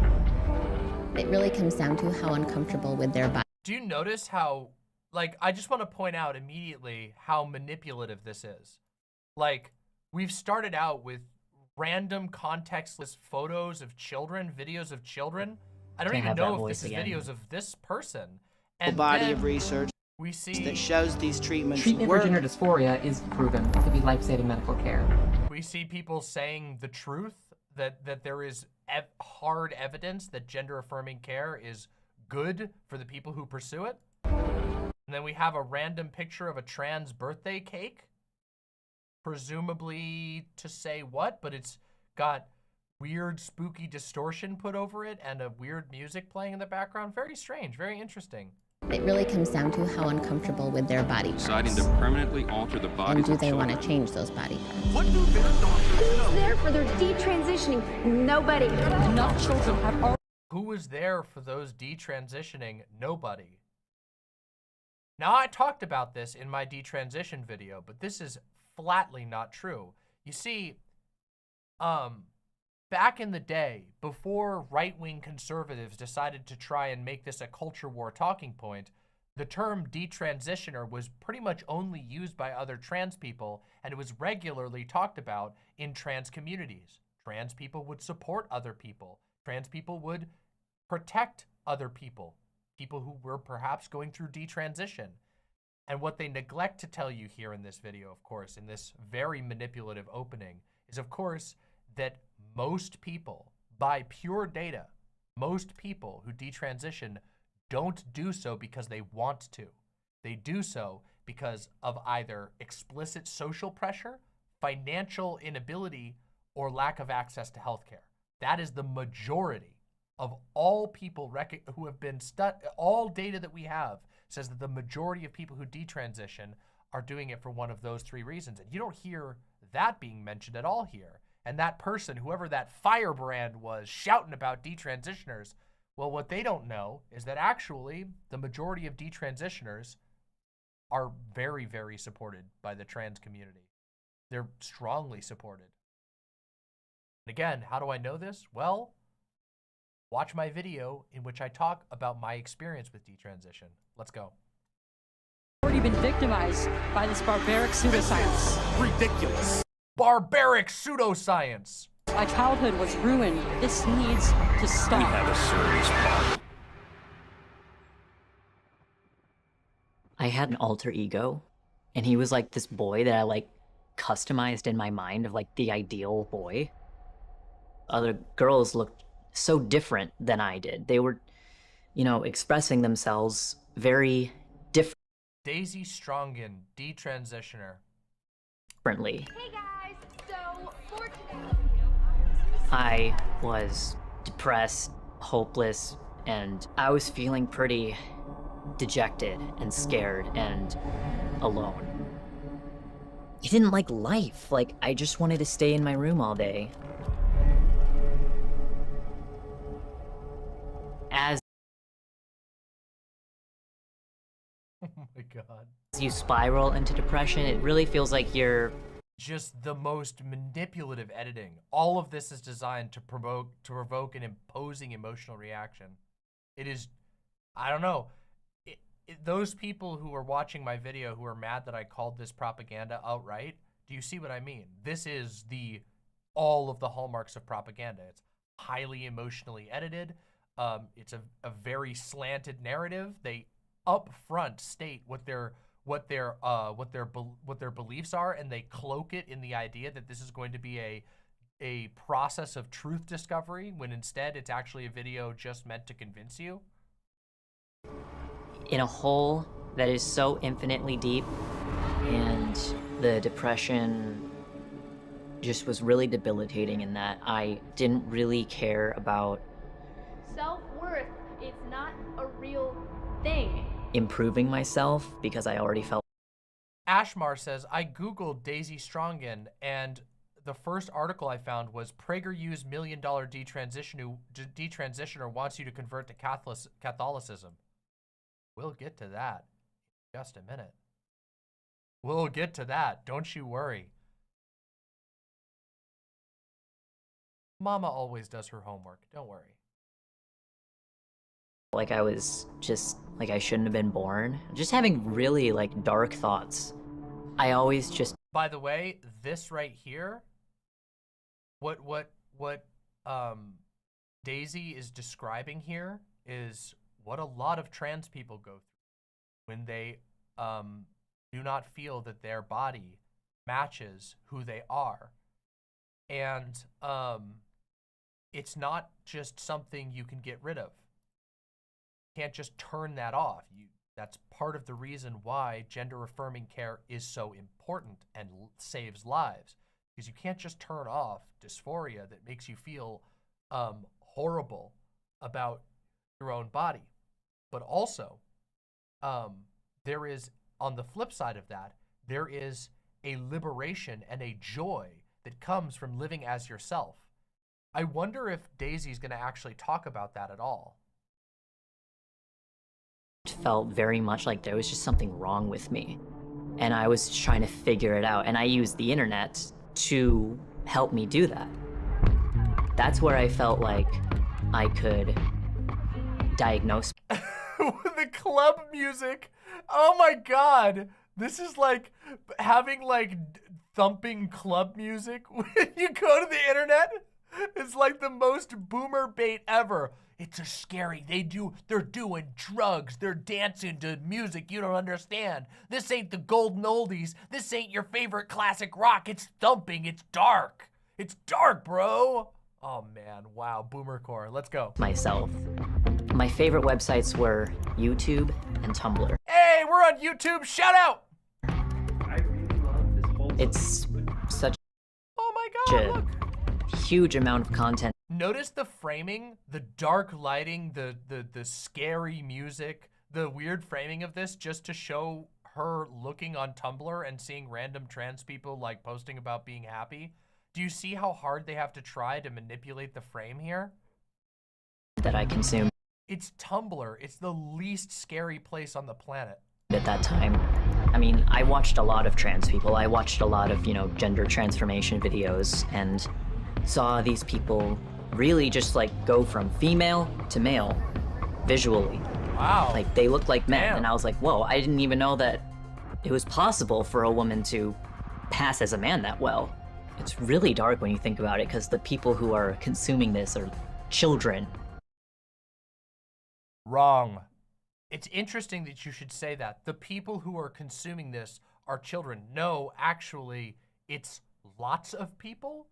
It's on Tumblr. It's not children who are consuming this. It's anybody who has a Tumblr account, which is essentially almost anyone who has access to a computer. Millions of people on the planet can access Tumblr and go read what anybody posts. You can read the blog of a famous hot dog eating champion if you want to. You know what's really scary about this? There are children reading the hot dog eating champion's blog. Oh dear God. What the hell? Like 13, 14, 15 years old. And it's so easy for them to literally be groomed. Literally be groomed. Okay, so this is an interesting little thing.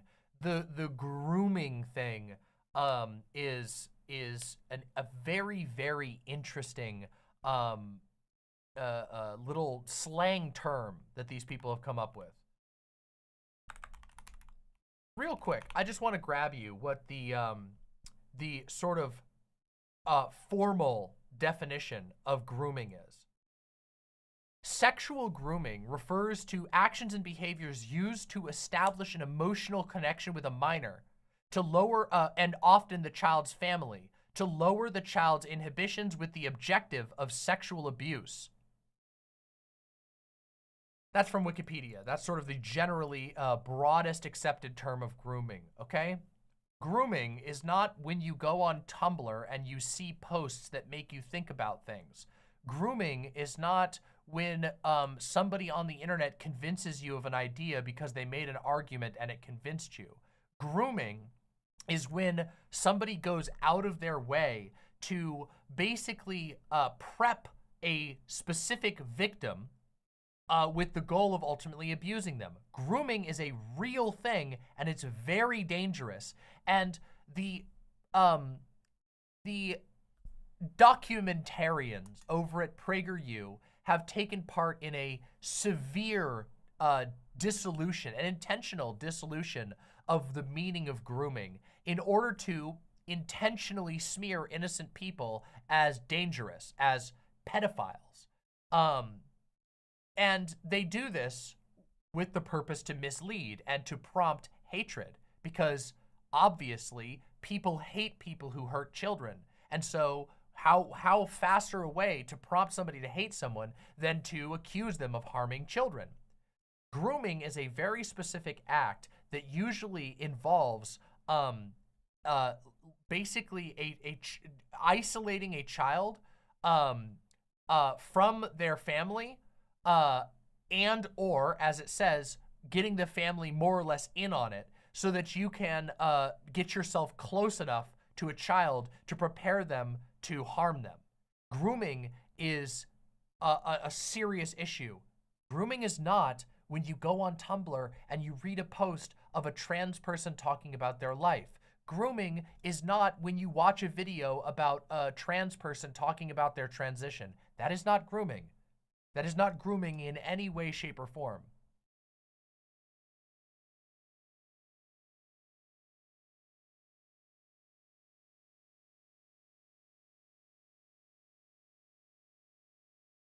grooming is most commonly seen perpetrated by figures who are already close to children and who have access to children and their families. People usually in positions of powers. Priests, teachers, coaches. These are the people who most commonly engage in behaviors of grooming. Sometimes other family members. People who basically have time where they can spend alone time with a child, preparing them to be abused, basically testing the waters and experimenting with the boundaries that a child has. This is not the same thing as finding out information on the internet. It is not the same thing as going online and reading posts, okay? And it's frankly disgusting the way that the far right has tried to smear all queer people with this label, because when what they're actually saying is, I went on the internet as a teenager and I saw a post about somebody who said they were trans and I was groomed. That's bullshit. That's bullshit, and we should call it bullshit. It's misleading and disgusting.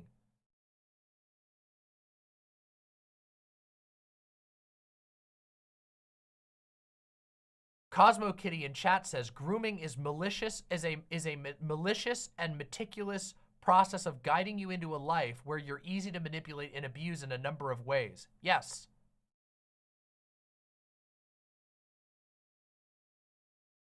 The right has deprived the word grooming of all meaning, and it is causing harm to children. Yes, it unironically does.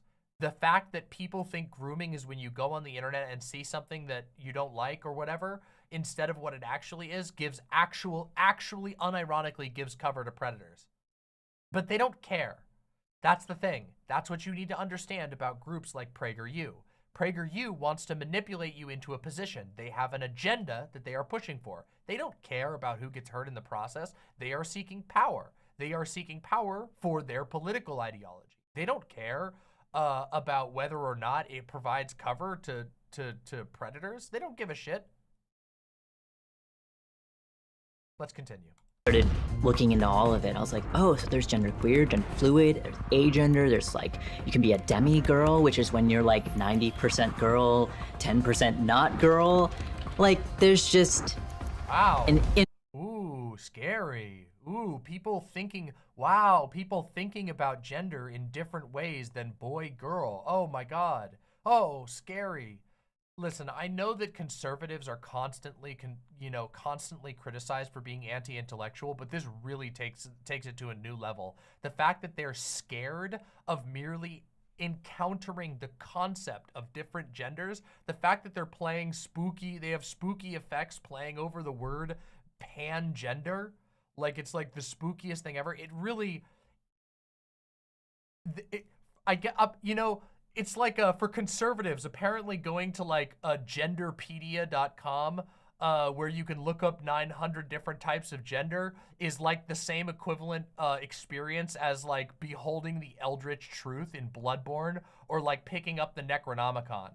They're so afraid of the idea that like on wiki.gender.com that you'll learn about the fact that some people consider themselves pansexual, that it's like, oh, they're like seeing like tentacles and eyes going out of the walls, and they start hearing voices and they're rocking in the corner and going, oh, I've seen it, the Eldritch Truth, the Eldritch Truth. Incredible. Wonderful. Infinite amount of ways that you can interpret and express your own gender identity, and your gender identity is who you are, and nobody gets to take that away from you. So hearing that, I just became very, very interested in having a male persona. Okay. The more time... So wait, what's dangerous about this? They've done a lot of wind-up, but what's dangerous about having a male persona? What's dangerous about that? It seems fairly common, even for cis women. Like, cis women sometimes play a male character in D&D or in a video game. What's dangerous about this? The time I spent online, the more it felt like real life. Okay. And the more real it felt, which eventually led to me just fully transitioning. So I came out to my parents. Oh yeah, I shouldn't have brought up D&D. I forgot that's the devil's game. I forgot that we've regressed. We've regressed back in time to like the early 80s when people thought that when you went over to your friends to play D&Ds, you were actually going to a satanic coven where a demon would be inserted into your eyeball. As Ollie. And, you know, I went to this, I guess, behavioral mental health clinic for like 6 days. They had a meeting with my parents, and they basically told my parents that if you don't validate Oliver, if you don't validate him, then this is just gonna get worse. That is just blatantly, completely correct and normal. As it turns out, if you go to a psychologist or a psychiatrist or a mental health professional and they tell you to undercut and invalidate your child, they should be fired. That is what you're supposed to do. You're supposed to support and validate someone, especially if they're trans and they're not doing anything harmful. It's not like they were showing up and saying, "I've seen visions of the ancient truth. There is an octopus outside my window and it's whispering to me." It's not like they were going there for that. They went there and said, I feel like I might be transgender. I've wanted to be a boy for years. And the doctors went, "Okay, yeah, we know what that is. You guys should probably support this and not be cruel." Yeah, that seems like the correct answer, no matter what your political bent is. I mean, I guess that's not true. I guess if your political bent is far right, you actually believe, like, okay, that's the thing that goes unsaid in this, is that PragerU generally has like a negative outlook on mental health. Like, they think that like it's bad to go to therapy, that like you're like being a cuck liberal. So yeah, I guess it's kind of case in point for these people. Let's continue. Best thing that you can do to help him is to accept him as your son. But I already felt like... That is what, by the way, on one more point on this, that is what all scientific evidence points towards. That the most healthiest thing that you can do for someone who is experiencing gender dysphoria is to support them in expressing themselves the way that is genuine and authentic to them. That's what all evidence point towards. It would be malpractice for them to do anything else. It would be malpractice for them to disobey and ignore all evidence that we have. And by the way, it's not a small body of evidence either. There's an extensive body of evidence. Every single professional psychiatric association in the world agrees with with this fact. This is not a controversial fact at all. It's not an under-researched fact. It's some people experience gender dysphoria. Trans people exist. Some people have been assigned a gender at birth, and they are expected to behave a certain way, and they are not happy being forced to behave that way, and you shouldn't force them to behave that way. Some people want to be different than they were born and told to be, and that's okay. As it turns out, that's totally okay. I wasn't what my mom had expected, and for me, transitioning... Can we listen to that again? For me, like, I wasn't, then this is just gonna get worse. The best thing that you can do to help him is to accept him as your son. But I already felt like I wasn't what my mom had expected. Oh no. Oh no. And for me, transitioning was the closest I could come to killing. Isn't that literally what I just said? That like parents trying to force their children to be a certain way is often unhealthy, and some kids are not going to be okay with it, and that's fine. You shouldn't force your children to be a certain way. And then she goes and says, I already had the feeling that I wasn't what my mom expected. Her mom was expecting her to be a certain way, and she didn't want to be that way. Well, as it turns out, parents don't control every aspect of their children. They shouldn't. Children are independent people. They're living beings. They have their own way of living and their own needs. Myself without actually doing it. With all of these mental struggles that I was having, not knowing how to make sense of it on my own, and consuming so much of the trans narrative, and just loving life. Hearing people. I'm loving life. Yeah, consuming the trans narrative. Okay, this is the part where it actually becomes like the conservative like fear of like cognito hazards starts to show. If you are so weak of mind and spirit that seeing a video of a trans person on the internet saying I'm loving life is enough to like completely unseal who you are and unravel you, might I suggest that that's a you problem? The entire world is full of billions of people doing their own things, speaking their own minds, sharing their own experiences. If you see a video of a trans guy saying, I am happy and loving life, and you go, oh God, I wish that were me, maybe you're trans. And if you're not, that's kind of a you problem. People should be able to make a video of themselves on the internet saying, I'm happy and I'm doing good. Here's me. Hey, everybody. You should be able to do that and not be treated like you're some sinister agent. Look at this. This is some completely random trans guy. And this documentary is framing this random trans guy living his life as a sinister narrative. What the fuck? What the fuck is wrong with you people? What the fuck is wrong with far-right people? Isn't that, it's so, oh man, this is so telling. This section right here is so telling of this entire thing, where it is their obsession and preoccupation with other people, and they make it everyone else's problem. They're obsessed with this person just living his own life, doing his own thing, but no, it's a narrative, a sinister narrative out to get you. Do they do this to every single person who posts on social media? Every time some random wine mom takes a picture with her friends at the movie theater and goes, just saw Leo DiCaprio in Killers of the Flower Moon, hashtag Martin Scorsese, hashtag wine. Do they go, this is the narrative, look it, you're being sucked in by the go to the movies with your friends with the wine mom narrative? No, they fucking, okay, some of them do. Actually, okay, some of them do. Actually, what am I saying? Of course they do. Conservative, far-right conservatives are the biggest busybodies in the world. They love to obsess over this, so whatever, they do it. You're right, they're right, they do. They actually do think that random women posting pictures of themselves with their friends on social media is the end of Western civilization. Why do I even bother? Oh my God.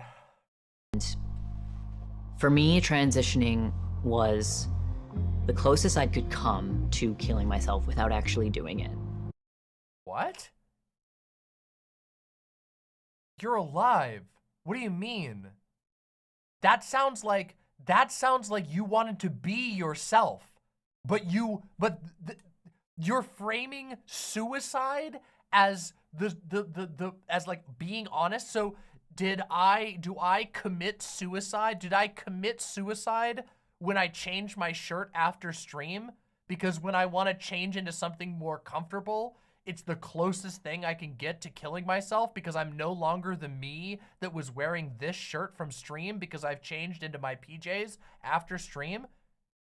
It's like the same logic, this insane logic of like, oh, well, I wanted to change myself.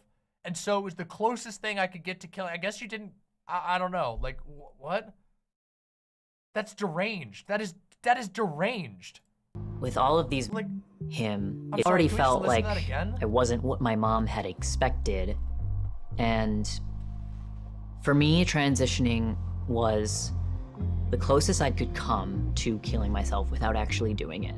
That's the closest you could come to killing yourself without actually doing it? Listen, look, I'm gonna be completely honest. I've met a lot of people in my life who have come very close to killing themselves without actually doing it, and usually it involved excessive amounts of drugs, excessive amount of hard drugs, like heroin, okay? Not changing your pronouns from she, her to he, him. Please. This is so ridiculous. With all of these mental struggles that I was having, not knowing how to make sense of it on my own, and consuming so much of the trans narrative, And just loving life. hearing people say this made me so much happier.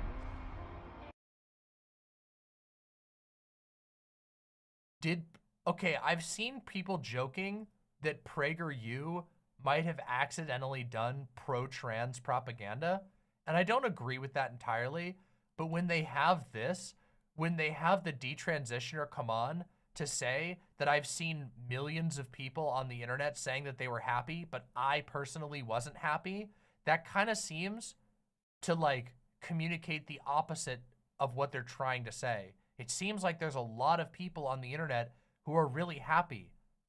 I am really happy with transition. And you know what? I feel like this is like, I feel like this is the time for us to look at something else real quick, because I feel like this is relevant. Okay.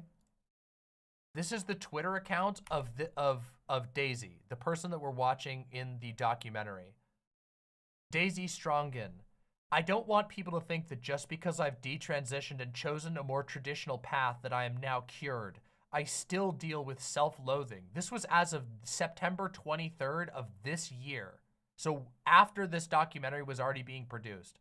I'm still sick of being me. I'm still depressed. I'm still a miserable, wretched sinner. The mental ailments that led me to transition still plague me today. I still fantasize about being a guy at least a few times a week. I'm often a guy in my dreams, but now I know that I can't indulge those fantasies. I have to be the best mother/wife that I can be. Jesus Christ is my only hope. He is your only hope too.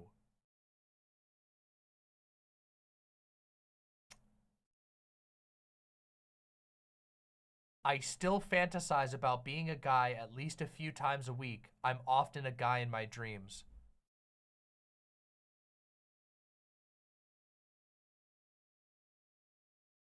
A lot of people out there, a lot of people out there transition and are happy. And it's not sinful.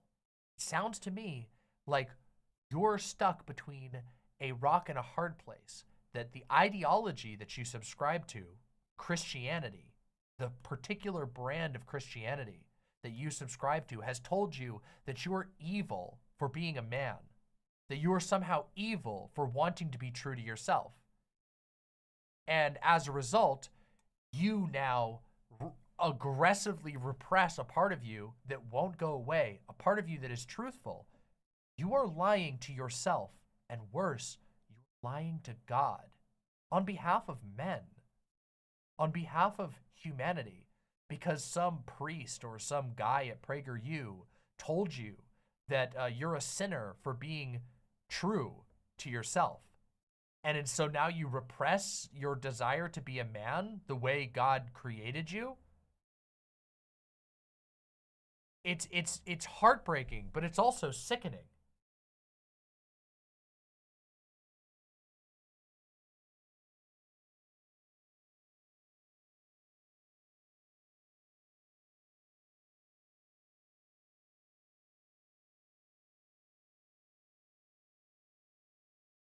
Oh no. Oh, that's so sad. There's so much of this. It keeps going, by the way.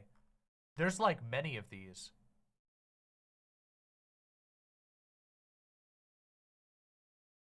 Oh, look at this. Here you go. Here's more of this. For the record, the PragerU documentary focuses mainly on the transgender medicalization of minors.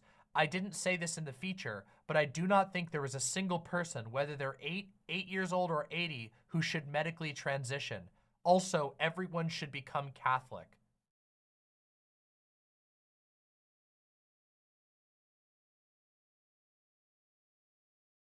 Wow. Incredible. Incredible. It sure sounds like this detransition has brought in a lot of happiness into this person's life. except it actually hasn't. It actually sounds like they are as miserable, if not more miserable than before. And it seems like the recurring issue throughout this entire documentary has actually been the fact that that they don't feel like they can be a man, even though they can.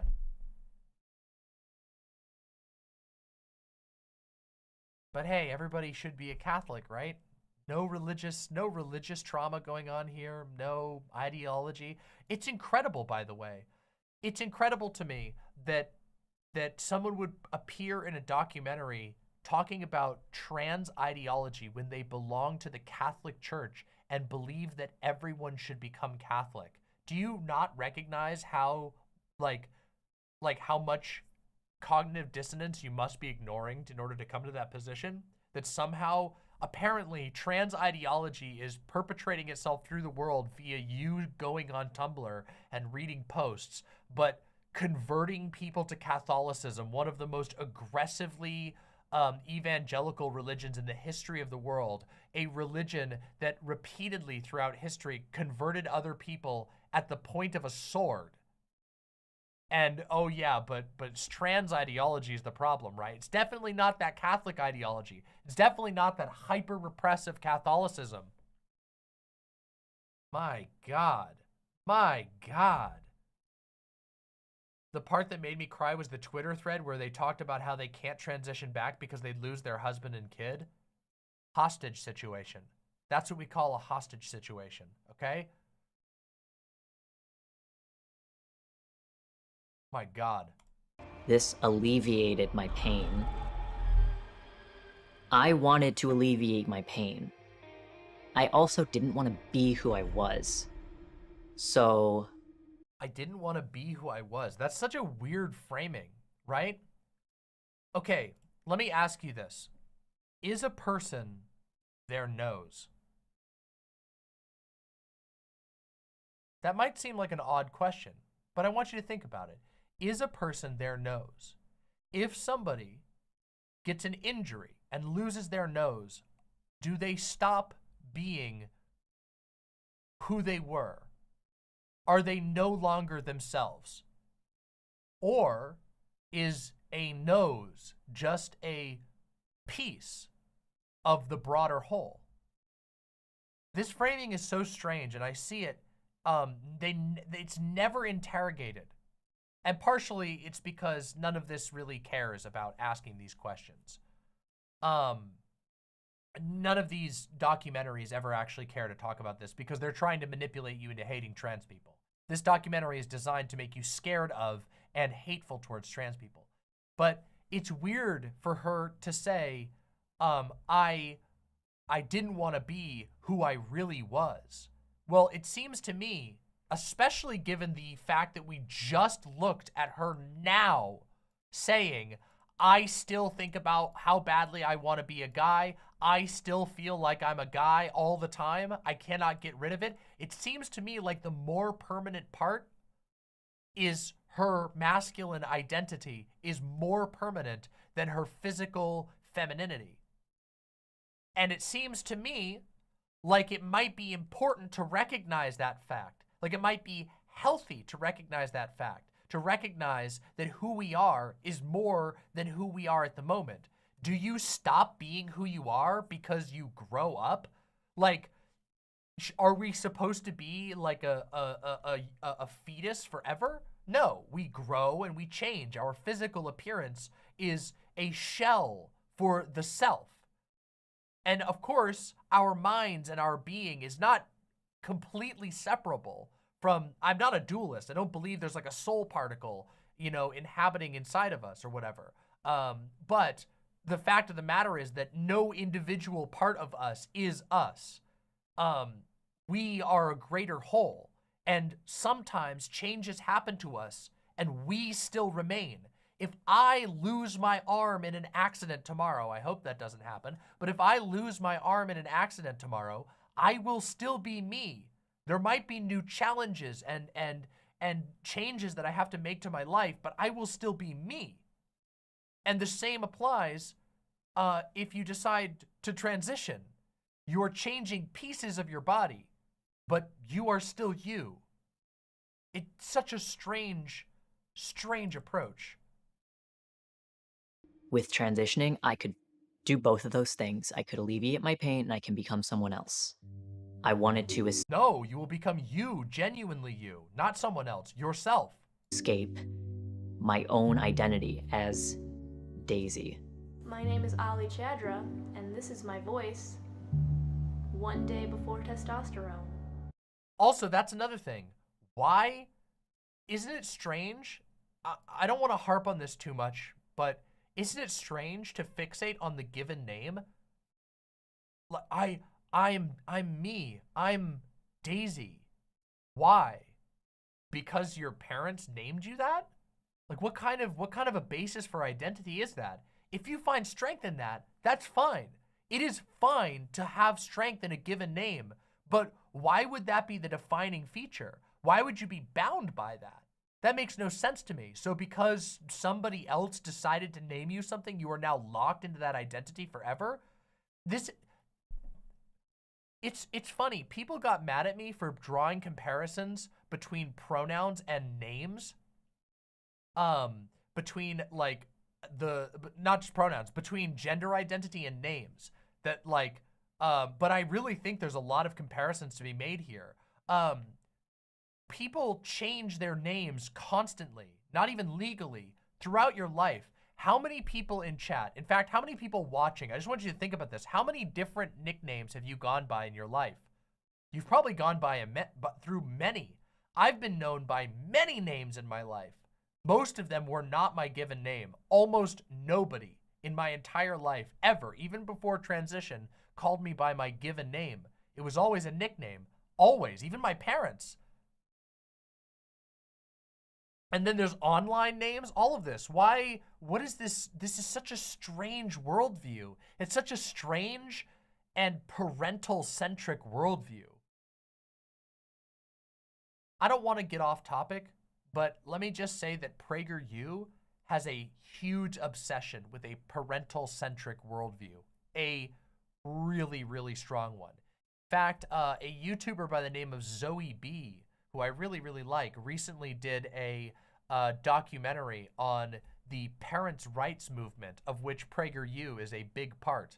And the parents' rights movement is very much about parental control. It's very parent-centric, and it's very strange. Let's continue. Let's continue.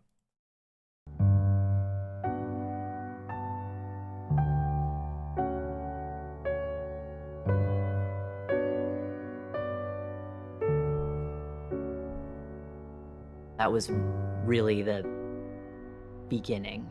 I wasn't just playing around anymore. Everybody says Minecraft song. It's not the Minecraft song. It's Eric Satie. Gymnopédie #1, right? I think it's Gymnopédie #1. And it is in Minecraft, but that's because Eric Satie's music is public domain because he was around in the 1800s. You want to know what else? It's also in Pathologic. Not this song. It's the one in Pathologic is hold on, it's the other one.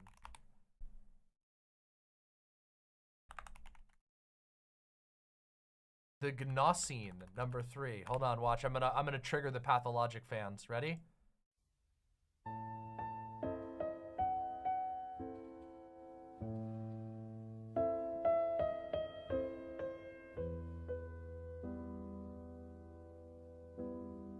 Get your scalpels out.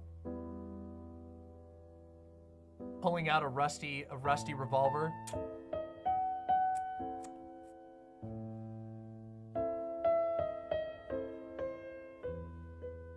All right, enough goofing.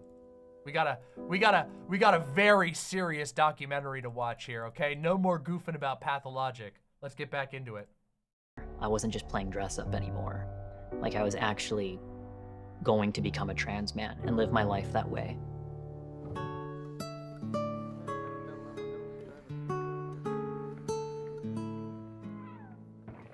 Massive trigger warning. I was warned about this part and I saw this segment. I saw this section in advance. So massive trigger warning incoming. culturally we are Mexican and men have to be very masculine in our culture, and I wasn't the most masculine growing up, and I think that had a part on everything that eventually led me to do what I did. It was around middle school. I was surfing YouTube one day and a video popped up, male to female, and that eventually planted the seeds of doubt. It allowed me to be caught by the ideology that Allowed me to be caught by the ideology. Seeing a single video on YouTube apparently is so powerful. A single transition video on YouTube is so powerful that that act alone trapped you in the ideology. It's crazy. If you take these people at their word, then trans people are God, okay? We are more powerful than God in these people's minds. All you have to do is watch a single trans video and bam, you're done. You're done for. That was it. That's all that you needed. Of course, I joke a little bit, but the truth is the reason why they push this narrative has an obvious conclusion. If you think about it, if trans people are so dangerous, such a powerful contaminant that even seeing them can turn your kids trans, well then the only answer is to get rid of trans people. Because if they're powerful enough to transform you from a single YouTube video, do you see where it goes? Do you see where this logic follows? It's obvious if you take just a moment and think about the conclusions that it leads to.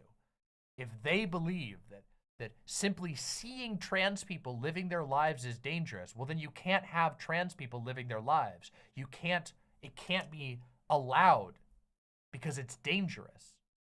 It's a moral panic. It's made to instill fear and hatred with the goal of driving trans people out of public existence. Drive trans people out of existence. That is the goal of this. eventually led me to hurt myself.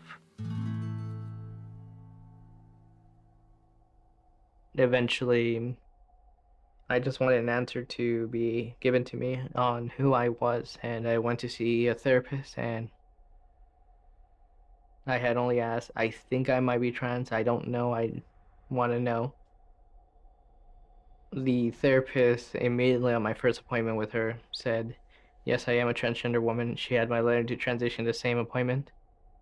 Sorry, I need to hear what they said there for a second. Want to know. The therapist immediately on my first appointment with her said, yes, I am a transgender woman. She had my letter to transition the same appointment. After had my letter to transition. Okay, so first of all, if you go to a therapist and your entire session is you talking about how agonized you are about your gender identity to the degree that you know that you want to become a woman, that's pretty rational for that therapist to go, it sounds like you're probably a transgender woman. Let me get you a letter so you can go talk to somebody else about this. That sounds completely reasonable. Even on a first appointment, if you go in on a first appointment with a therapist and keep in mind that therapists have to decide on the spot, like whether they can handle what you're working with or not. If you go in and you walk into your therapist and you go, I am having severe hallucinations. There is a scary man following me everywhere that I go. He's in the corner of every single room. He has a scary face and he keeps whispering to me. But every time I ask people about him, he's not there. They go, wow, it sounds like you might be suffering from schizophrenic hallucinations. I'm going to write you a letter to go talk to an expert about schizophrenia.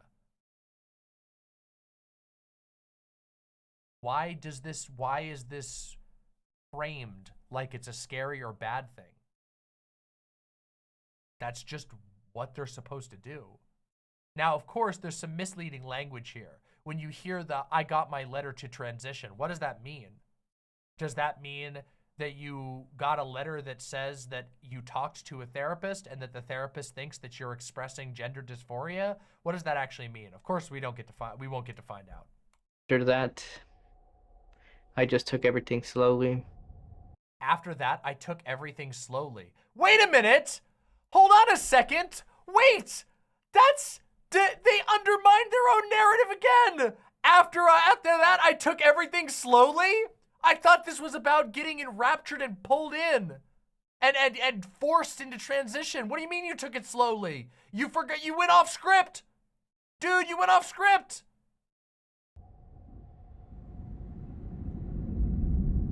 Here's a good point. Malevolent Snow says, my therapist straight up said that if my eating habits required further therapy, she would refer to me to somebody else because she doesn't handle eating disorders very often.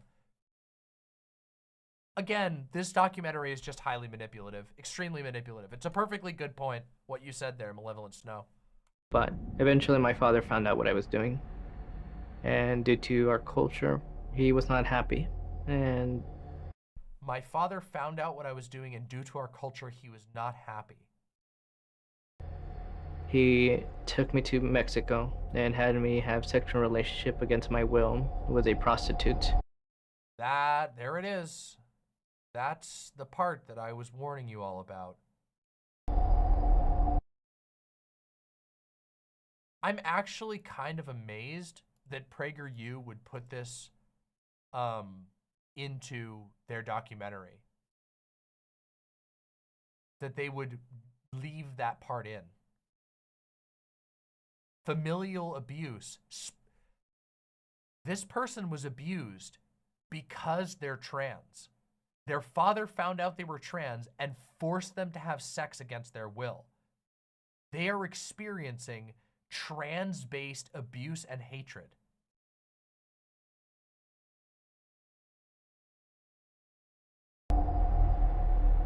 I was a 19-year-old kid, and my father told the prostitute, take good care of him, it's his first time.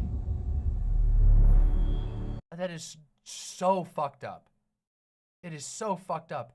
And to believe that we started this segment out with this person trying to blame transgender ideology when it is so blatantly the ideology of the father that is at fault here. The disgusting behaviors of the father and his ideology. He was trying to prove that And also the idea that it was because of culture, because of our culture. I don't think that that's an accurate, I also do think that that's not an accurate way. It is true that like American culture has a lot of, encourages certain ways of thinking, but it's not universal, and people don't act solely because of culture. And there are plenty of Mexicans who do not engage in this type of behavior. There are plenty of Mexican men who do not believe that this is the right way to act. But let's continue. I was a man. That broke me, obviously.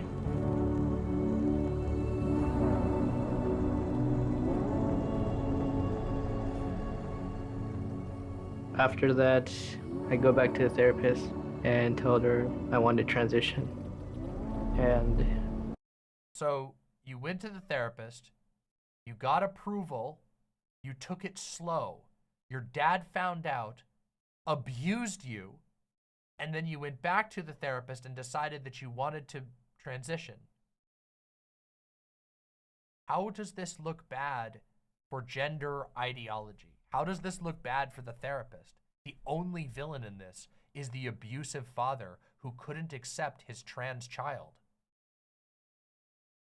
And somehow PragerU is trying to pin this on trans people. she recommended I start my social and medical intervention as soon as I can.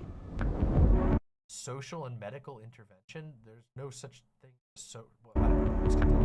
11 months after I had started hormones, I was transferred to another medical professional who, after speaking with him for one time only, I was on... You were on hormones for almost a year.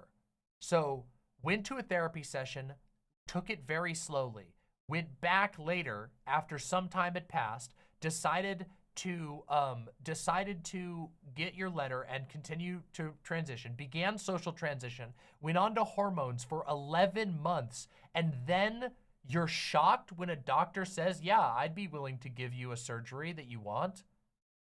You're an adult and you made the decision and you have multiple medical professionals who you talk to over a long period of time. This is the opposite of the message that PragerU put in their description.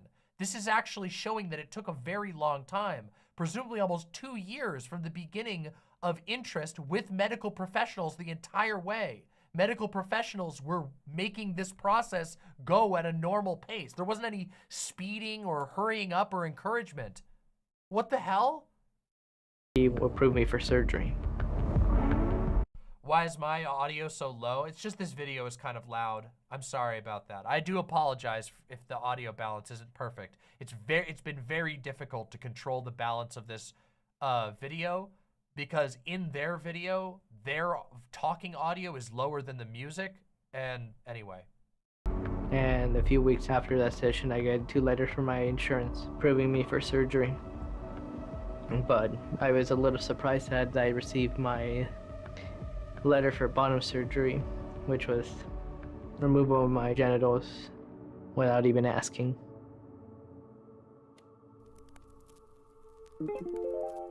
I don't know what that even means. Were they trying to say that are they trying to imply that his genitals were removed without asking? Because that's not what happened. What he said was that he also got a letter that said he could get that if he wanted to, as an adult who had been in treatment for well over a year. This is not the shock story that they think it is, but they certainly played some spooky music. You want to know what the shock story is? The shock story is the abusive father abusing his child because they're trans. My name is Ali Chadra. This is my voice pre-T. My name is Ali Chadra, and this is my voice 1 month on T. 2 days ago was my official 3 months on testosterone. This is my voice 4 months on T. It's probably not really a good thing that I was able to get my hormones so easily. I mean, anyone can go in there. We don't even get to hear about the process. And also, obviously anybody can go in there. Obviously? Like, what are you supposed to do? Like you have to say a secret password and only the chosen get to go in? It's a yeah, you go to the doctor and you tell them what's wrong. What? What the fuck is up with this documentary is insane. Not only did they send me home with the hormones, but I actually did my very first shot right there in the doctor's office. Yes, they do that. The reason why they give you your first shot in the doctor's office is so that they can teach you how to correctly inject without hurting yourself.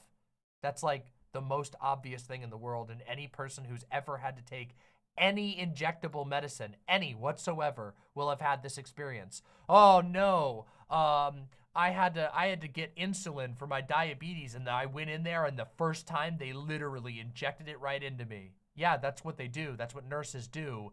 The nurse's job is to teach you to safely inject the medicine that you need to take. In your case, it was testosterone.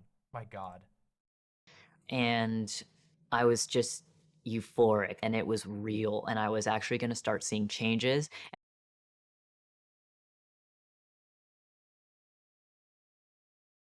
The first moment that we have ever seen this person, Daisy, happy is when they get to transition.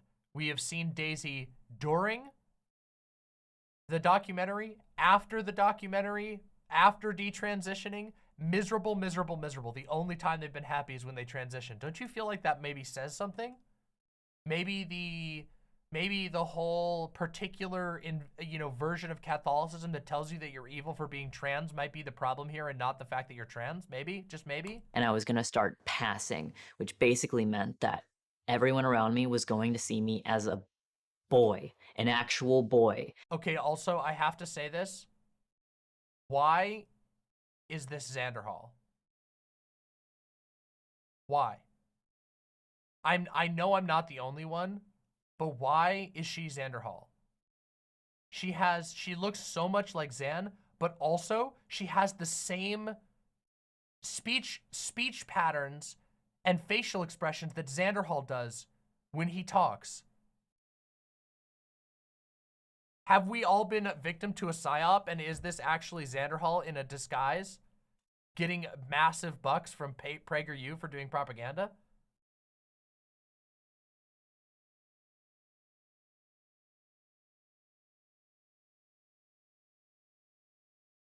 Anyway, let's continue. This feels good. This makes me happy. I'm actually feeling the feelings that... Oh, the pain! The pain! The pain knowing where this goes. Oh my God. Oh. You know, all those, like, trans people online were saying that they felt. I just want to say that I'm literally so happy with my chest. It's so much better than I thought it would be. Seemingly out of nowhere, we've suddenly seen a huge spike in left-handedness? Were you gonna say left-handedness? This is my favorite one, okay? Ah, yes, it's so incredible. Oh, this is so perfect. This is my favorite thing that transphobes try to push. Anti-trans people try to push this shit. And people have done switcheroos with this graph. The rate of left-handedness among Americans by year of birth. 1800s, 1900s, early 1900s, all the way up. Oh my God, we've had an explosion in left-handedness. And of course, the reason for this is that around the early 1900s was when people stopped believing that left-handedness was a sign that you were inferior or that it was evil. It was around the time when they stopped punishing people for being left-handed and forcing left-handed people to write right-handed. And all of a sudden, people are more willing to admit that they're left-handed. Wow. I wonder if there could be anything similar going on. I wonder if the fact that it was a horrible experience to be trans until very, very recently, and even still often is because of the way people treat you, specifically because of the way people treat you. But that transness was so stigmatized before that people just wouldn't tell you. They would lie and live in secret. Wonder if that could be a part of it. media depictions and social media depictions of transgenderism. It's even reached the mainstream advertising world. And I think this is all coming to a head and what this... Oh my God, they did it! They did it! Look who it is! Advertising world. Dylan Mulvaney and the Bud Light! They are so obsessed! Dylan Mulvaney got 6 cans of Bud Light, 1 6-pack of Bud Light, with her face on it as a commemorative can, and they've lost their minds for months. They're still mad. You cannot tell me this isn't insanity, okay? I don't care if I know that no right-winger or you know, anti-trans person is still watching this because they don't have the mental fortitude to continue watching anything that features trans people telling the truth at all. But you cannot tell me that the obsession with Dylan Mulvaney is anything other than insanity. If you are out there, I really want you to like think about it and recognize how insane the obsession with Dylan Mulvaney is, how broken the right-wing movement is right now, that they are still obsessing over this. That right now, in fucking November of 2023, they are still mad that at the beginning of 2023, a random trans person got a set of commemorative cans. Broken, mentally broken people. Mentally broken people. And I think this is all coming to a head and what this really means for our society. In cases like the case of Layla Jane, a young girl whose breasts were removed at age 13 by doctors who fed her a lie. Take this next case. Layla Jane was born a girl. Layla Jane experienced a host of medical issues in her youth. Her mother, who is bipolar, expressed to these physicians and therapists that her daughter might. This is her lawyer, by the way, so just recognize that we are, this is also a lawyer for the Trump team. I looked her up, and yeah, she's a lawyer for the Trump team as well, but this is the lawyer for this person. Just recognize we're getting a bit of a biased perspective here. I really want to know what the facts of the case really are, because I would love to see what evidence they have that doctors were like pressuring her into getting a mastectomy. I would just really love to see that. It's possible. By the way, I should be clear. There are bad doctors out there, but just because there's a bad doctor or just because a bad incident happens doesn't mean that you can demonize an entire community. It's just how it goes. Be bipolar, but she actually never received any diagnosis or treatment for that. The family went to... Well, wait a minute. Bipolar. Hold on, in can we her listen to that use again? Of transgenderism. It's even reached the mainstream advertising world. And I think this is all coming to a head and what this really means for our society. In cases like the case of Layla Jane, a young girl whose breasts were removed at age 13 by doctors who fed her a lie. Take this next case. Layla Jane was born a girl.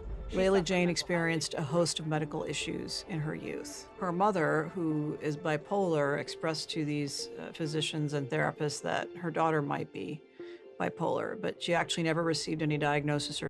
Well, wait a minute. That doesn't track.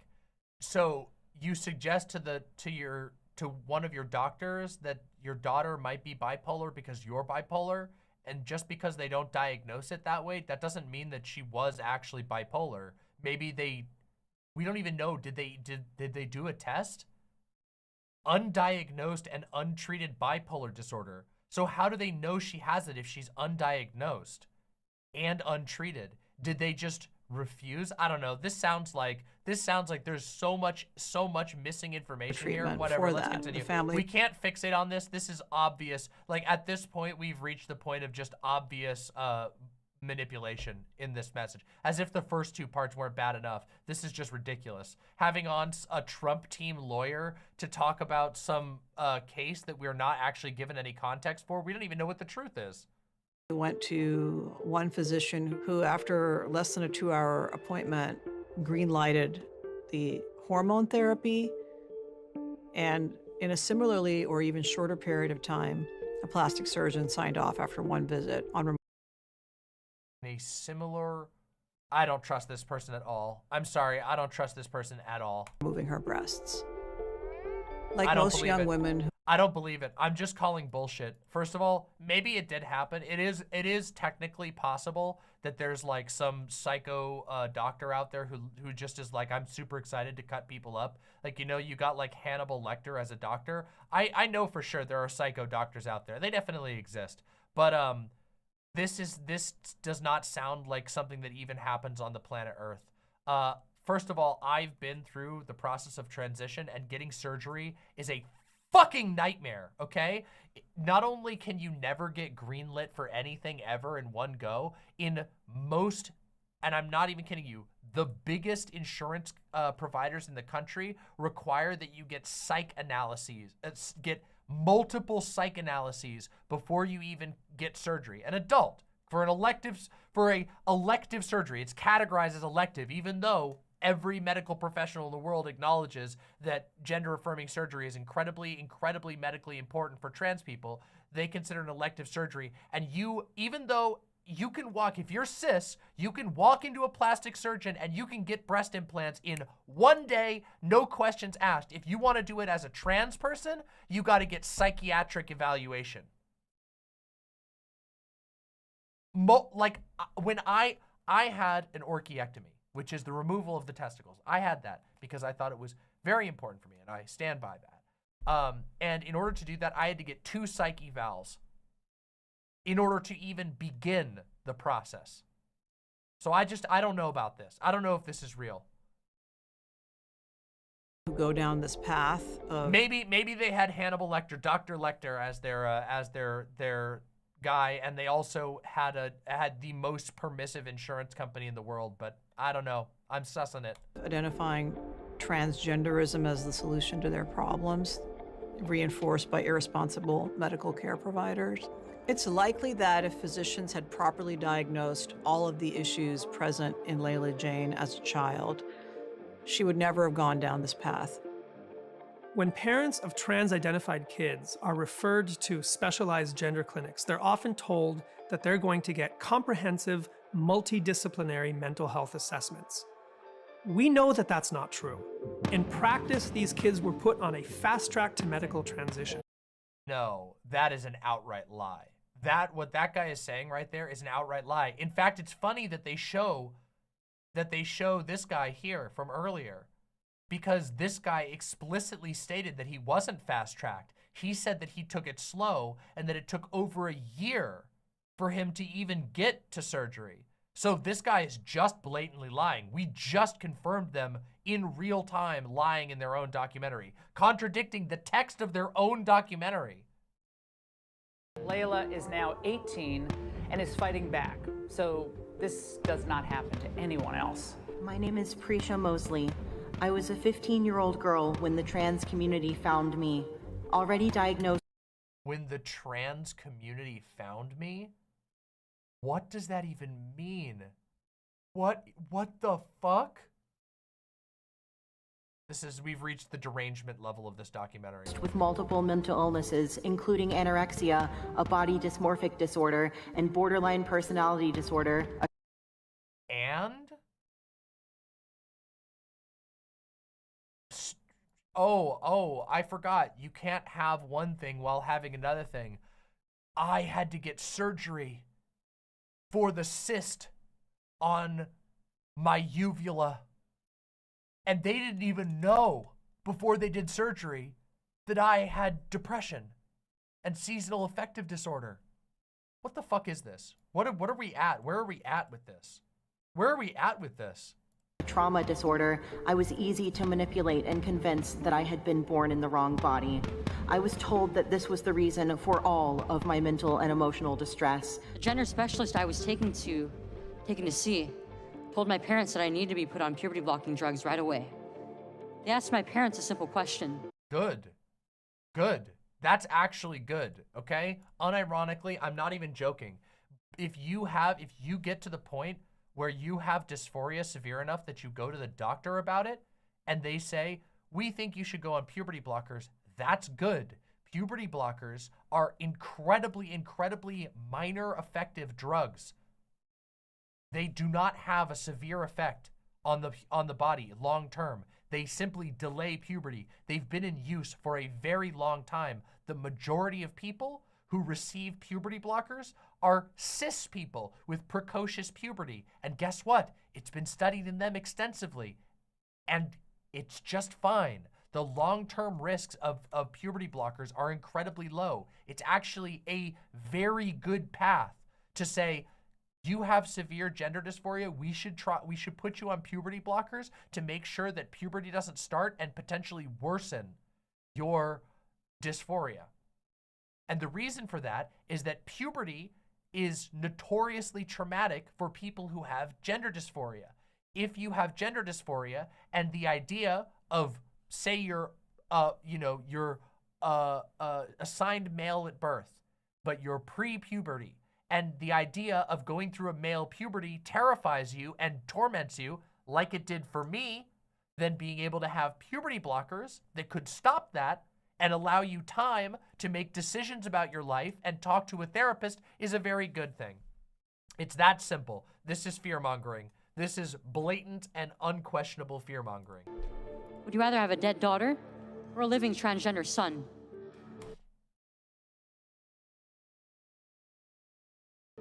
This is the moment that we all became victims of so-called gender-affirming care. But is this the document we're talking about? You needed this letter signed by a therapist to open up the door for you to get these medical treatment. Is this the document that we're talking about earlier? Yes, it is. And it took you how long to get this? 30 minutes. The ideology that has become dominant at these clinics. Okay, so as an adult, you go to your therapist and you say, hi, I am very interested in pursuing gender transition. And then they go, okay, you know what gender transition entails, right? And then you go, yes. And they go, okay, here's a letter that will refer you to a gender transition clinic. And then you go to the gender transition clinic where they talk to you about the risks and potential benefits of gender transition.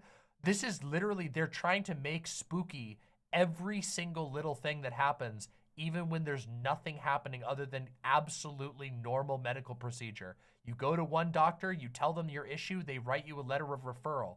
I could go to my doctor tomorrow and get a letter of referral to a gastroenterologist in 10 minutes.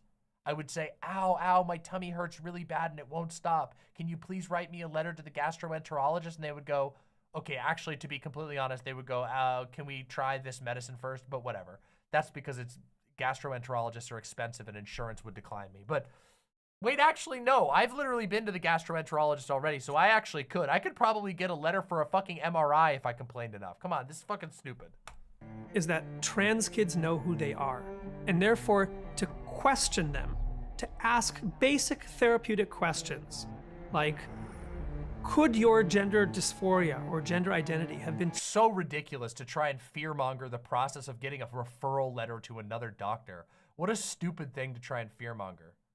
Triggered by some other event in your life? Basic questions of screening are completely taboo in these circles. But the truth is that parents— Wrong. Completely incorrect. Basic questions of screening. All you get is screened as a trans person. All you fucking get is invasively screened. That's your entire life. From the moment you become trans, all you get is screened. Endless screenings, endless questions, endless interrogations. That's it. This guy is so full of shit. He's so full of shit. Not only do the facts completely disprove him, if you go and try this for your fucking self, you will not have this experience. This guy's full of shit. Parents don't have much of a choice in the matter. I'm sorry, this guy is ridiculous. And the guy that made the 30 minutes claim isn't trans. He was a Daily Wire employee who called a gender clinic pretending to be trans to get an appointment. Oh, incredible. That's fucking incredible. Doctors are telling parents in front of their distressed children, if you don't consent to the use of puberty blockers and cross-sex hormones, your child is going to die by suicide. That is not what they say. No doctor says that. That is not what doctors say. They don't do that. They just don't. Doctors don't do that. They say that the risk will increase because that's scientific medical fact. And if they didn't do that, they wouldn't be doing their jobs. They would be committing malpractice. If you deny a trans kid the ability to self-express, the ability to get access to the medical care they need, their risk of suicide does go up. But there is no doctor there is no doctor in the entirety of the United States who just goes, your kid's gonna die if you don't let me give him this medicine.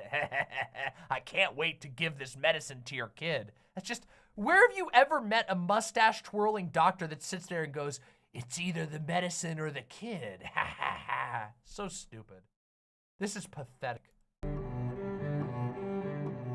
I believe that most doctors who practice gender-affirming medicine, Gender dysphoria. they genuinely, sincerely believe that they're doing good, but they're not. You are a liar, and the entirety of the medical community disagrees with you. This guy, by the way, that guy who's been talking, is a right-wing think tank employee. He is a fellow at the Manhattan Institute. He is a professional right-wing thinker. That's his job. His job is to push an agenda. His entire job. That's who we were just engaging with. Who are you going to trust? The conservative political provocateur, professional conservative propagandist, or medical consensus from across the globe? Sweden, France, Norway, and the UK are reversing course and asking questions. Have all not found enough medical evidence, psychological evidence, to support transgender therapy. In the UK, flatly false. Their only national gender clinic for children shut down last year by court order. What do their doctors know that our doctors don't? Part of the problem is that the current cohort of teenagers that are being transitioned under the affirmative protocol, which lacks guardrails, which takes kids at their word when they say I'm trans, which doesn't do proper mental health assessments. In fact, do you see what they're advocating for? They are advocating for invasive psychoanalysis being done to every kid who says, I am having gender dysphoria. Kids who know what they're experiencing and responsibly tell their doctors about it, they are asking people to dehumanize those children and subject them to unnecessary psychoanalysis, which can be very traumatic, by the way. Instead of just saying, wait a minute, maybe this kid is being truthful about the thing that they're talking about, because why wouldn't they? Let's treat them as if they're not a liar. They want to treat every single kid. Oh, sorry, not every single kid. Every single trans kid. Isn't it interesting that they're not talking about this about any other medical procedure? They're not talking about this about any issue that a cis person might handle. Just trans people. They want to subject the trans kids specifically to being treated as if they're liars, to being treated as if they're deceiving everyone, to be overly analyzed, poked and prodded, questioned until the end. Ridiculous. Ridiculous. And these are political provocateurs trying to intervene in the medical field. They are trying to decide how medicine and science is done. They are using their ideology to try and warp the treatment that people have access to.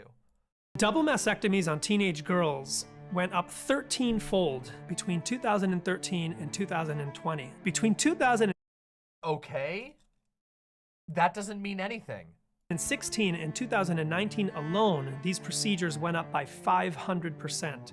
A study published in 2022 by researchers who are from what to what? Those numbers are meaningless in a vacuum. Advocates of gender-affirming surgeries showed that the youngest patient to have received a radical bilateral mastectomy in the United States is 12 years old. Wait a minute. Was that patient even trans? Was that patient even trans? Was that patient even trans? These kids are going to grow up and they're going to start to feel the full effects of their medical decisions. They're going to start to feel the side effects.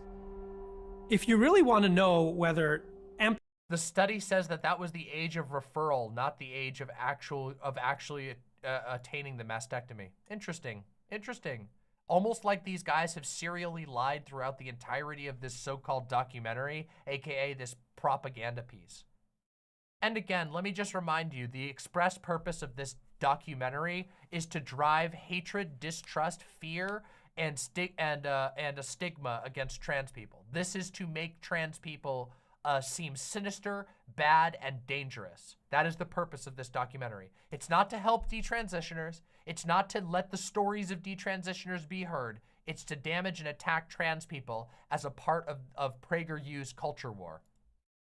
Amputating the breasts of a 12 or 13-year-old girl is ultimately in her best long-term interests, ask her when she's 30 or 40 and unable to breastfeed her own child.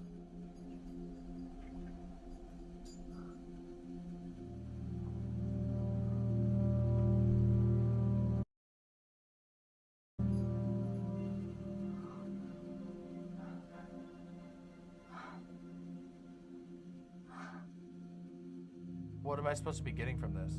Is this supposed to be spooky? This person is happy.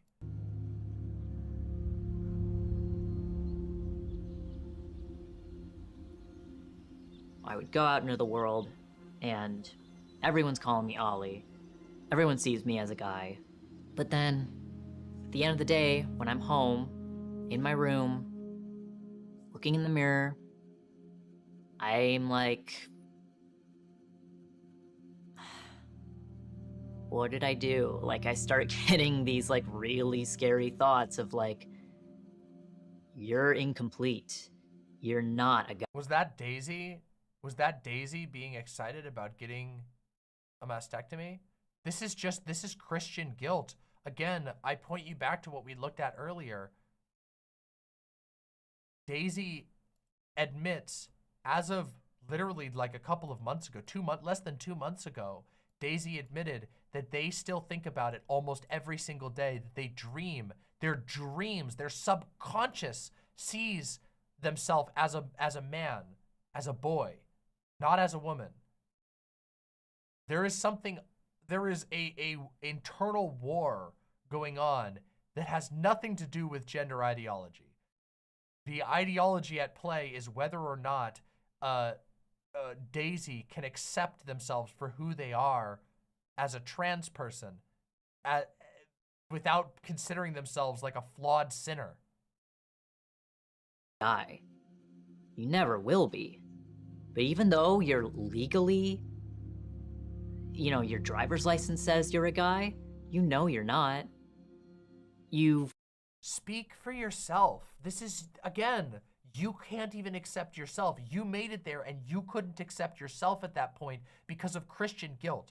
By the way, I'm not psychoanalyzing. This is what she has admitted on her own timeline, on her own Twitter. We just looked at it just a little bit ago. Go back and look at the tweet. She said it's because she's a sinner. It's Christianity that is preventing her. She was happy living as a guy, but she couldn't accept herself because of her Christian ideology. finally have expressed your true inner self or whatever, the thing that you wanted to do so badly ever since you were like 13, 14 years old. You did this thing to alleviate this gender dysphoria, you know, that wasn't there before, but you made it into a problem, and now your body image issues are worse. That's not supposed to happen. What do we do now? I just woke up one day, looked at myself in the mirror, and asked myself, what the heck am I doing? Because I realized no matter if I would have gone every surgery, continue with hormones, I realized I would have never been a woman. At best, I would have been a caricature of what I believed a woman was. Isn't it, now this is for my community explicitly, isn't it wild how the rhetoric that these people are using, that these detransitioners are using, is the exact same rhetoric that we see among like self-hating trans people and the Blanchardist people, this hyper-trans medicalists? This is the exact same talking points and neuroses. It's almost like these people were extremely happy at the progress that they made, but that there was people, not even society, there were people around them that were constantly invalidating them, that there was a milieu that they existed in that was undercutting them and refusing to support them. In the case of this guy specifically, his father abused him specifically for being trans. Don't you feel like that is fairly important to this? Nobody would help me because they had more concerns of me reversing everything. I just socially detransitioned, got the implant removed. So I had technically developed gynecomastia. Cryptid Cassie says, my first thought is of these ex-gay testimonials back in the day. Oh yeah, the mirrors are, this is identical. The current anti-trans movement is almost identical to the anti-gay movement, all the way down to the ex-homosexuals who insist that they're so much happier now that they just repress. Yeah, wild. My chest is not like it used to be, and it never will. I have scarring, numbness, and unfortunately, my nipples are completely different, to put it lightly. It has been taking a major toll on me since I realized what I've done. I was almost 5 years on testosterone.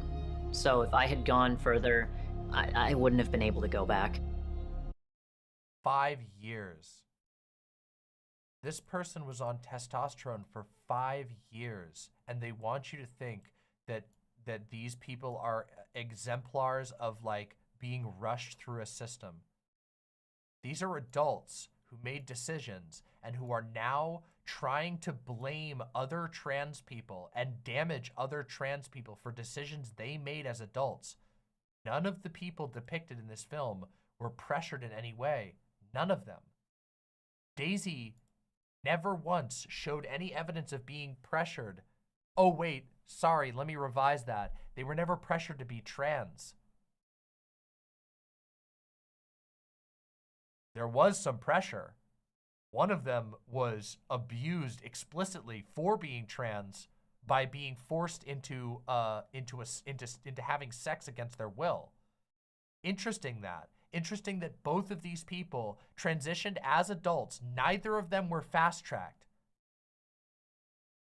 One of them was on hormones for 5 years. The other one lived as a woman for a long period of time. And yet this is the message of this is supposed to be somehow that gender affirming care is the dangerous part, and not that these people have other issues that they're dealing with that are completely independent of their being trans.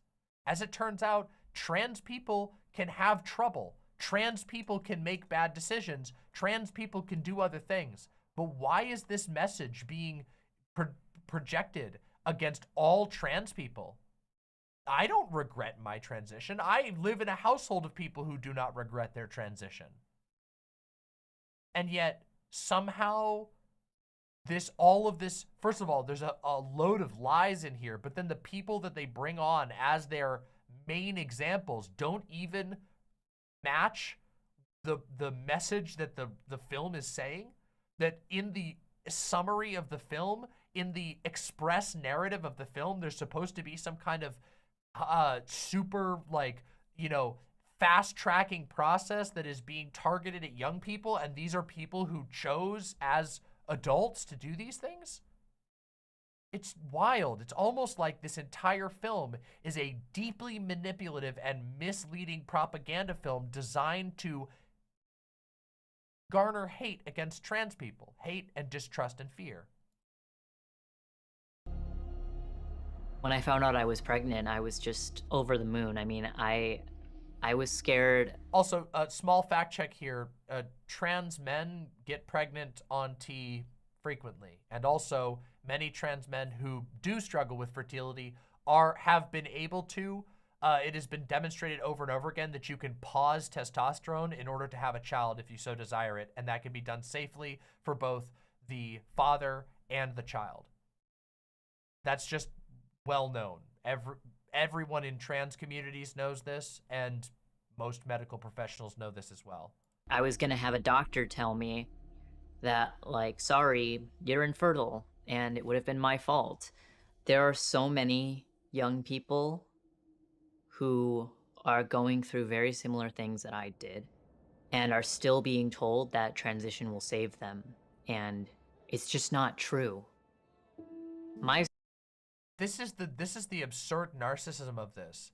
The entire first half of this was them showing examples of people being happy in their transition, and this one person who isn't happy with her transition and also isn't happy with her detransition because she's a filthy sinner and believes everyone needs to be Catholic.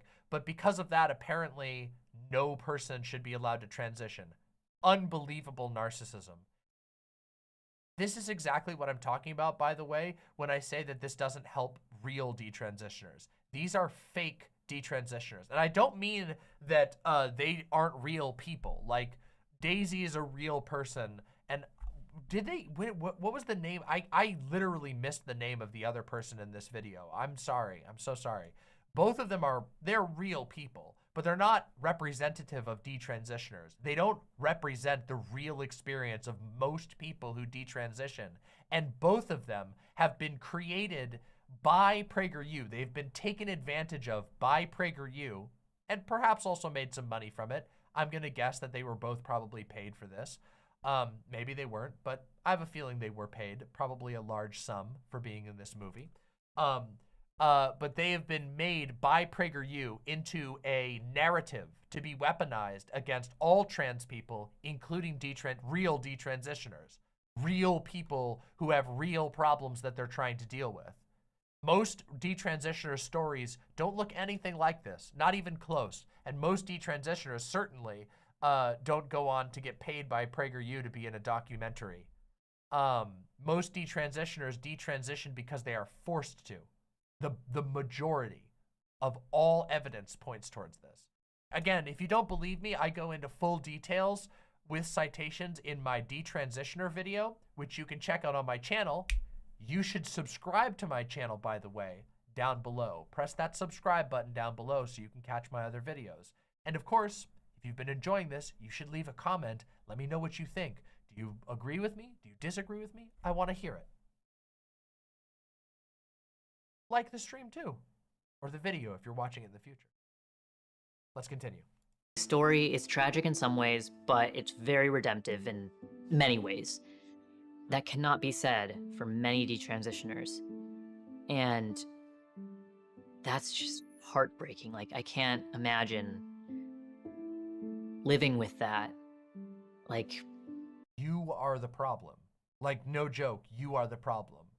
The reason why detransitioners have a bad name, which they don't really. In the trans community, almost everyone knows somebody who has had to detransition. Like I said, usually against their will. Almost everyone knows someone. Almost every trans person I've ever met knows somebody who's had to detransition, and there is no hate, ire, dislike, distrust towards these people. It is only towards people like yourself, Ollie London, all of these other detransition grifters. The detransition grifters aren't received well by the trans community because you're trying to stop the trans community from being able to live their lives, because you're actively going out and saying everyone should be a Catholic, and I personally believe that no one should be legally allowed to transition. That's the shit that you people say. That's why you aren't accepted anymore, because you are fighting against the trans community, because you are contributing to organizations like PragerU, pushing anti-trans propaganda out there. Detransitioners, real detransitioners, actually do just fine in the trans community. And in fact, there is much love, support, backing, literally direct aid available to them. The trans community is totally supportive of detransitioners, just not detransition grifters. I can't imagine what it would be like to regret a bottom surgery, or, you know, to be infertile because when you were a little child, like 12, your, you know, parents were manipulated into... Yep, and as Alora says, all detransitioners are welcome here in the Demon Mama community. We've got your back. Of course we do. No questions asked. We support anyone who's had to experience detransition. Though we do not support detransition grifters like these people. We don't support detransition grifters like Ollie London. We don't support detransition giga Catholic evangelists like Daisy. We don't do that, but we do support all detransitioners. None of the frauds though. Get the frauds out.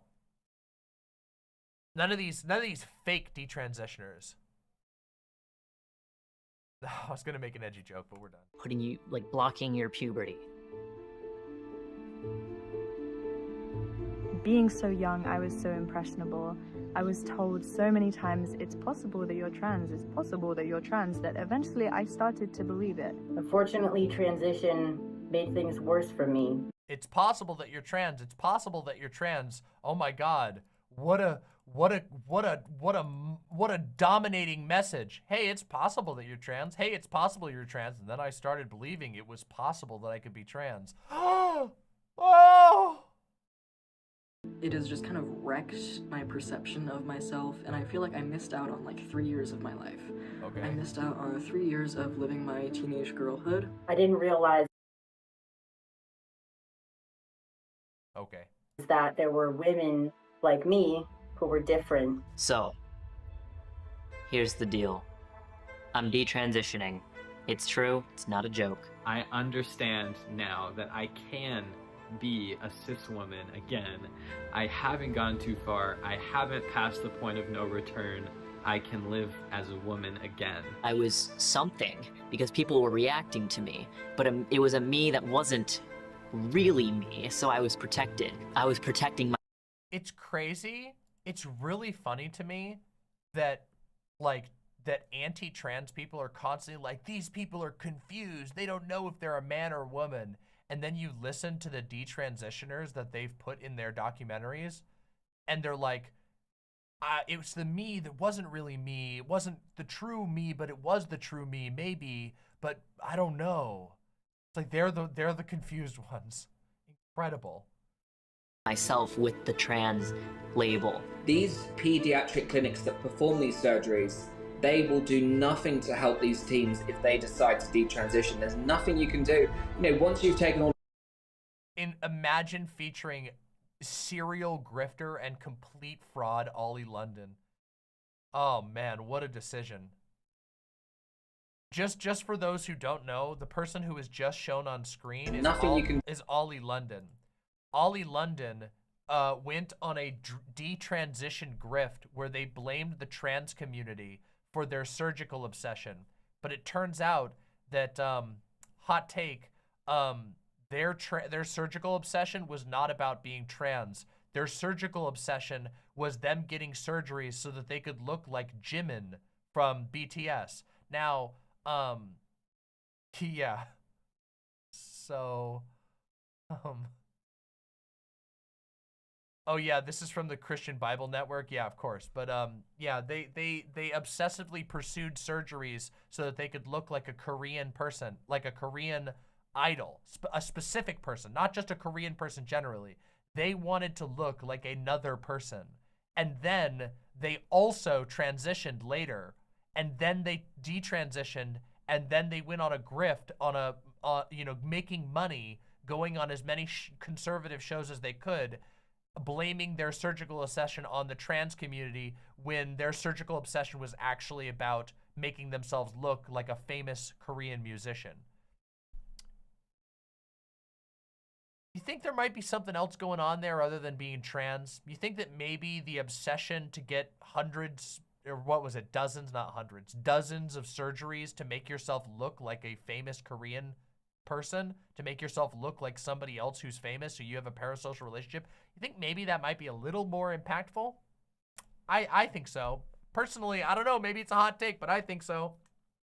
So, you know, once you've taken all those hormones, Billy, your body is changed beyond repair. You don't have to remove your... Also, flatly false. Hormones are largely reversible, especially within the first year. Very few changes from hormones are completely, are irreversible. And in fact, if you think about that, it actually it's kind of self-evident. Why, if hormones weren't reversible, how would taking hormones change anything in the first place? If you're assigned male at birth and you go through male puberty and hormones aren't reversible, then wouldn't taking estrogen do nothing? But it does. And that's because hormones are reversible. Hormones change your body based on what hormone is present. And yes, there are some things that are more difficult to change than others.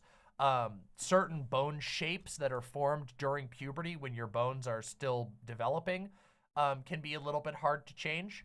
But most of the effects of hormones, especially within the first year, are completely reversible. Yeah.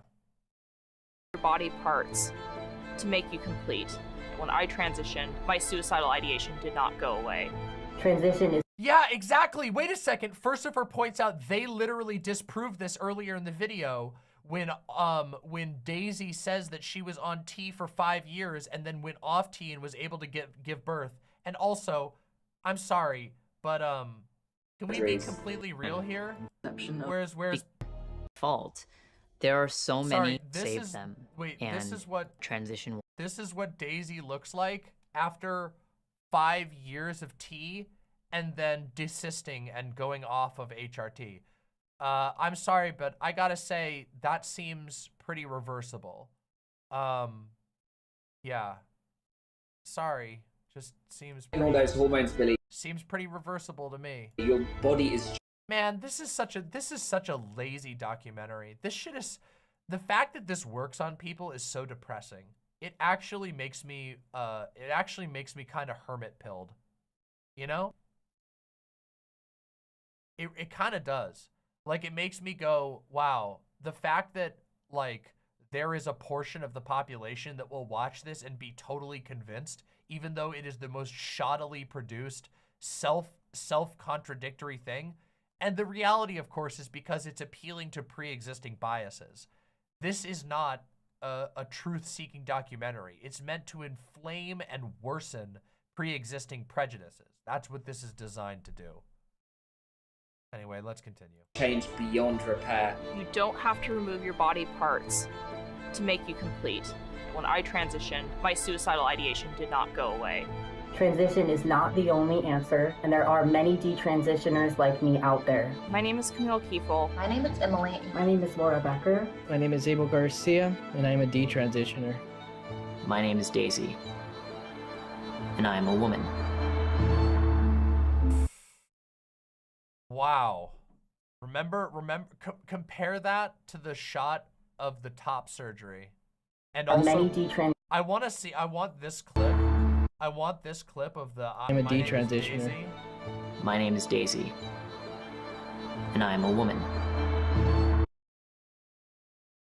I want this with the tweet up here of Daisy saying, I still dream about myself as a man multiple times a week. I can't stop thinking about it. Only Jesus Christ can save me now. Yikes. Yikes.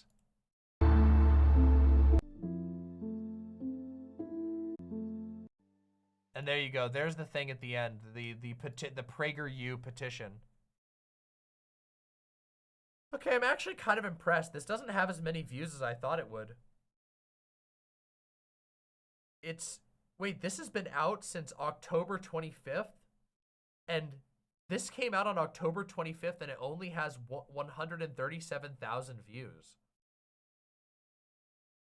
I think part of it is because, honestly, it's a very, very clumsy propaganda piece. They undercut themselves with their own guests. They should have just, if they were smart propagandists, they would have paid actors to represent other trans people, and then they would have basically scripted the entire thing. They would have said actor portrayal or something like that at the beginning and not had these people actually come on, because both of the detransitioners that they had on contradicted their narrative. Both of them didn't get fast-tracked. Both of them took a really long time, and both of them expressed extreme agency. It wasn't the trans community that controlled them or pressured them or anything. Neither of them even had examples of that. And Abel, I think, was the MTF detransitioner. Abel, the only example of extreme pressure that was received was their conservative father sexually abusing them, was the only example that they had. And that's just a massive undercutting to the message of this documentary. I feel like anybody who isn't already completely lost in the sauce is gonna see this documentary and go, wow, that's actually really fucked up. It actually kind of seems like the conservatives are the ones that are doing the damage here. The fact that it's like their families that were hurting them and not trans people, that all of the depictions of trans people besides them is basically trans people being happy and thriving. And then they have some random yuck from the fucking Manhattan Institute show up to be like, yeah, actually, basically they're shooting hormones into your mouth with those t-shirt guns from the baseball games. It's like, you know, it's like a Pez dispenser with HRT and surgeries. You go into a thing, you go into the corner store and they're selling you a free penis. And it's just like, dude, what?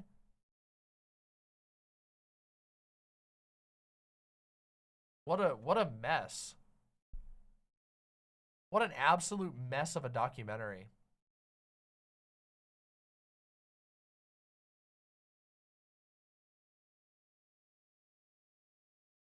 Constant contradiction. Yeah, pathetic, honestly. I know that this might seem like a hot take, but I don't think that this is actually going to like spark a wave of transphobia in like cis people. I don't actually think that most cis people are going to give a shit about this, because first of all, most cis people have no fucking clue what a detransition even is.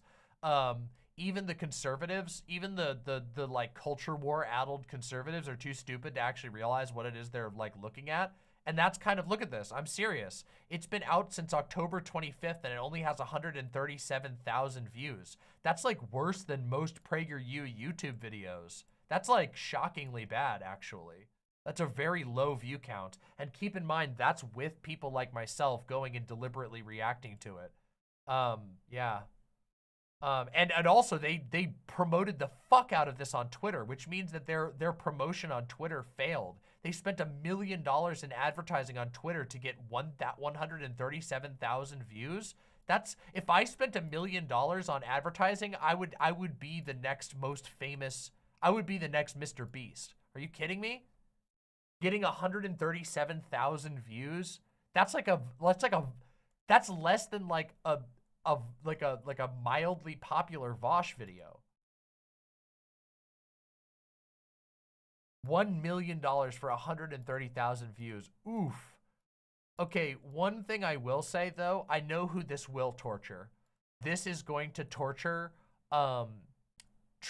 conservative trans people.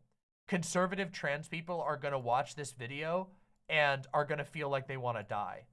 So basically, I can't help but feel like this is kind of a PragerU self-purge. That I don't know if they intended to do it, but that this is going to, like, all of the conservative trans people, of which there are not many, but there are some, they're going to watch this and they're going to all be miserable. And they're all going to feel like they need to do what Daisy did. Yeah.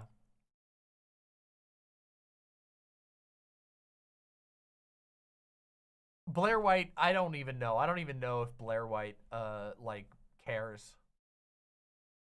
Yeah. That's like $7.50 a view. That's ridiculous. That's ridiculous. How many views did Vosh get on his channel reviewing this? Let's go find out. That's a good... That would be amazing, honestly. But okay, keep in mind. Hold on. Let's find out. Hold on. He was on his main channel for sure, right? He got 70,000 views. Holy shit, in 10 hours, Vosh got half as many views as they've gotten since the 25th of October. That's actually really encouraging. That's actually awesome. Okay, I want you guys better make sure that my reaction to this gets some views. By the way, if you're here and you enjoyed this, like, subscribe, and share this video. This video, I know that with the power of the imps, with the power of the hellfire of Demon Mama, we can get this video out there. My reaction has been poggers. This video was a sad embarrassment. It failed to deliver its message. All that it did was the most baseline appeals to prejudice, and they spent $1 million to get 137.9 thousand views. That's actually pretty sad. And I consider that to be a victory. The only thing that I think we need to keep in mind, of course, with this is that PragerU, and I think this is the important takeaway, PragerU is trying to build a silo. A number of other conservative organizations are currently trying to do this as well, where basically what they're trying to do is bring people in from YouTube and get them into their ecosystem on their own website.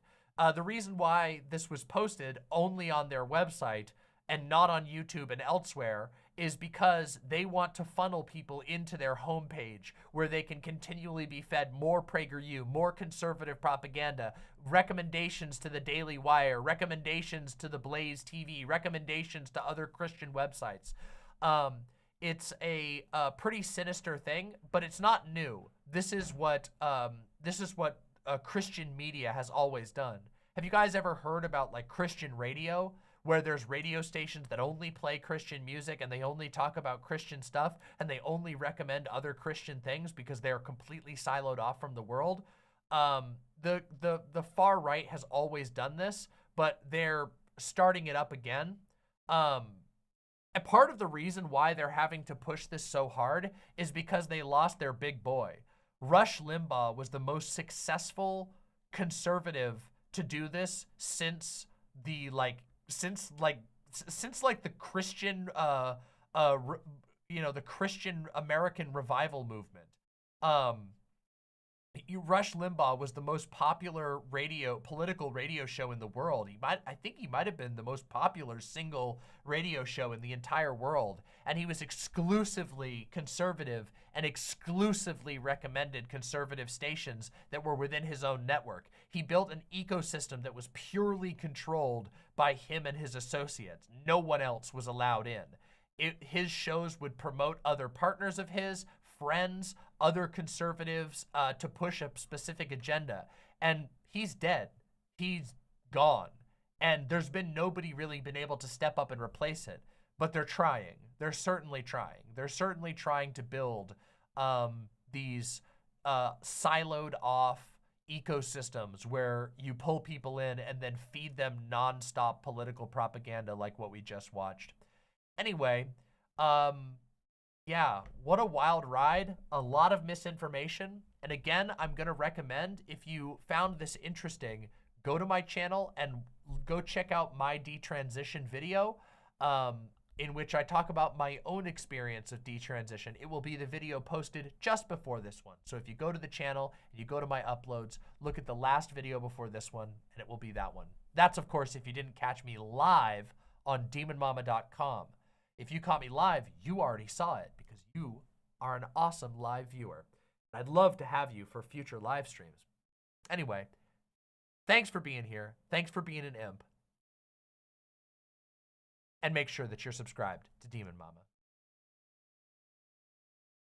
Oh, wow. That was a wild react. That was a wild react. Let me read all of the donos. We got a whole bunch of donos, which is really great.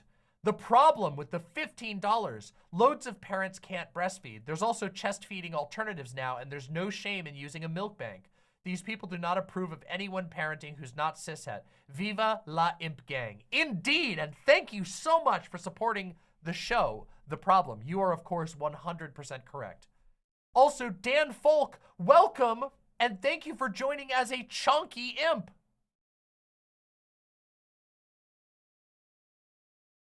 Deeply appreciate your support. Thank you so very much. And of course, now we're going to do the website donos. One moment here. Miyachua or Miyachua with the tier 3 sub. Thank you so very much. Oh my God, that's so generous of you. Thank you so much for subscribing at tier 3. Tyranax with the tier 1 sub. Thank you so much. Summer Earth with the tier 1 sub. Summer Earth says, thanks for being cool. You're welcome. Happy to do it. 3 Monic with the tier 2 sub. Whoops, need to re-up my subscription. Thank you for doing so. Deeply appreciate your support. Piftle Cakes with the incredibly generous tier 3 sub. Thank you so very much. Neapolitan with the tier 1. I finally watched Nimona and I loved it. I also watched another recent Netflix film called Fanfic. It's a Polish film about a trans boy coming out. Very cute. That sounds wonderful. Hey, you're going to sleep? You want to come in and say hi to the stream? No? Okay. You both going to sleep? Oh, I even was going to wrap up early. Now I have no reason to. I guess I'll just stream forever then. Oh, did you hear that? Doe wants to take me away from you all, imps. I'm just kidding. I hope you sleep well. I hope both of you sleep really well. I'll see you in the morning then. Going to bed early tonight. Well, I hope you're comfy in there. Bye. Love you.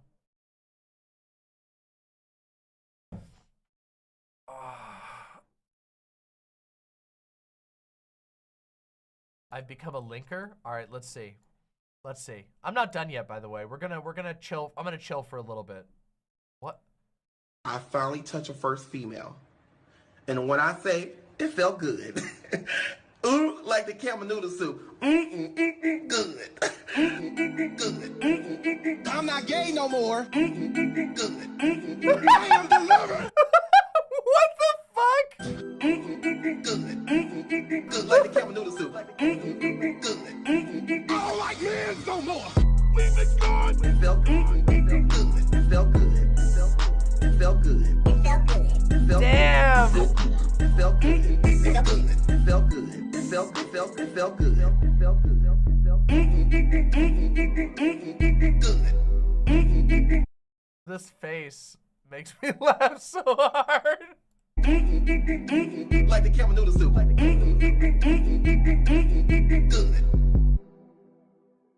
I don't like men no more. I'm not gay no more. I am delivered. I'm not gay no more. I don't like men no more. I am delivered. I'm not. Wow. Wow. Yikers. Damn, that is a wild one. That is a wild one. That kind of goes hard though. Not gonna lie. Linky, people want the link to this? Okay, here's the link. Here you go. Here's the link. There you go. You guys can have the link. I can't believe it. I can't believe you actually unironically want the link.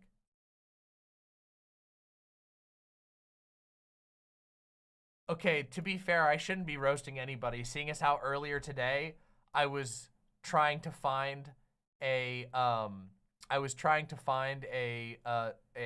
hold music that actually goes kind of hard. And I'm serious, it really does. It's from the Safeway hold line. I don't know if I can play it without it getting slapped, but some of you might recognize it, okay? It goes most hard like right around here.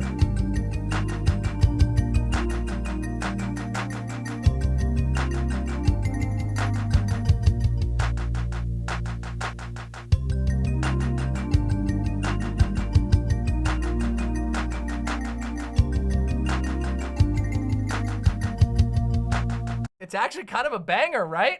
It's kind of a banger, right?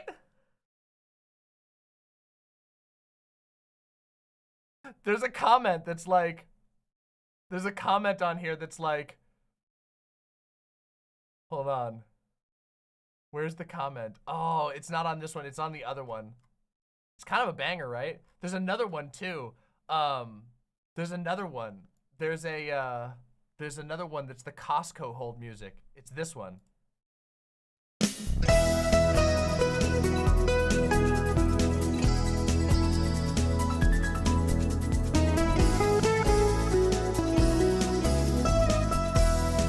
Beautiful! What the fuck is wrong with the hold music? Who gave them the opinion? I mean, wait a minute. Who gave them the right to go that hard? Huh?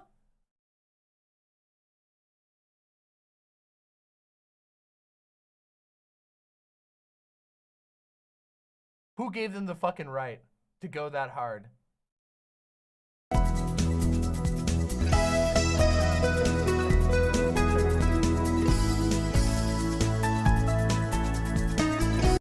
Actually kind of legendary, all right?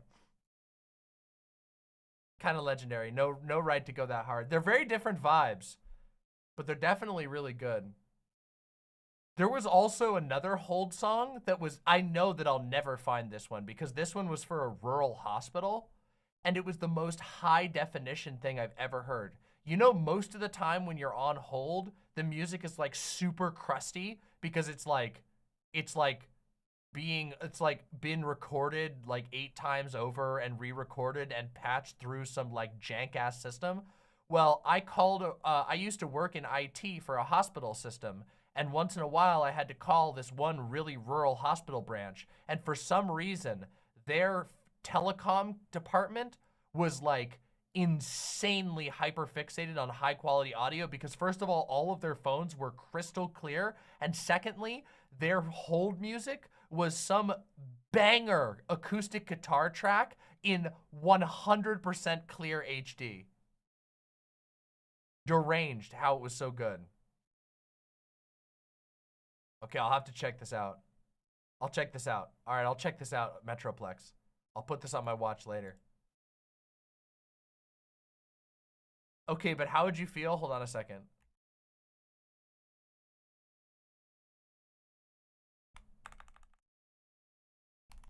All right, hold on a second. How would you feel?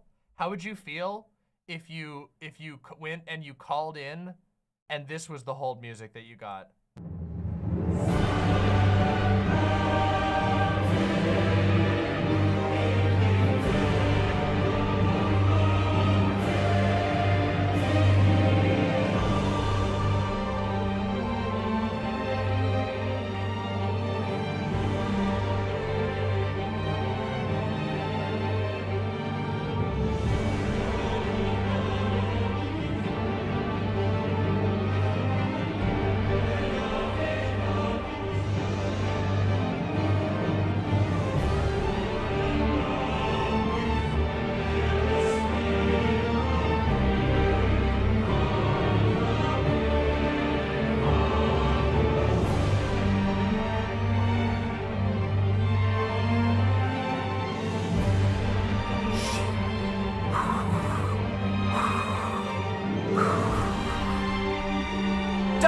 Rants! It's time!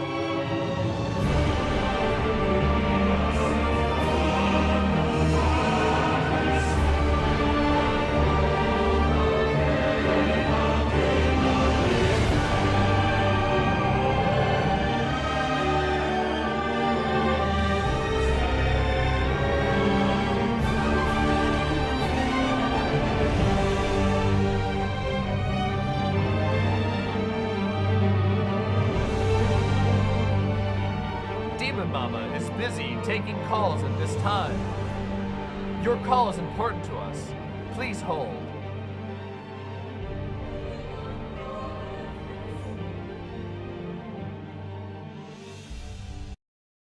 Hope Eternal, that was a banger comment.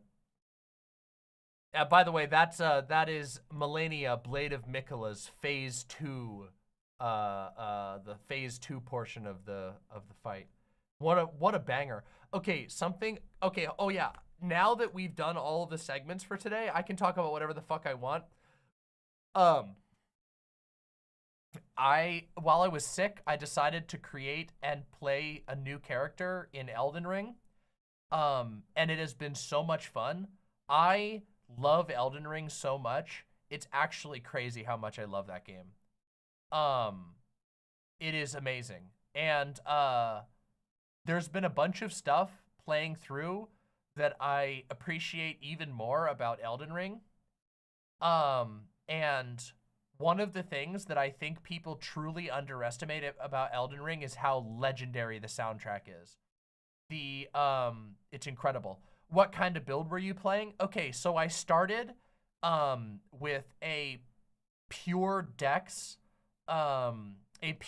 parry build. And the reason for that is because I've never played parry riposte in any Souls game ever. And I will say that I felt very skilled when I parry riposted, what's his name? Margit the Fell, like 8 times in a row in order to beat his fight with a +0 dagger and no buckler. I didn't even know that the buckler was better than the parrying dagger. I beat him with a +0 dagger and a parry dagger, which turns out the parry dagger is a meme, and I didn't know that. I thought the parry dagger would be the best parrying item, and then I went and looked it up after beating Margit the Fell with it, and it was like, no, the parry dagger is a meme. The best parry item is a buckler.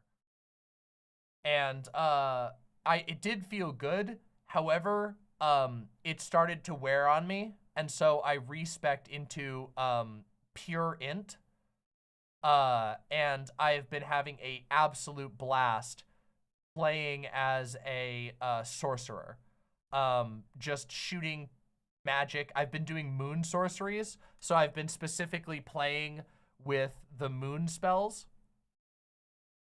No, not laser cannon. I've been doing moon spells. So I use the moon, and then I use Stars of Ruin. And I have a turbo buff Carrion Royal Scepter, and I have somewhere around almost like pushing to 90 int right now. It is, ooh, it's so good. Oh, it's so beautiful. But yeah, so the parrying is really fun, but there's a downside, okay? The downside of the parrying build is the fact that enemies that are like unparryable or mostly unparryable become extremely not fun to play against. So like dragons, colossal enemies are really not fun. And there's a lot of them in Elden Ring. Elden Ring really loves its colossal enemies. There's just something about like, they went crazy mode with the colossal enemies. So I was kind of like, all right, I feel satisfied. I beat most of the game, not most of the game. I beat the first like 25% of the game with a +0 rapier or a +0 dagger. So I felt pretty good about that. And then I beat the vast majority of the game, never upgrading a weapon. I just got Rogier's rapier and then the, what's it called? The the fuck is it called? The thing that you get from Edgar the Revenger. You get the free +7 halberd. So I used Rogier's rapier and the +7 halberd with ice enchantments. And I played almost the entire game with that until I got the Dark Moon Greatsword. And then I got my power spike. And now I'm rolling every single enemy that I look at. I basically look at them and they disappear. It was a insane struggle. By the way, I am so goddamn proud of myself. I turbo toasted the Falling Star Beast way under leveled. The full grown Falling Star Beast, the one that everybody complains about. Oh my God, I have to rant. I have so many funny things to tell you guys about. Don't go anywhere. This is so funny. Okay, first of all, extreme moment of validity, all right? When you go onto the wiki, onto the Elden Ring wiki, and you see hundreds of comments complaining about how hard and bullshit a boss is, and that only makes you feel more powerful, and so you decide to stubbornly defeat it using only the tools that you have at your exposure, which is an extremely under-leveled mage staff, a handful of spells, and a +7, basically unleveled since I picked it up, Rogier's rapier, and you decide that you're just gonna skill your way into beating the boss. Maximum flex. It's a ghost, okay? All of those commenters will get a tingle in the back of their soul knowing that they've been outplayed by some random person suffering from the cold in Washington. They won't understand that's what happened to them, but it will happen. It's like when you get the message in a FromSoft game that your message has been appraised and you're like, damn, that feels so good. You don't know who appraised it or necessarily which message just got appraised. You just know it happened. That's like what happened when I went and read hundreds of salty scrubs commenting about how bullshit the adult Falling Star Beast is. And then I just beat it with what I had. Amazing feeling. Also, no ashes. I have not been using any spirit ashes this entire playthrough. Although I'm about to change that. And the reason why I'm going to change that is because I'm going to start using the soul jars of fortune, which is the biggest meme in the entire world. I love those guys. They are little jar guys that do suicide bombs on people. They're really funny. But yeah, you've never used a single spirit ash and I am easily pushing 300 hours. Oh, VCC TV, you should change that. Spirit ashes are so much fun. They're legitimately so awesome. It actually bums me out that people, for some reason, when Elden Ring, okay, I know why it is. It's because it's toxic holdovers from the previous Souls games where people are anti-summons. But okay, so here's some examples of what I mean. Okay, so for this particular playthrough, I was deliberately challenging myself to learn how to parry because I've never done a parry build before and I was failing. I was at soul level 5 or whatever the starting soul level is for the Wandering Knight. I was fighting the Great Tree Sentinel over and over again just to learn how to parry. By the way, don't practice on that guy. He's incredibly difficult to parry. He's very bad to practice parrying against. I highly recommend practicing against the Beastmen of Farum Azula. Much more intelligent fight to practice your parries against. But I was practicing against the Tree Sentinel for no reason.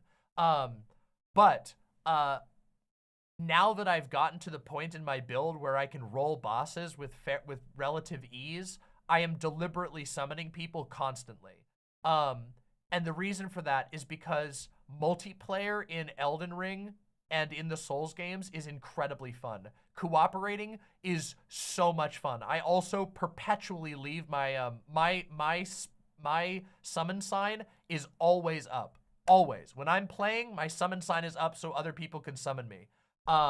It is so awesome. And I understand that people, like, I understand the desire to solo bosses because that's fun. And personally, I think it's a lot of fun to solo bosses. But if you've beaten the game before, you should not hesitate to play with summoning other people and getting summoned by other people because it's insanely fun. I don't know how to express it to you, but the amount of hijinks that you will get up to with other players while you're communicating with gestures and the little prattling pates. For those who don't know, in Elden Ring and in Dark Souls, there's no way to directly communicate with other players outside of using gestures like waving, bowing, stuff like that. And there's a handful of items in the game that let you say a specific phrase. So for example, in Elden Ring, there's one that it's like a pumpkin that you blow. It's like a pumpkin flute that you blow through, and it goes, "You're beautiful," or "wonderful," or "hello." They're very, very funny. And the DS2 ones are really good. But it is hello so good. Can we, oh my God, they're so good. Hold on, prattling pate, let me see.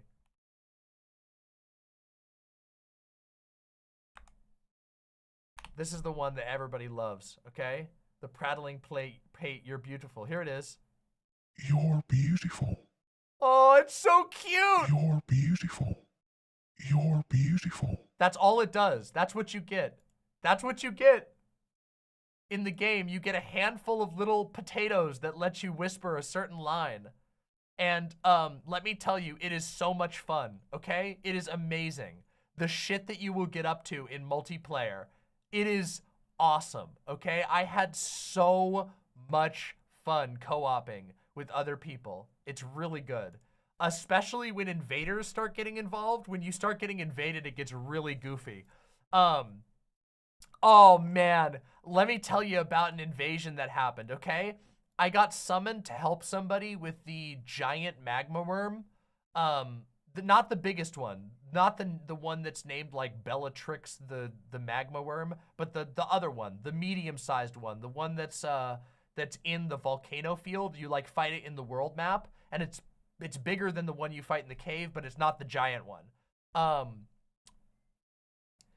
The one that's like out in the lava field. That one has a huge health pool. 2 people got summoned to help, and the moment we started the boss fight, an invader came in.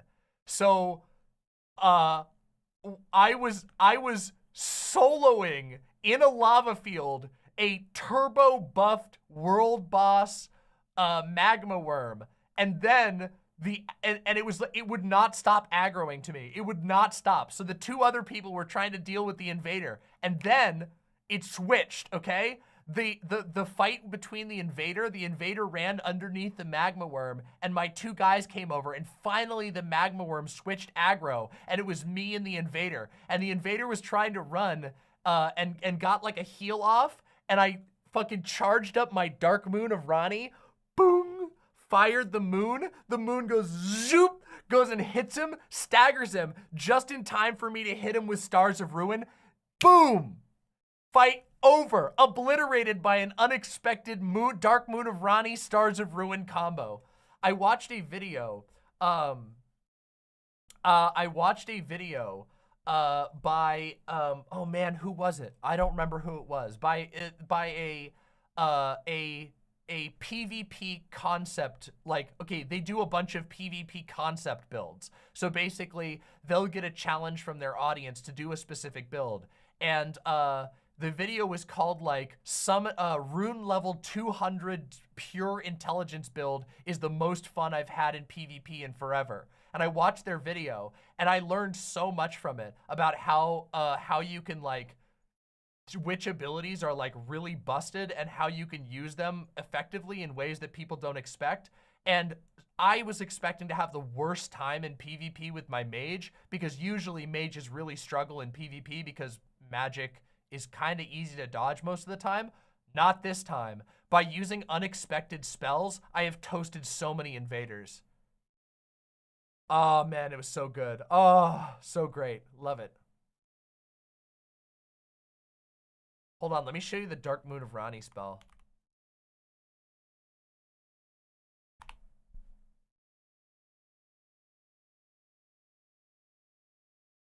They have just a shot of it?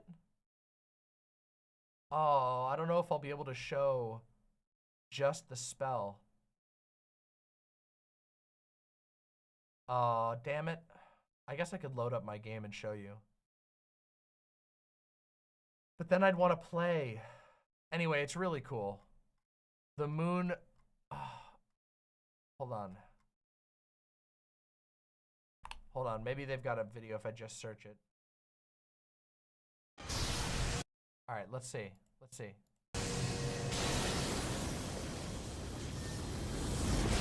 There's the moon. Watch. Boom.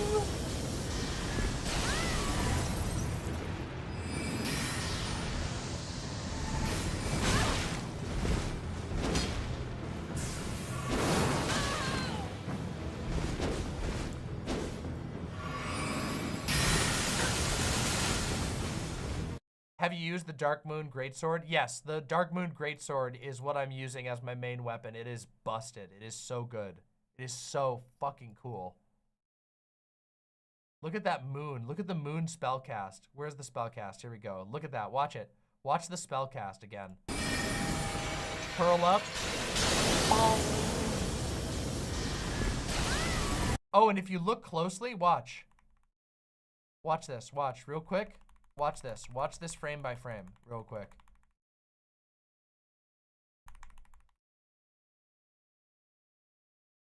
See right there? This is the other moon. The other player shot the other moon. There are two moon spells. There's the dark moon and there's the full moon. The full moon, the dark moon has a special ability, which is that it has a gravity well for projectiles. And if you watch it. If we go frame by frame, boop, boop, boop, gone. It pops it. It sucks it in. Ronnie's dark moon has a secret effect, which is that it absorbs other spell projectiles. So cool. When is the next Dark Souls stream? What time is it?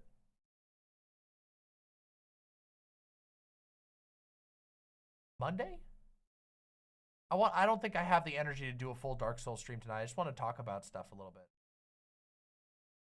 Daylight savings? Wait, does that mean I gain an hour? When do I gain an hour?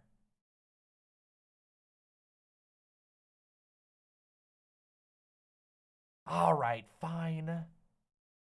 6 hour stream?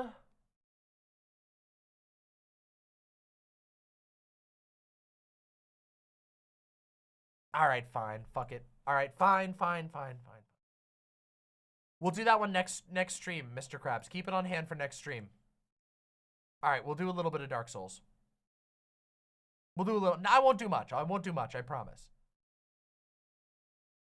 Also, I am so excited to play Elden Ring with you all. I am so goddamn excited to play Elden Ring with you guys. I can't even begin to tell you. Real quick, let me just show you, okay? Real quick.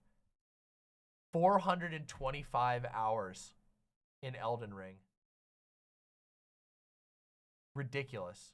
I am one achievement away from 100% achievements for this game.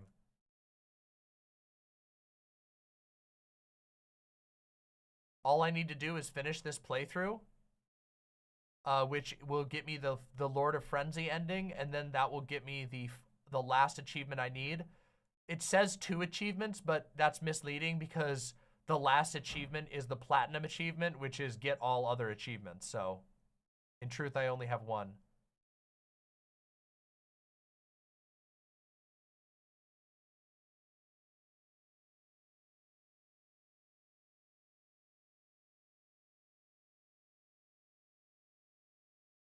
Uncle Gumbald with the tier 3 sub. Yay, being bad, staying up late. Thanks, Daylight Savings. Yeah, I'll play for a little bit.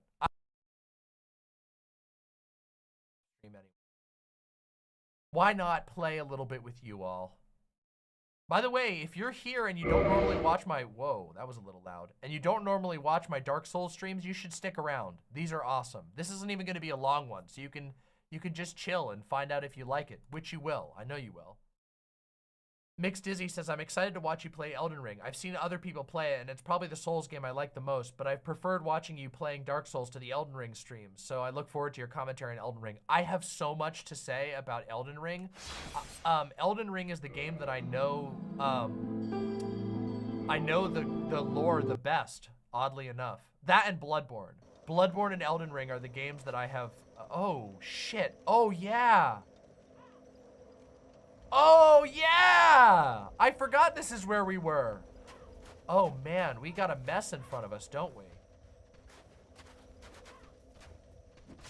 Oh, man. Okay, so couple quick things.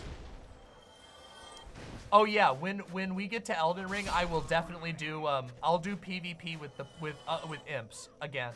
We will definitely do PvP with imps when I get to Elden Ring. No doubt about that. Absolutely. Are we gonna fight Priscilla?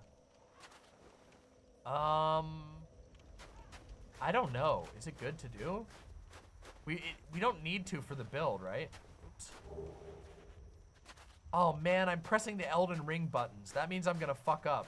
Oh no, I'm pressing the Elden Ring buttons. Oh.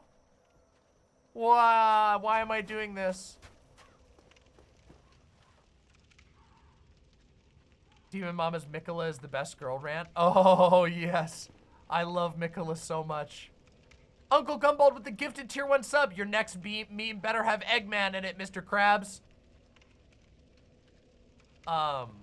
Excuse me, I clapped a number of impies, but I did get clapped by somebody. The person who was playing with the Raven Talons, that person clapped me really hard, which was pretty impressive, I'm not gonna lie. Where the fuck am I going?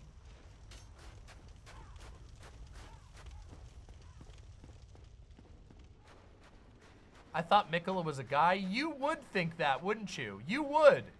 Well, canonically, Mikola is a little more complicated than that. Woo!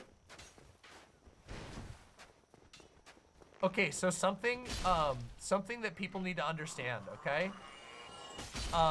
Elden Ring is so much harder than every other Souls game. And yet it doesn't feel quite as hard as every other Souls game. But it absolutely, unironically, is, if you know what you're looking for, you'll realize that it actually definitely is the hardest. But it is so difficult, but it's difficult in such a smooth way that you forget that it's as difficult as the other ones. I know that sounds really confusing and weird, but I'm dead serious. Oh shit. No! Oh. Holy shit! Obliterated! Aska says, is it though? Yes. No joke. Okay. I don't want to come off too strong. But the boss design in Elden Ring is fucking deranged, okay? It's absolutely obscene how crazy they went with the boss design. The bosses are so fucking mean, it's incredible. If they had put those bosses in a previous Souls game, nobody would have beaten it. Margit the Fell has the most deranged and cruel combos. Margit the Fell alone is the first, real boss that you fight in Elden Ring, and Margit the Fell is harder than 90% of the bosses in Dark Souls 1. And if you want to go really far with it, you want to talk about, the hardest boss in Elden Ring? The hardest boss in Elden Ring being Millennia, the Blade of Mikola. Her fight is so deranged. It was the first fight in the history of Souls where I truly actually felt, okay, no, sorry, there's been two fights in the history of the game where I truly felt like I was fighting with a god.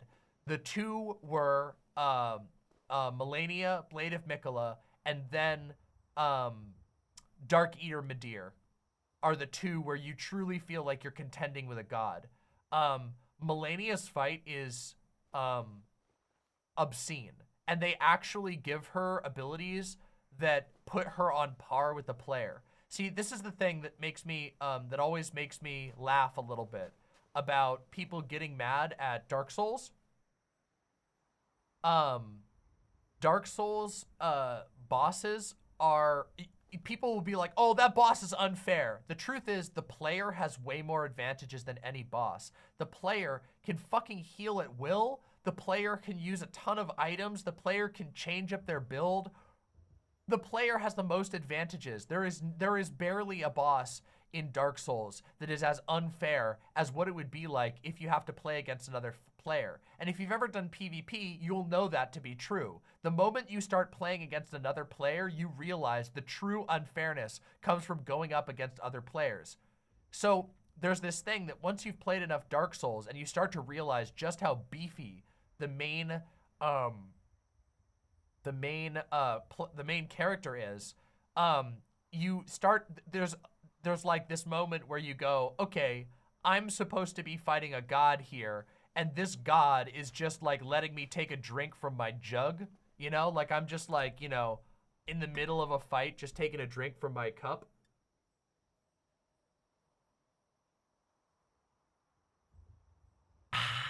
And the god's just like, okay, you can have your health back. Melania and Midir were the first two bosses in Dark Souls that made me feel like they knew they were dealing with a player, where Melania also heals herself with all of her hits. She life steals you perpetually. Some of her attacks are so quick and punishing that they almost seem undodgeable. They're not, but they're very difficult to dodge. It actually starts to feel like a god who wants to kill you and knows that you're a fight to be reckoned with. Same thing goes for Midir, where Midir is programmed to automatically get a cheap shot in if you panic roll. So if you dodge 3 times in rapid succession, he will just squash you with his hand, which a dragon should be able to do. If a dragon sees you rolling around like an idiot on the ground, he would just crunch you. So he does. Oh, also, Silent, amazing recommendation on that video. Chariot, I feel like you would really like this video. Silent sent me a video by, Tulok and something, Tulok and, I don't remember, Tulok and something. It is so up your alley, Chariot. Tulok and Mango.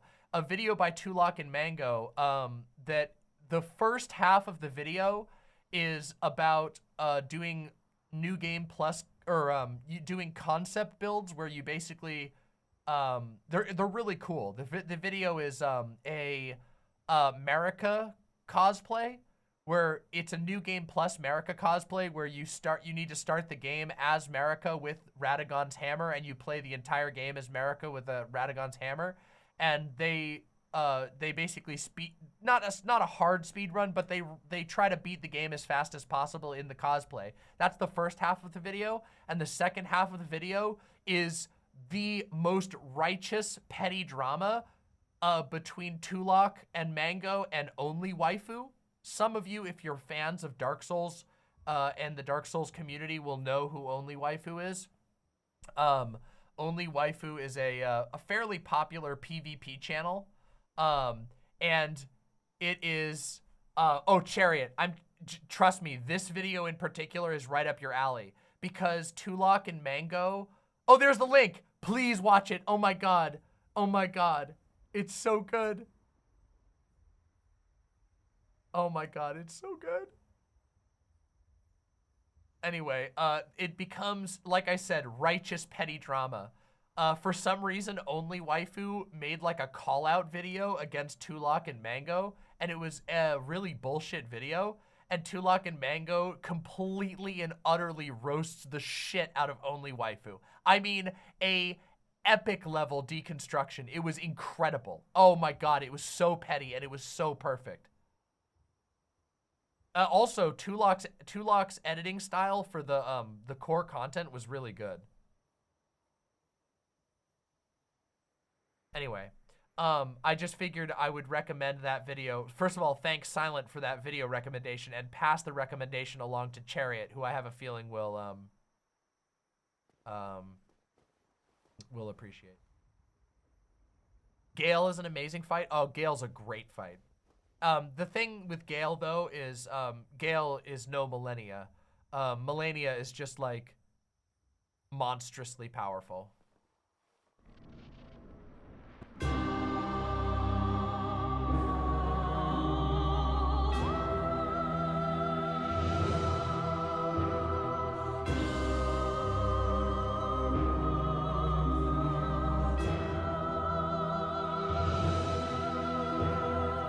Who art thou?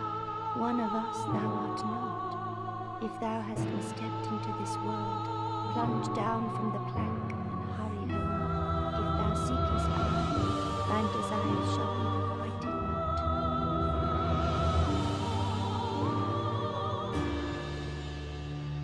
Thou must returneth whence thou came. This land is peaceful, its inhabitants kind, but thou dost not belong. I beg of thee, plunge down from the plank and hurry home.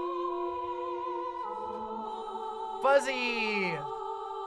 Fuzzy! Fuzzy tail. Fuzzy. Damn, she's got some killer eyes, huh?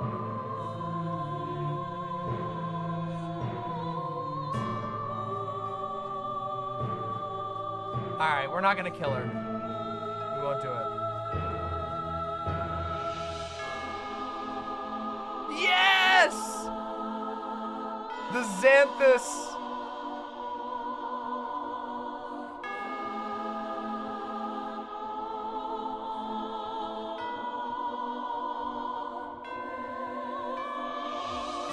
Woohoo!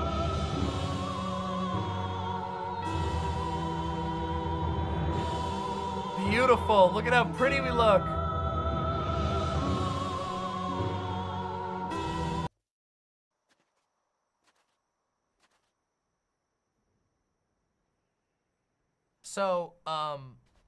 So that is an optional boss fight. That character is named Priscilla, and she is a half dragon. She has a fuzzy tail because for some reason, did it just make a comical stock orchestra hit noise? Did it just make, did that actually just happen? Did I mishear that? I don't remember that happening. Why did it do that?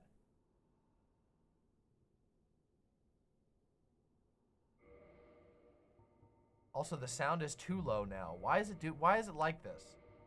I need to turn the sound back up, and the voice is up more because you couldn't hear the voices at all over the music. Anyway, that is Priscilla.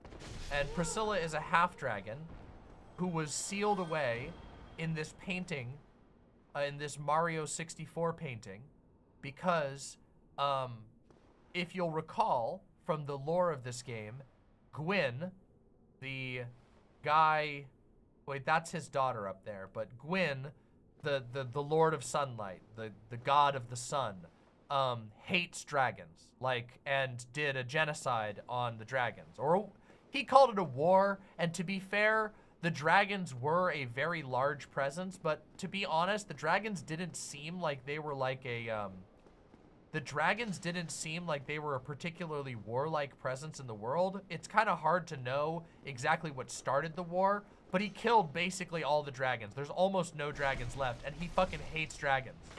And so, Priscilla, the half-dragon, is an abomination, quote-unquote, who is locked away in this painted world. And, oh my god, stop it! Oh my god, I'm gonna die!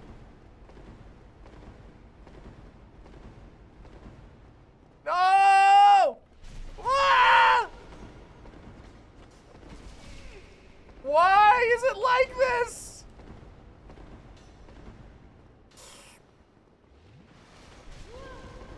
Ah! Well. Oh, man. Arobos, thank you so much for joining as a YouTube imp. Deeply appreciate that.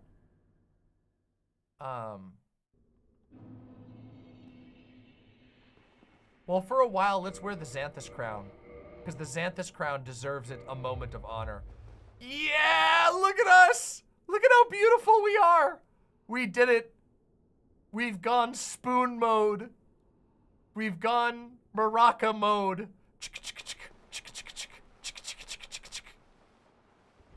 Oh no, it makes us fat roll though. Oh. Okay, we have to take it off because we can't fat. Okay, we'll wear it for a few minutes, but the fat rolling is going to be painful. Also, we need to go get our souls. Shit. God damn it. Oh yeah, let's read the lore of the Xanthus crown now that we have it. A mysterious item once worn by the Xanthus king, Jeremiah, the legendary exile. No one knows where it came from. The crown bears high-quality cloth, which is quite soft to the touch, but its bright yellow color stings the eyes, and it's clearly far too big.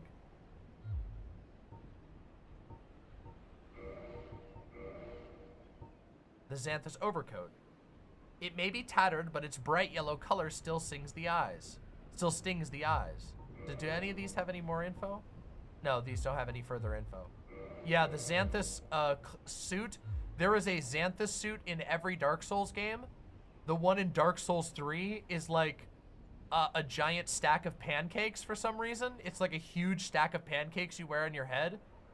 Or maybe like an inverted top hat that's huge. And this one, of course, is the meme hat. It's so good. I love it so much. Oh, if I swap the gloves, will it be low enough?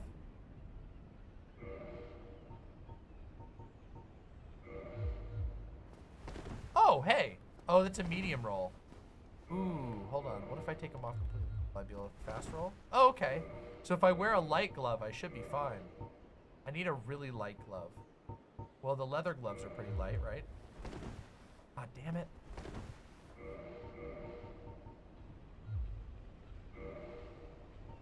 What's the lightest ones? Oh, these maybe?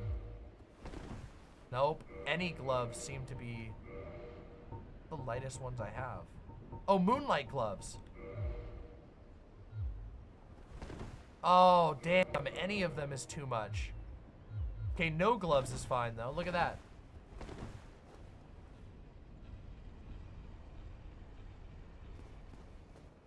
Okay, well, we got to get down there and go get our souls back.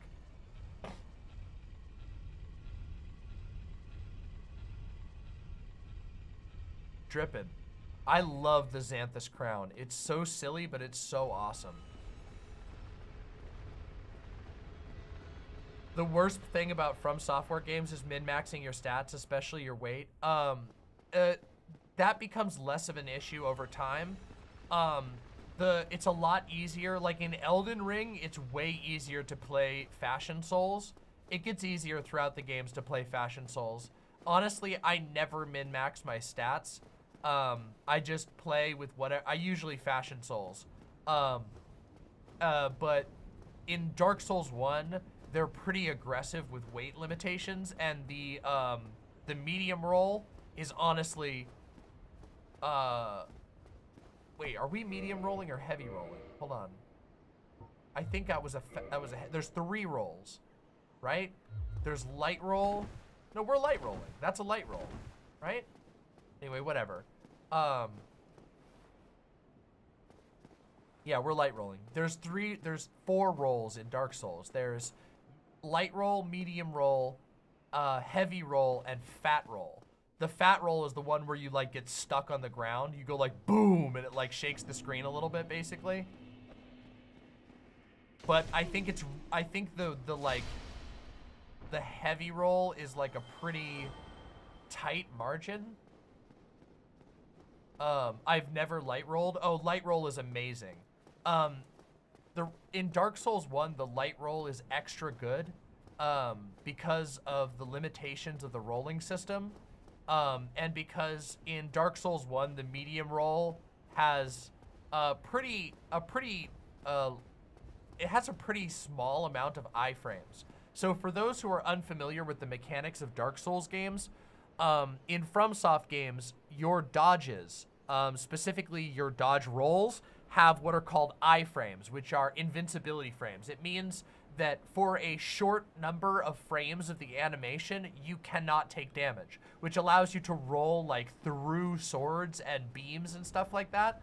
It's obviously unrealistic, but it's kind of necessary for the style of game that this is, and it makes for a really iconic feel to the combat.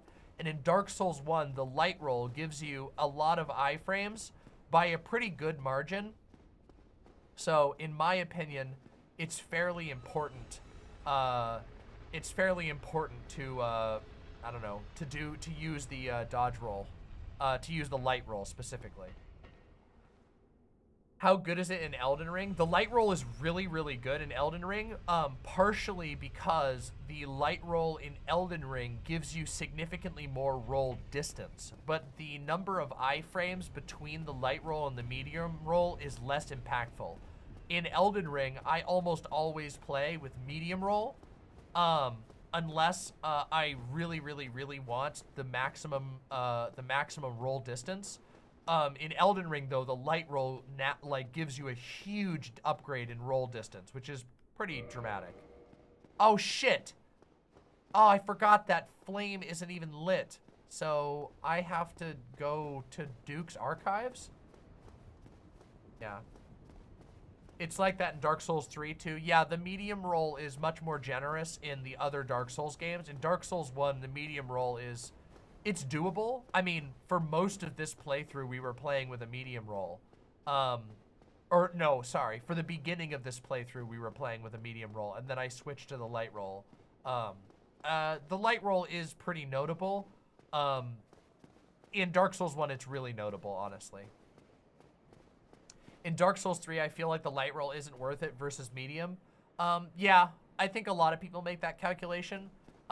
That said, I do think the light roll is still good. It's just they made the medium roll a little more forgiving to facilitate different builds. The necessity of Dark Souls 1's light roll, the fact that most people feel like they need the light roll in Dark Souls 1 means that your options for Fashion Souls is very limited, and that's unfortunate because obviously being able to dress up your character how you want is pretty awesome, you know? It's pretty cool. Man. Shit, here we go. Oh, I failed that. No! Not at risk.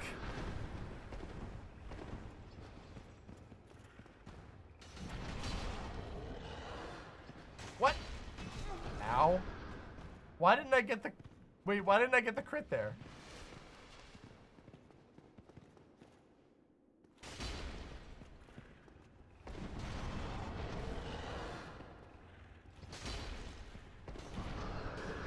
If this enemy was in Elden Ring, he would be moving faster than fucking light. In Elden Ring, when you fight a giant bull character, they move faster than your little horse, no matter how much armor they're wearing. You literally fight a bull made out of meteoric ore. It's a giant, like, 40-ton bull. It's like the weight of, like, a large fucking tugboat. And it moves around with the speed of, like, a normal horse. It's so incredible. They're so the arrogance in design in Elden Ring is really a sight to behold. Okay? It's really something else. I'm just telling you, it really is something else. This giant dragon sword is a banger. I'm really loving it. Oh man, there's another one. Okay, hold on. We gotta switch. We gotta switch because this one's busted for now. We're switching over to our lightning greatsword. Go. Oh, Antifa Pyro. I know, it is doing a lot of work for the meteor creature. Did you know that the falling star beasts are based off of antlions? Like, their life cycle is based directly off of antlions. Antlions, they start their lives as like little ants with big tusks that kind of look like a bull. Then they get really big and have a large head with big tusks. And then as their life goes on, they slowly morph into like a big, long, weird winged bug. I didn't even know that. I've known about antlions most of my life, but I didn't know that they metamorphized into like a big long flying bug. If you take that information in hand, you can actually see all parts of the falling star beast life cycle. The falling star beast starts as the little tiny bug with the big tusks that you fight with the juvenile version of the falling star beast, turns into the giant bull version in the adult, then transforms into the flies that you the weird skull flies, the like marble astral skull flies that are hanging from the ceilings of those caves, and then finally, in its full form, when it's a full adult, it becomes Astel, the natural born of the void. Really fucking cool. Super, super cool.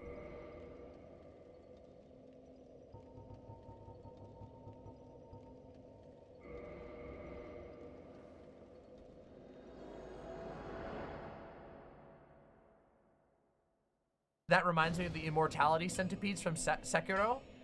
Cool fun fact: there is a direct reference to Sekiro in Elden Ring. The rune of death is a centipede in Elden Ring. The rune of undeath, technically. Well, it's both. Well, I've never heard of a black ember. How about leaving that ember with me? I find it strangely fascinating. Yeah, sure, dude. Yes. Well, thank you. This ember really is something special. I'm already under its spell. I sense great potential indeed. We need to upgrade our dragon sword further. Yeah, max strength greatsword.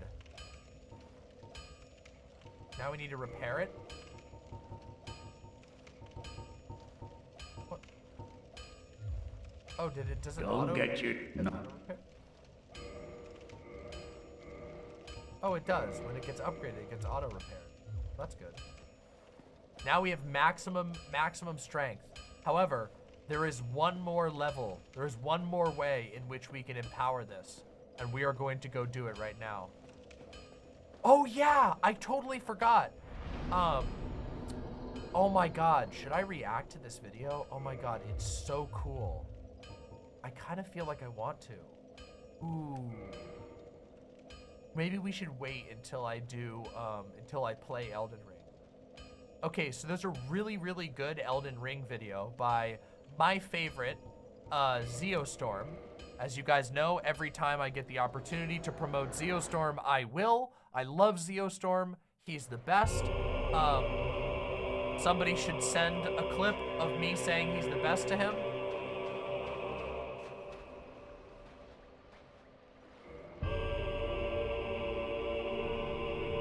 Boom.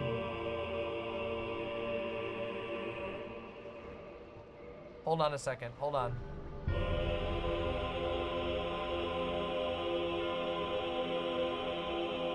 Look at us. Oh. Oh.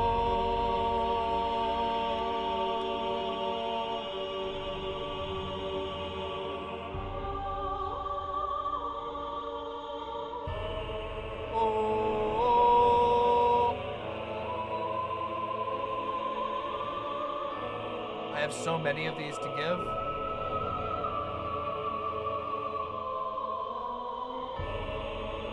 So, what I am doing right now, hold on, let me, what I'm doing right now is all dragon items and dragon abilities are powered up by how many scales you've given to the Ancient Stone Dragon. And I have a lot of scales. So by giving him a bunch of scales, my dragon sword and my dragon head will become more powerful. Which is important because we're doing a dragon build.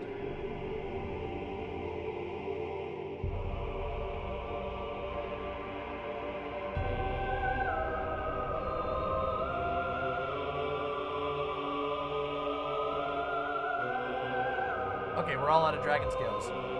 That should make us pretty buff, though.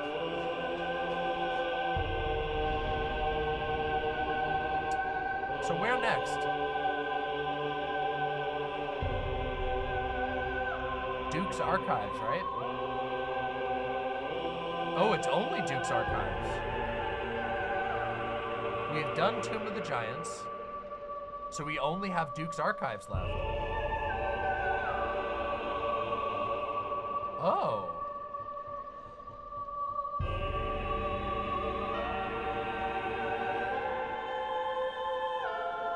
Oh shit, I didn't want to teleport to this one. Duke's Archives unlocks the DLC based. That's where we gotta go then. This is the wrong one. Oh wait, no, this is the correct one. So we gotta do Duke's Archives. I'm not forgetting anything, right? We already did the 4 Kings. We did 4 Kings. We did Gravelord Nito. Oh, Lost Acelaces. Oh, we forgot Lost Acelaces. Oh, Lost Acelaces. All right. We should do Lost Acelaces. We should save Duke's Archives for last so that we can do the DLC afterwards. Oh. Oh, Lost Acelaces. Okay, 2 things. First off, if you're wondering why I'm complaining about Lost Acelaces, Lost Acelaces is the one true flaw with Dark Souls 1. People complain about some things in Dark Souls 1, but they are mostly incorrect about it. Most of them is just bitching and moaning. The real true flaw with Dark Souls 1 is Lost Acelaces. It's an actually unfinished zone. The way the development went, they did not have time before the launch to actually finish Lost Acelaces, and it really sucks. Now I'll wait, Nerodio. May as well just go get Lost Acelaces out of the way. So it kind of sucks. But it's okay. It's not that bad, and we'll get through Lost Acelaces pretty quick. We should, or at least we should. I say that, might curse it. But the second thing, Zeostorm. Before I went to the dragon and the music exploded, Zeostorm did a really amazing video, which was a musical theory analysis of Astel, the natural born of the void. And it is a amazing video.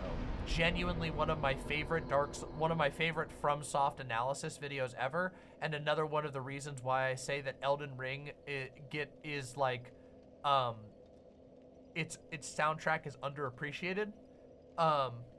If you are into music theory, or even if you have like the slightest interest in how music can aesthetically be used to tell a story, you should watch Zeostorm's video. It's actually a fairly concise video. I think it's like a 15-minute video which is a musical theory analysis of Astel's theme, and it is truly, truly awesome. Truly awesome. That's true, Chariot. I 100% agree with you.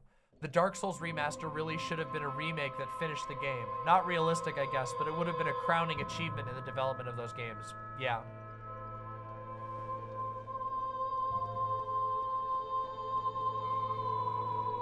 Oh man, this is gonna suck.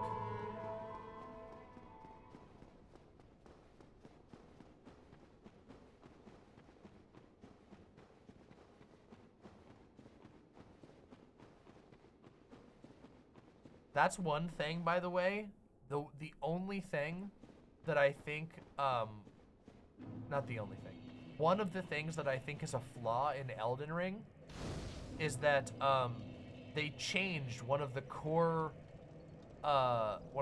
tropes of the FromSoft series that I really like, which is Elden Ring has a lot of passive music in a ton of zones. So like, when you're just wandering around the world of Elden Ring, there's like a multitude of like passive music that plays, kind of a la like Skyrim and the Elder Scrolls games, where like the Elder Scrolls games have very iconic like passive world music, overworld tunes and whatever, and they decided to do that in Elden Ring, but most of the FromSoft series, that is not the case, and you get these moments of just sort of like environmental ambiance. And I think it was a weird change for them to go in a different direction for that. And I kind of don't like it. Even though I do like the overworld music in Elden Ring, I do think it's really good and memorable. It's kind of a weird decision, and it I mean, look at this. There's something special to be said about just standing in the bottom of a volcano and listening to the weird groans of monsters and the bubbling of the lava. Like, listen.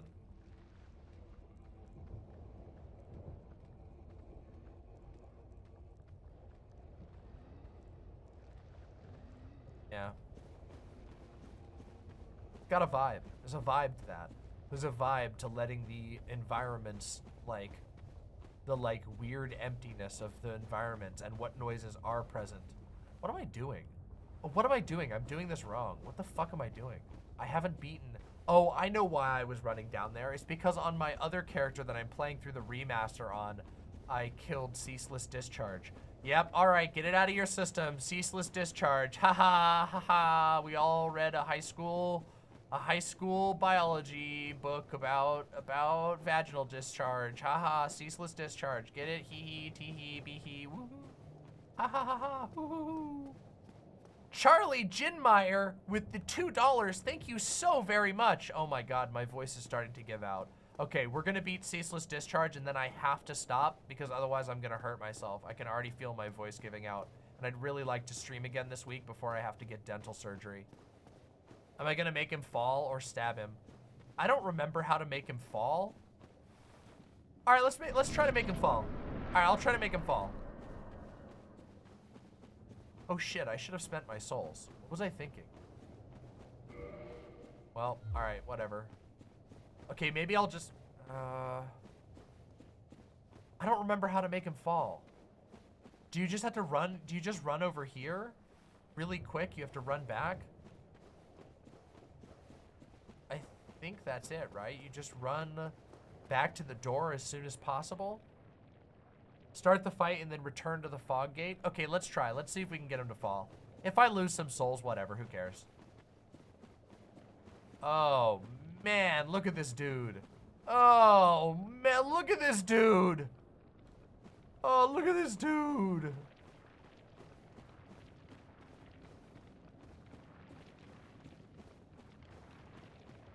Aww. He makes me so sad. He didn't do anything wrong. Ceaseless Discharge literally didn't do anything wrong. He's just kind of a weirdo. He really didn't do anything wrong. He's just weird. I mean, now he's gone kind of evil mode and he's making it... Whoa!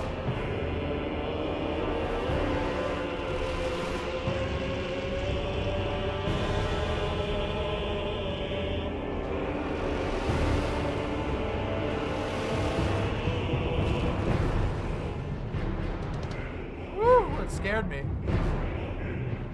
Cool music.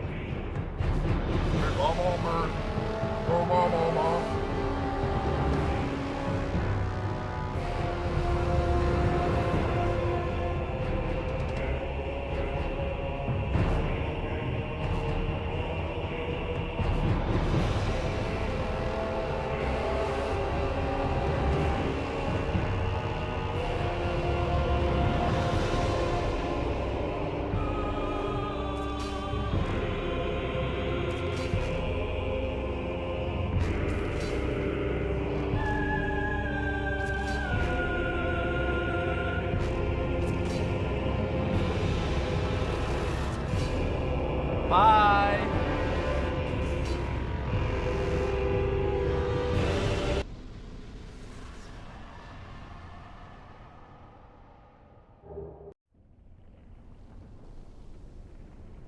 So yeah, that's the secret way to beat this boss. It's really funny. When I first played Dark Souls, the first 2 times I played Dark Souls, I seriously struggled against Ceaseless Discharge. And the last time I played it on my, when I played it off stream on my playthrough of Remaster, I found him to be literally the easiest boss in the world. He's so easy to dodge, it's crazy. But I found him so hard and so intimidating the first time I played the game It's also funny that like the devs seem to know that because they put in the cheesy way to beat him. If you run back to the door, he slips and falls off the cliff, and all you have to do is whack his hand, you know, like give him the old Mufasa treatment, and he falls. I always think to myself, that's not that far of a fall for a guy his size. Well, I mean, you could be right, but also I get the feeling, well, remember, the larger they are, the harder they fall. Also, I get the feeling that he's kind of fragile. The way that he's portrayed, I get the feeling that he's kind of got glass bones, you know? Like, if he fell down at all, I feel like it might kill him. And it's a bit of a tumble, if you look at it. It's kind of like, you know, if you had like a grandpa who's like 6'4", but he's like 90 years old, and if he falls down 2 stairs, it might be the end, you know?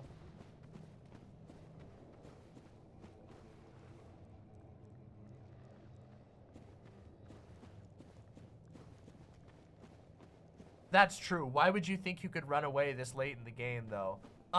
Oh, the first time I got here, I didn't get here late in the game.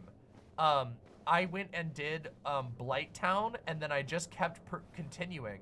A lot of players get here fairly early. I've learned that by watching other people who come to this game for the first time. There are actually a lot of players who get here really early on, because there's nothing stopping you from going over there pretty early. Yeah.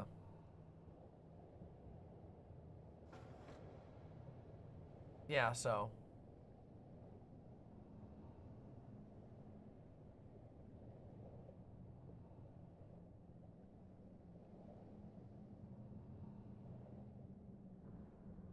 The first time I played Dark Souls, this was one of the first areas that like I followed my path through Blighttown and came down here, and then I was completely terrified by encountering Ceaseless Discharge, because he was the first like big guy since the Taurus demon that I'd seen, and he was fucking enormous and really scary. Oh!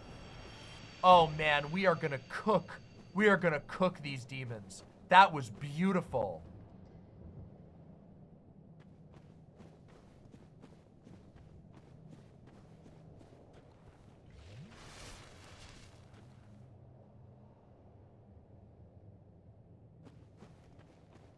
Oh man, this is gonna be so annoying. Look at this. Look at this embarrassing enemy placement. Just look at that. Oh man, it's so embarrassing.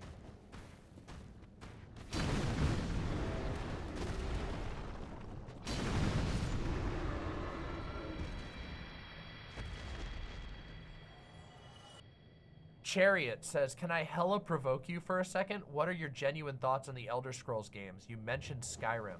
Oh, yeah. Hold on a second. Let me kill these guys, then I'll close the game, and I'll give you my thoughts on Skyrim while I'm not being distracted by Taurus demons. Not just Skyrim, Elder Scrolls generally. Oh, you've got to be fucking kidding me. Really? Damn, that thing eats so much.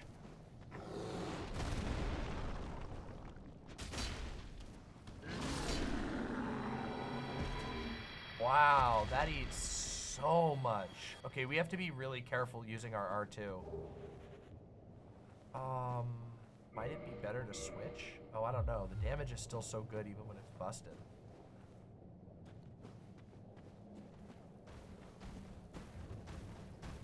This is bad.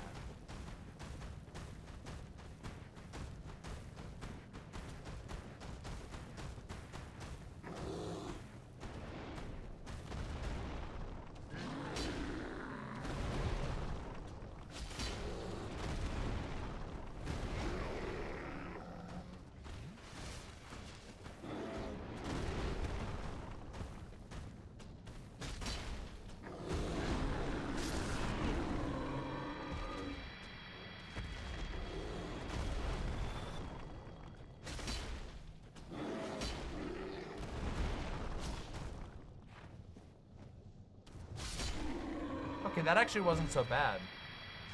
Thank Thank you. Isn't my hat wonderful? It's one of my favorite hats in the entire series. I honestly wish that you could get, I wish there was, okay, the cool thing is there is a equivalent to the Xanthus crown in Elden Ring. And I love it. And I've also been wearing it for most of the game. It's a secret item that you can get by completing one of the really long side quests. And it's very similar, but it's not the same. And I really wish that Elden Ring just had their own straight version of the Xanthus crown, because it would be so awesome. Ouch. Oh, no, no, no, no, no, no, no, no, no, no, that's gonna kill me, that's gonna kill me, that's gonna kill me. Ah, fuck. Oh, man, the lava. Getting knocked into the lava was the end. Oh, that's so annoying. Huh?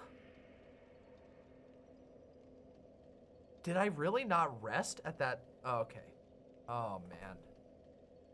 That really, all right, let me get my souls. Let me get my fucking souls. Hold on a second.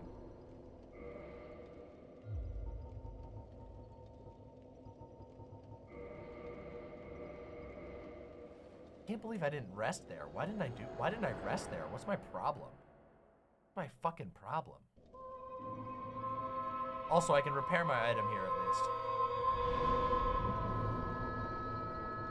Oh no.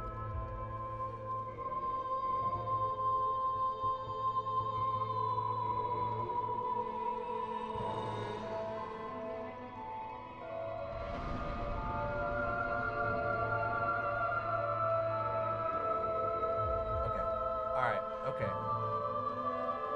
Wrong way, wrong way. So this is our problem, right? Wait a second. Do we have the dragon bow?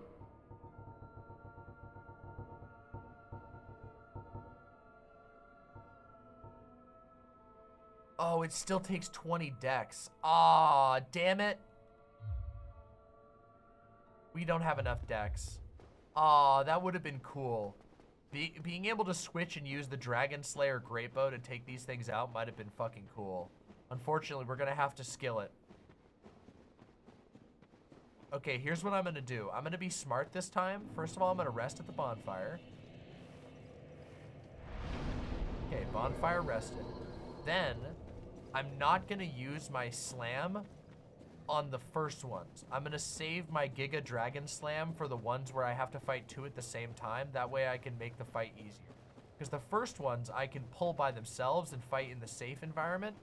And then the later ones, hey look, I've gotten back into the habit of using the furled finger from playing Elden Ring. Good old furled finger. Oh wait, they don't respawn? Wait, I thought they did respawn. Do they literally not respawn? Wait a minute, did they change that? They definitely fucking respawn. Hold on a second. These fuckers definitely respawn in the remaster. I think they changed that. In the remaster, I had to fight these guys. I had to kill all of them. I swear to God that in the remaster they do. The last time I was in here, I would almost be willing to put money on it that they respawn in the remaster, which is crazy and a crazy decision to make.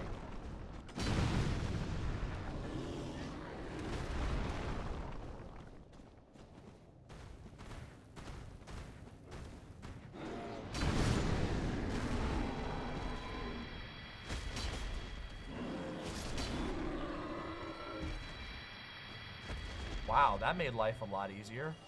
Holy shit. All right. So wait, we should get these items, but I don't have, do I have what I need for that? Do I have flop sweat? I don't think I have flop sweat. Do I have the set? Do I have the anti-fire set? Oh man, I don't know if I'm gonna be able to do it.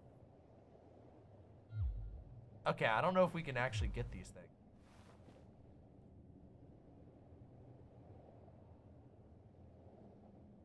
There's a ring that helps too? Yeah, but I don't remember. Do we have the ring? I don't think we have the ring. Oh, we do have the Firestone plate ring. Okay, we might be able to do it with the Flamestone plate ring and the fire resist set. Hold on, let me get the fire resist. Fire resist set is that is the gold hemmed. Fire defense is 20. Is that the one? Red set. Yeah, gold hemmed is like the highest fire defense.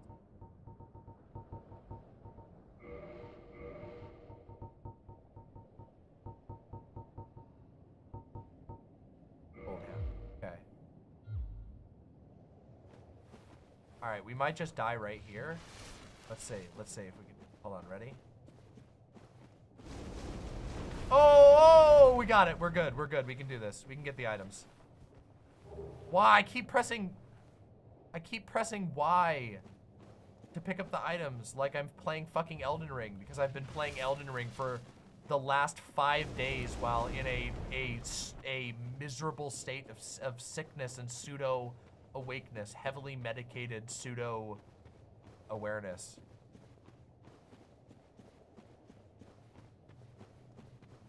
I want to beat the centipede. I want to get these items, and then I want to see what people have to say about my Elder Scrolls opinions.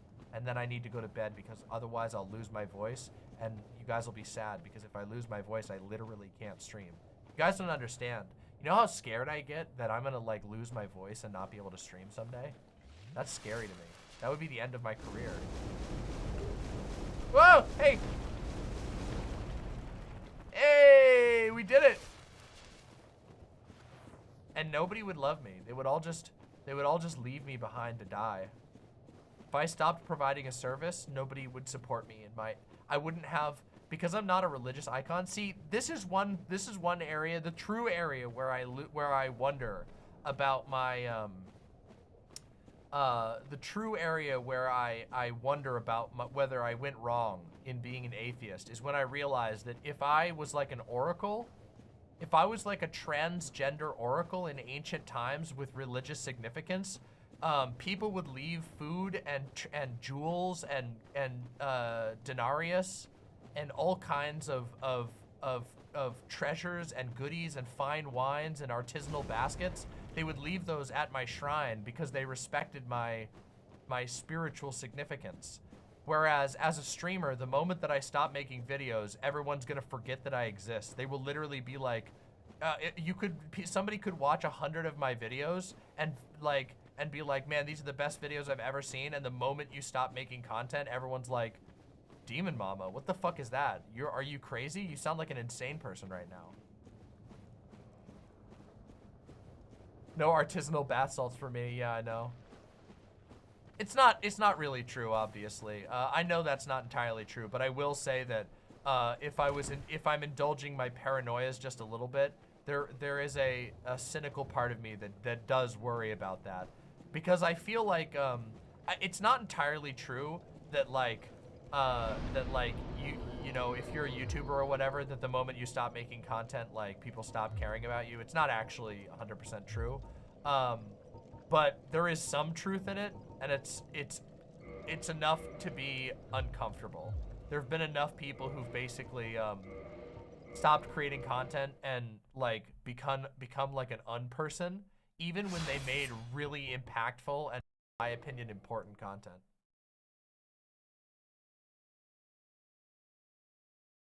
Okay, but Uncle Gumball, that person does deserve to be forgotten. Of all the people who deserve to be forgotten, that person absolutely does. Do you remember when that person brought a weird demon puppet on and made fun of me with a puppet?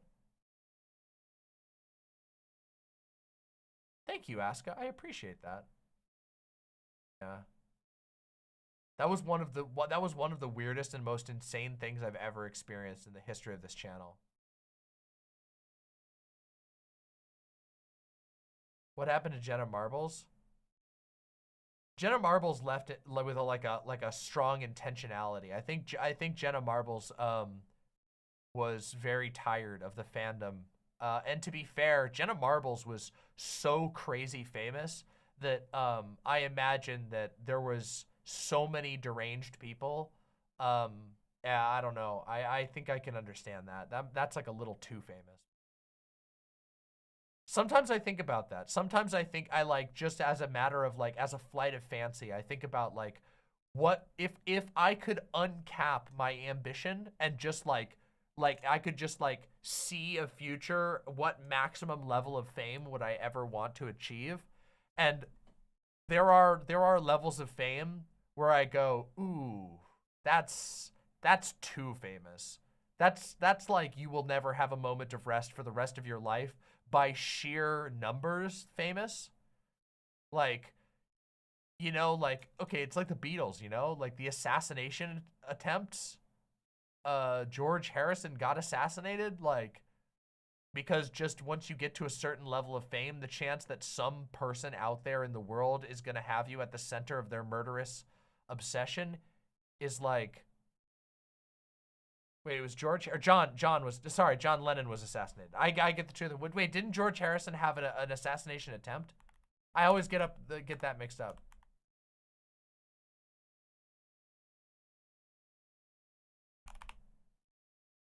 Yes, he did. He was attacked. It was a failed attempt. Someone attempted to assassinate him.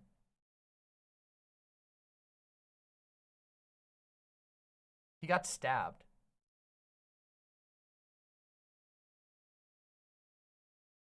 It was John Lennon. It was John Lennon who, it was John Lennon who got killed. Okay, let's talk about Elder Scrolls before I go to bed. Elder Scrolls, everybody. So, the Elder Scrolls. Let's talk about Elder Scrolls. So the first Elder Scrolls game that I ever played was the Elder Scrolls Morrowind. Morrowind was the first one that I ever played. And it was a weird experience the first time I played it. The Elder Scrolls had been extremely, extremely hyped up to me by a friend who was this was in middle school. He was really, really into the lore, and I didn't know what the fuck he was talking about. But he was super into the lore, and so he had to show me the Elder Scrolls. And when we played, it was one of those situations where he didn't really let me play. He just kind of played and told me about it. He was like, look, this is Elder Scrolls. Watch me play Elder Scrolls.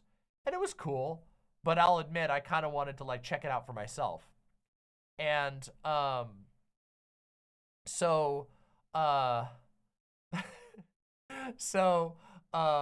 then I picked it up a few years later on sale at a local game store for PC.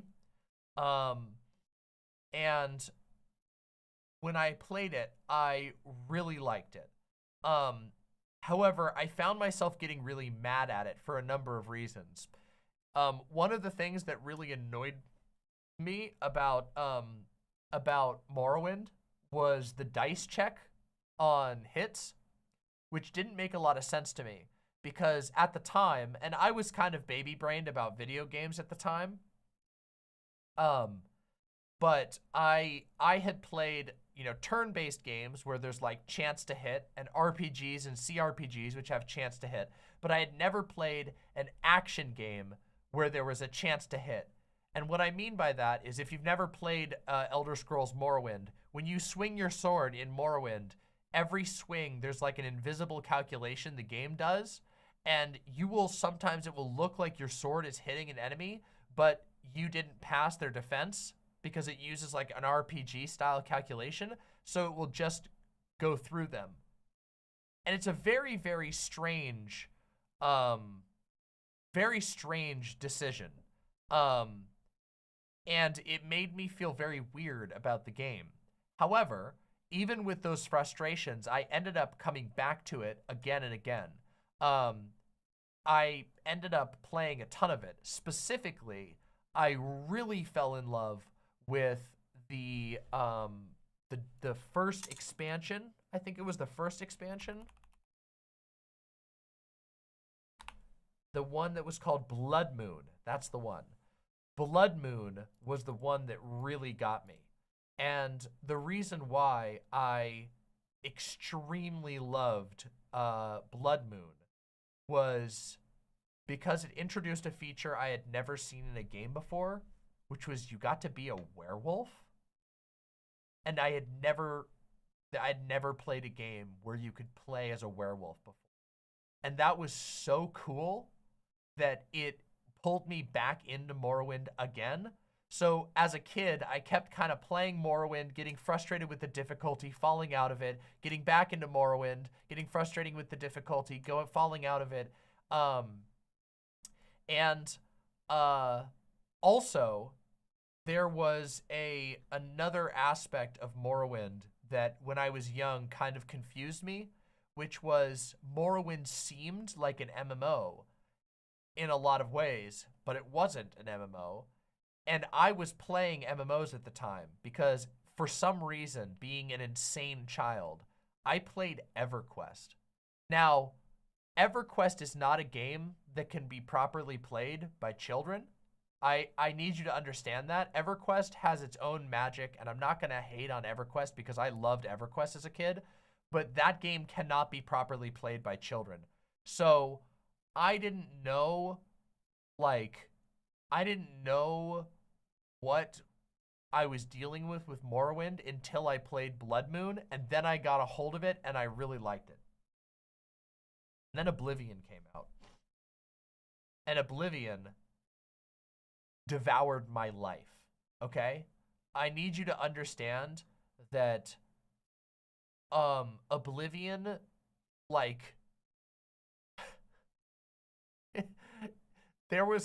Oblivion ate a part of my brain for so long. Through high school, I played so much Oblivion. And not just that, it wasn't just me. It was me and all of my siblings were playing Oblivion, and all of my friends were playing Oblivion, and everybody was constantly referencing Oblivion.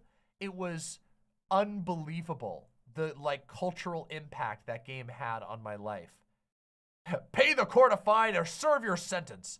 It's actually crazy how much I fell in love with Oblivion.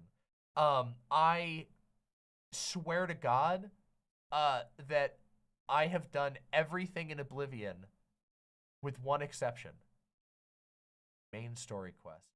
I never, ever finished the main story quest in Oblivion.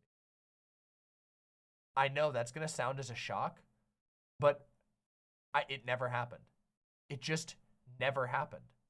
I never did it. I was always chasing every other side quest. I was always closing every single Oblivion gate, and I never finished. Actually, wait a minute. Maybe I did eventually finish it? I don't remember. If I did finish it, I don't remember what the last few bits of it. I remember getting to the part where the Giga Oblivion gates open up, and then I remember getting to a part where the little dweeb guy, the little dweeby guy that you're helping the entire game, he turns into a dragon, I think. Right? I think he turns into a dragon. And that's all I remember. I don't remember anything after that. But I played so goddamn much of Oblivion, it's not even funny. I secret hunted. I beat the main story of every single expansion of all of the expansions. The Shivering Isles. The Shivering Isles is amazing. I'm not even kidding you. The Shivering Isles is one of the best pieces of one of the best expansions of all time. I would put it up there alongside Brood Wars as far as in comparison to a expansion that almost outshines the game that it's expanding. Shivering Isles is absolutely beyond the pale. It's incredible. And people forget about Shivering Isles. People remember mud crabs, and they remember, saw a mud crab the other day, nasty little thing. People remember all of that. Stop right there. What's the other one? Why, thank you, kind sir. They remember that. They remember that kind of stuff. And they always forget the Shivering Isles, where in the Shivering Isles, you just, everything about it is, they just were like, whatever, we're gonna go there. You're gonna meet, the side quests are gonna be absurd. The world design is gonna be off the walls. It's a completely different direction of design from the main game. The quests are really weird and convoluted. The world looks deranged. Like half the world is stylized like super gothic and depressing, and the other side is it's literally called Mania and what's the other one? Mania and Miasma? What's the other one? I can't remember.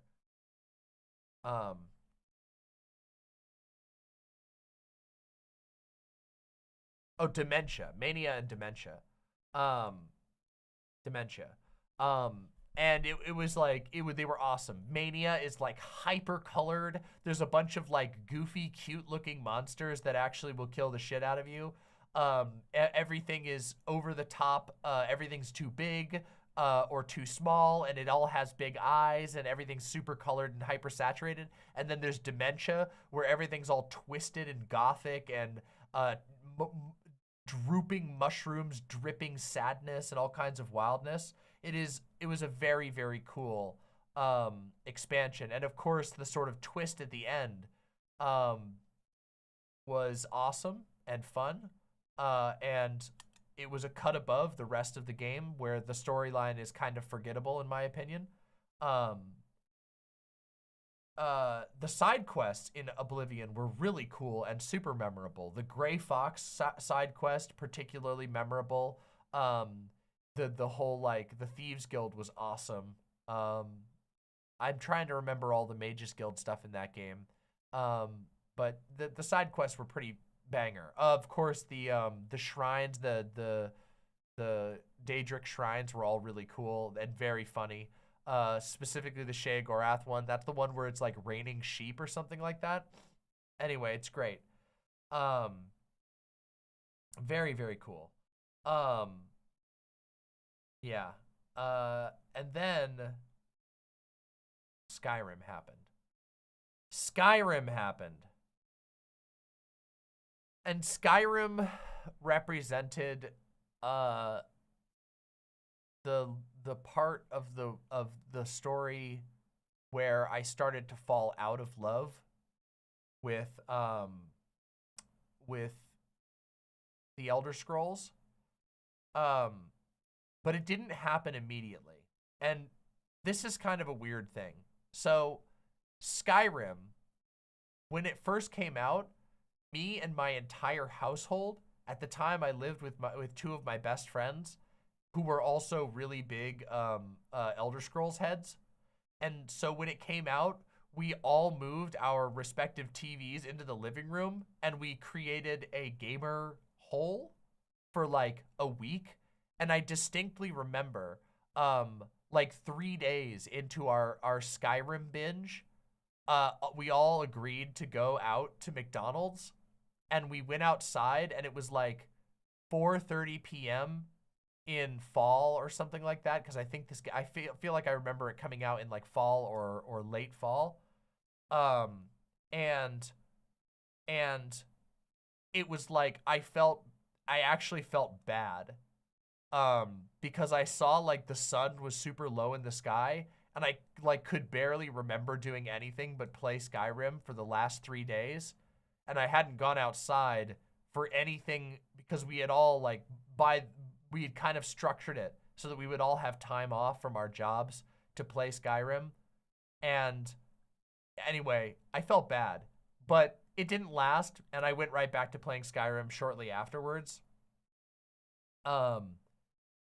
And I played the hell out of Skyrim, but I remember very distinctly not liking it as much as I liked Oblivion. And I couldn't quite put my finger on it at first until I did the Mages Guild story.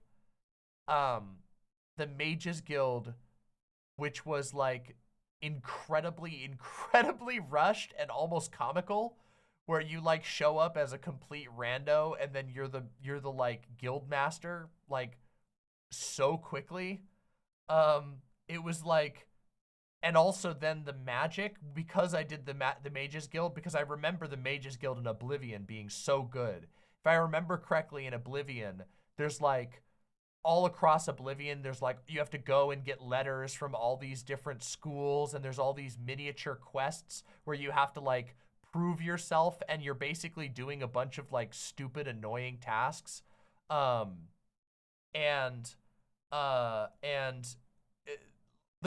remember the Oblivion Mages Guild being very like really complicated, and also even though Oblivion's magic system was like not as good as Morrowind's magic system was deranged. Morrowind's magic system was crazy. You could do so many custom spells in Morrowind, and it was really involved. Oblivion wasn't quite as involved, but still had some aspects of that remaining, and there was still some variation.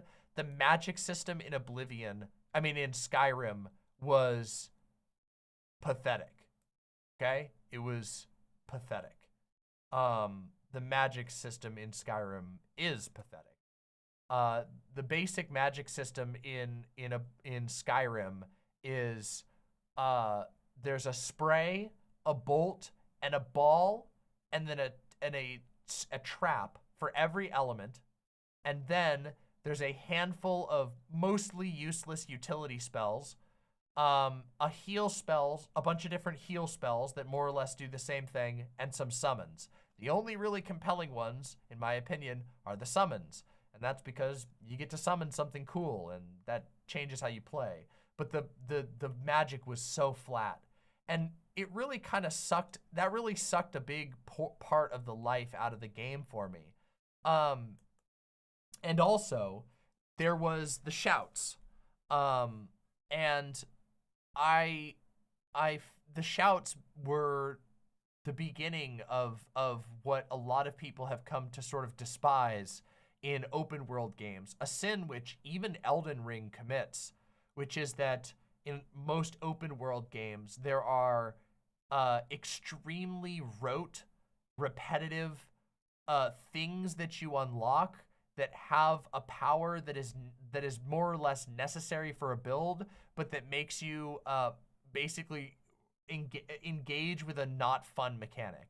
And the shouts were all in certain types of dungeons with a certain type of enemy, more or less, with very few exceptions. You find a statue and you get your shout up to the next level. Now, some of the high level shouts were kind of cool, but getting them didn't feel particularly adventurous. And of course, Skyrim was also the first game where I felt basically no sense of challenge whatsoever from the gameplay. And I wasn't really ready for that. Part of it is that like I had become a more sophisticated gamer, you know? Oblivion is not that hard of a game. It really isn't. The gameplay is fairly simple. But it had a lot more engaging mechanics than even Skyrim did.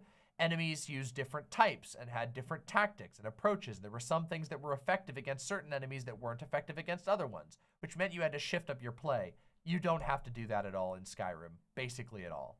And if you go for sneak attacks at the beginning when the game launched, and even still, sneak attacking was the most broken thing in the entire game. If you can just take advantage of the game's extremely stupid stealth system, you can insta-kill everything in the game, including dragons. And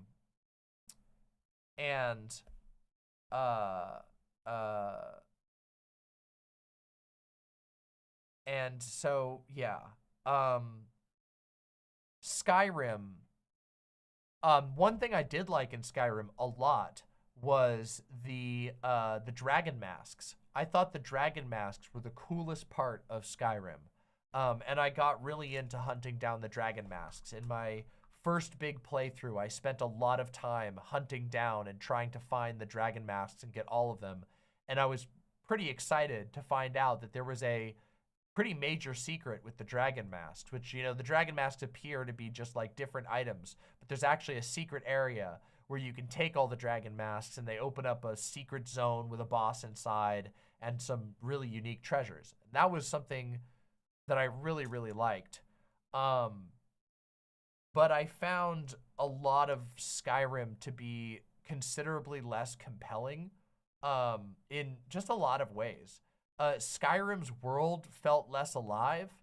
The fast travel system, while I feel like it was necessary, like I feel like moving around in Skyrim without the fast travel system would have been miserable, but that's kind of a thing. That's kind of a problem, right? The fast travel systems are really hard to balance. As you can see in Dark Souls 1's fast travel system is highly limited. There are only certain places you can travel to, and you're highly incentivized to move through the world. I felt like Skyrim did like the worst version of the fast travel system that's ever been implemented. It just sucked. It kind of sucked to ride through a lot of the world. A lot of the world was really repetitive and forgettable and confusing. And that was something that kind of bothered me. That I never really cared about that in Oblivion. And I don't know if it was just because I was younger when I played Oblivion, because I do know that a lot of the like caves and dungeons in Oblivion do get repetitive. But in Skyrim, it's like a whole other level. Like, by the time I was done playing Skyrim, I just never wanted to go fight another Draugr-filled catacomb tunnel. And even in Elden Ring, which gets a lot of heat for having a ton of catacomb dungeons, the catacomb dungeons are all designed in such a way that they're like, they offer unique challenges and are still pretty fun, even the ones that are repeated. But in Skyrim, it was just, oh man, because there's no real challenge to the combat. Even if you crank it up to maximum difficulty, the way the difficulty worked in Skyrim was basically just a numbers slider. The enemies got more health and did more damage. You did less damage to them because they're resistances. There wasn't really much else to it. There's not, the game's challenge levels are just really flat. And I don't know.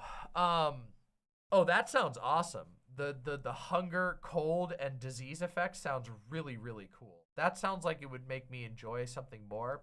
I didn't hate Skyrim, and I don't think I've ever been a person who's been like a Skyrim hater.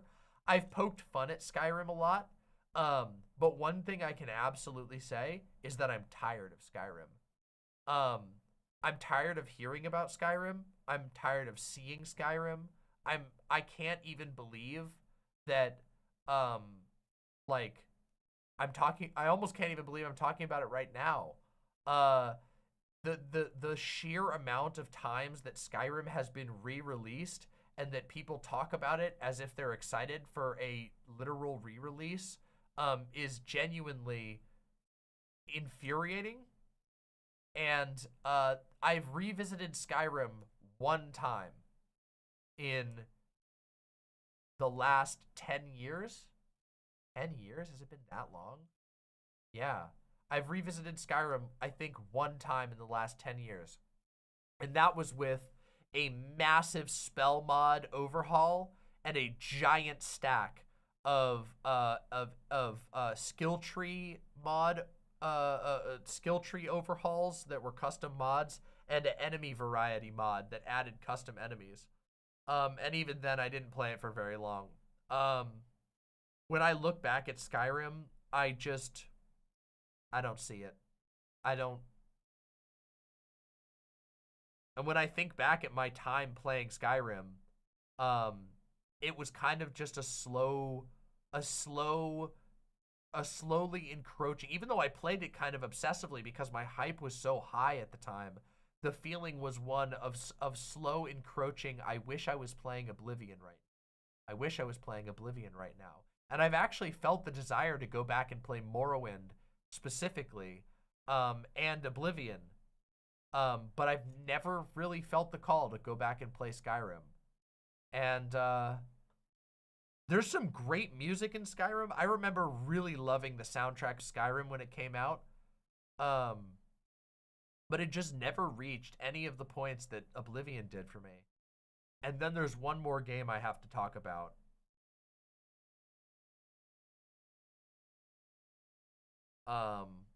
One more game. And that's the Elder Scrolls Online. And I think the Elder Scrolls Online might be the worst MMO I've ever played in my entire life. I don't know how anybody can play that. I'm sorry. I think RuneScape is more fun than the Elder Scrolls Online. ESO, when I played ESO had a level scaling system that made you do less damage the more you leveled up. So when you started the game, it had an inverse scaling system. So when you started the game, you would shoot a spell and you would see a damage number for like 50,000, and then you would level up and it would drop down to like 20,000 until you got down to like maximum level where you were doing like calculable numbers. And I have no idea what the fuck. Oh, sorry. Yeah, sorry. Fallout 76 is actually the worst MMO I've ever played. But that's like, Fallout 76 is like, Fallout, comparing any game to Fallout 76 is like comparing like food to like a I don't even know, to like a cardboard cutout of food that has been taken, like somebody took a picture of and then printed it out on a cardboard cutout. So it's like a picture of a cardboard cutout of food that has been pasted onto a cardboard cutout. It's not even, it's like a double fake. Fallout 76. I did a review of Fallout 76 way back in the day. Horrible game. Just absolute rotten game.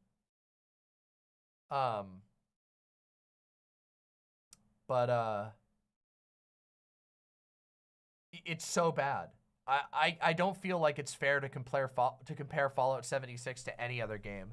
When I played Fallout 76, I didn't even have fun. I knew it was going to be bad, and we were playing it. Me and my friend Grime Dango were playing it because we knew it was bad, and we weren't even having fun. It's so trash. It's one of the trashiest games, and it actually makes me sad that there's anybody who unironically played that game. It's so fucking bad. So Elder Scrolls Online isn't that bad, but that's not even a fair comparison. Elder Scrolls Online is like, Fallout 76 isn't a real game and shouldn't be treated as one. It is a fake fraud. Elder Scrolls Online is just a really stupid game. And everything in it felt bad. All of the gameplay just felt terrible. The stylings looked like they were like fan art of the Elder Scrolls series. They didn't really look like anything that was actually from Elder Scrolls. It all just looked like stuff that people thought was like the vibe of Elder Scrolls, but not done by people who actually had like an artistic connection to Elder Scrolls. Yeah, ESO is, I don't know. I think it's just terrible. So yeah, that wasn't a super organized rant about the Elder Scrolls series. But it's my genuine feelings. Elder Scrolls, I don't know. I feel no hype whatsoever for anything Elder Scrolls related. But my heart isn't entirely closed to it. There's a lot of really cool lore, specifically in Morrowind, that I know a lot of people really get into. I never really got super deep into the Elder Scrolls lore, but what I have heard is pretty cool, especially the Morrowind stuff. It feels like a lot of the lore falls off towards, as you get into the modern Bethesda era. You know, Oblivion has a little less, and then there's even less in Skyrim. I found nothing super compelling about Skyrim's lore. I don't know why. I just didn't. Something about it just didn't spark joy. I always found it, Skyrim has this problem, okay, of having a lot of lore and not knowing how to deliver it. And it's ironically, the problems with the lore delivery is like what some people say is the problem with FromSoft games, but they're just factually wrong about. Where they're like, I don't want to read paragraphs of text to find out stuff about the game lore. Where you don't really have to do that in like FromSoft games. In fact, the amount of reading you have to do is very small. It's usually single lines on item descriptions that give you clues and a ton of environmental storytelling. Whereas in Skyrim, every book on every shelf has like 3 pages of like questionably written poetry that was like, some of it was written by a clearly hyper-passionate lore master at Bethesda, and then 50% of it is written by like an intern that they forced at like 50 cents an hour to write the stuff. And it's just like, oh man, it is super inconsistent. And you're sitting in the game listening to the like repeating Skyrim music while you're trying to read like pages of lore in a book in game. I don't know.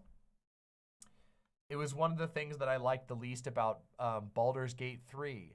One of the things I liked about the books in Baldur's Gate 3 was that sometimes you would find actually relevant information in those books to stuff that's in the game.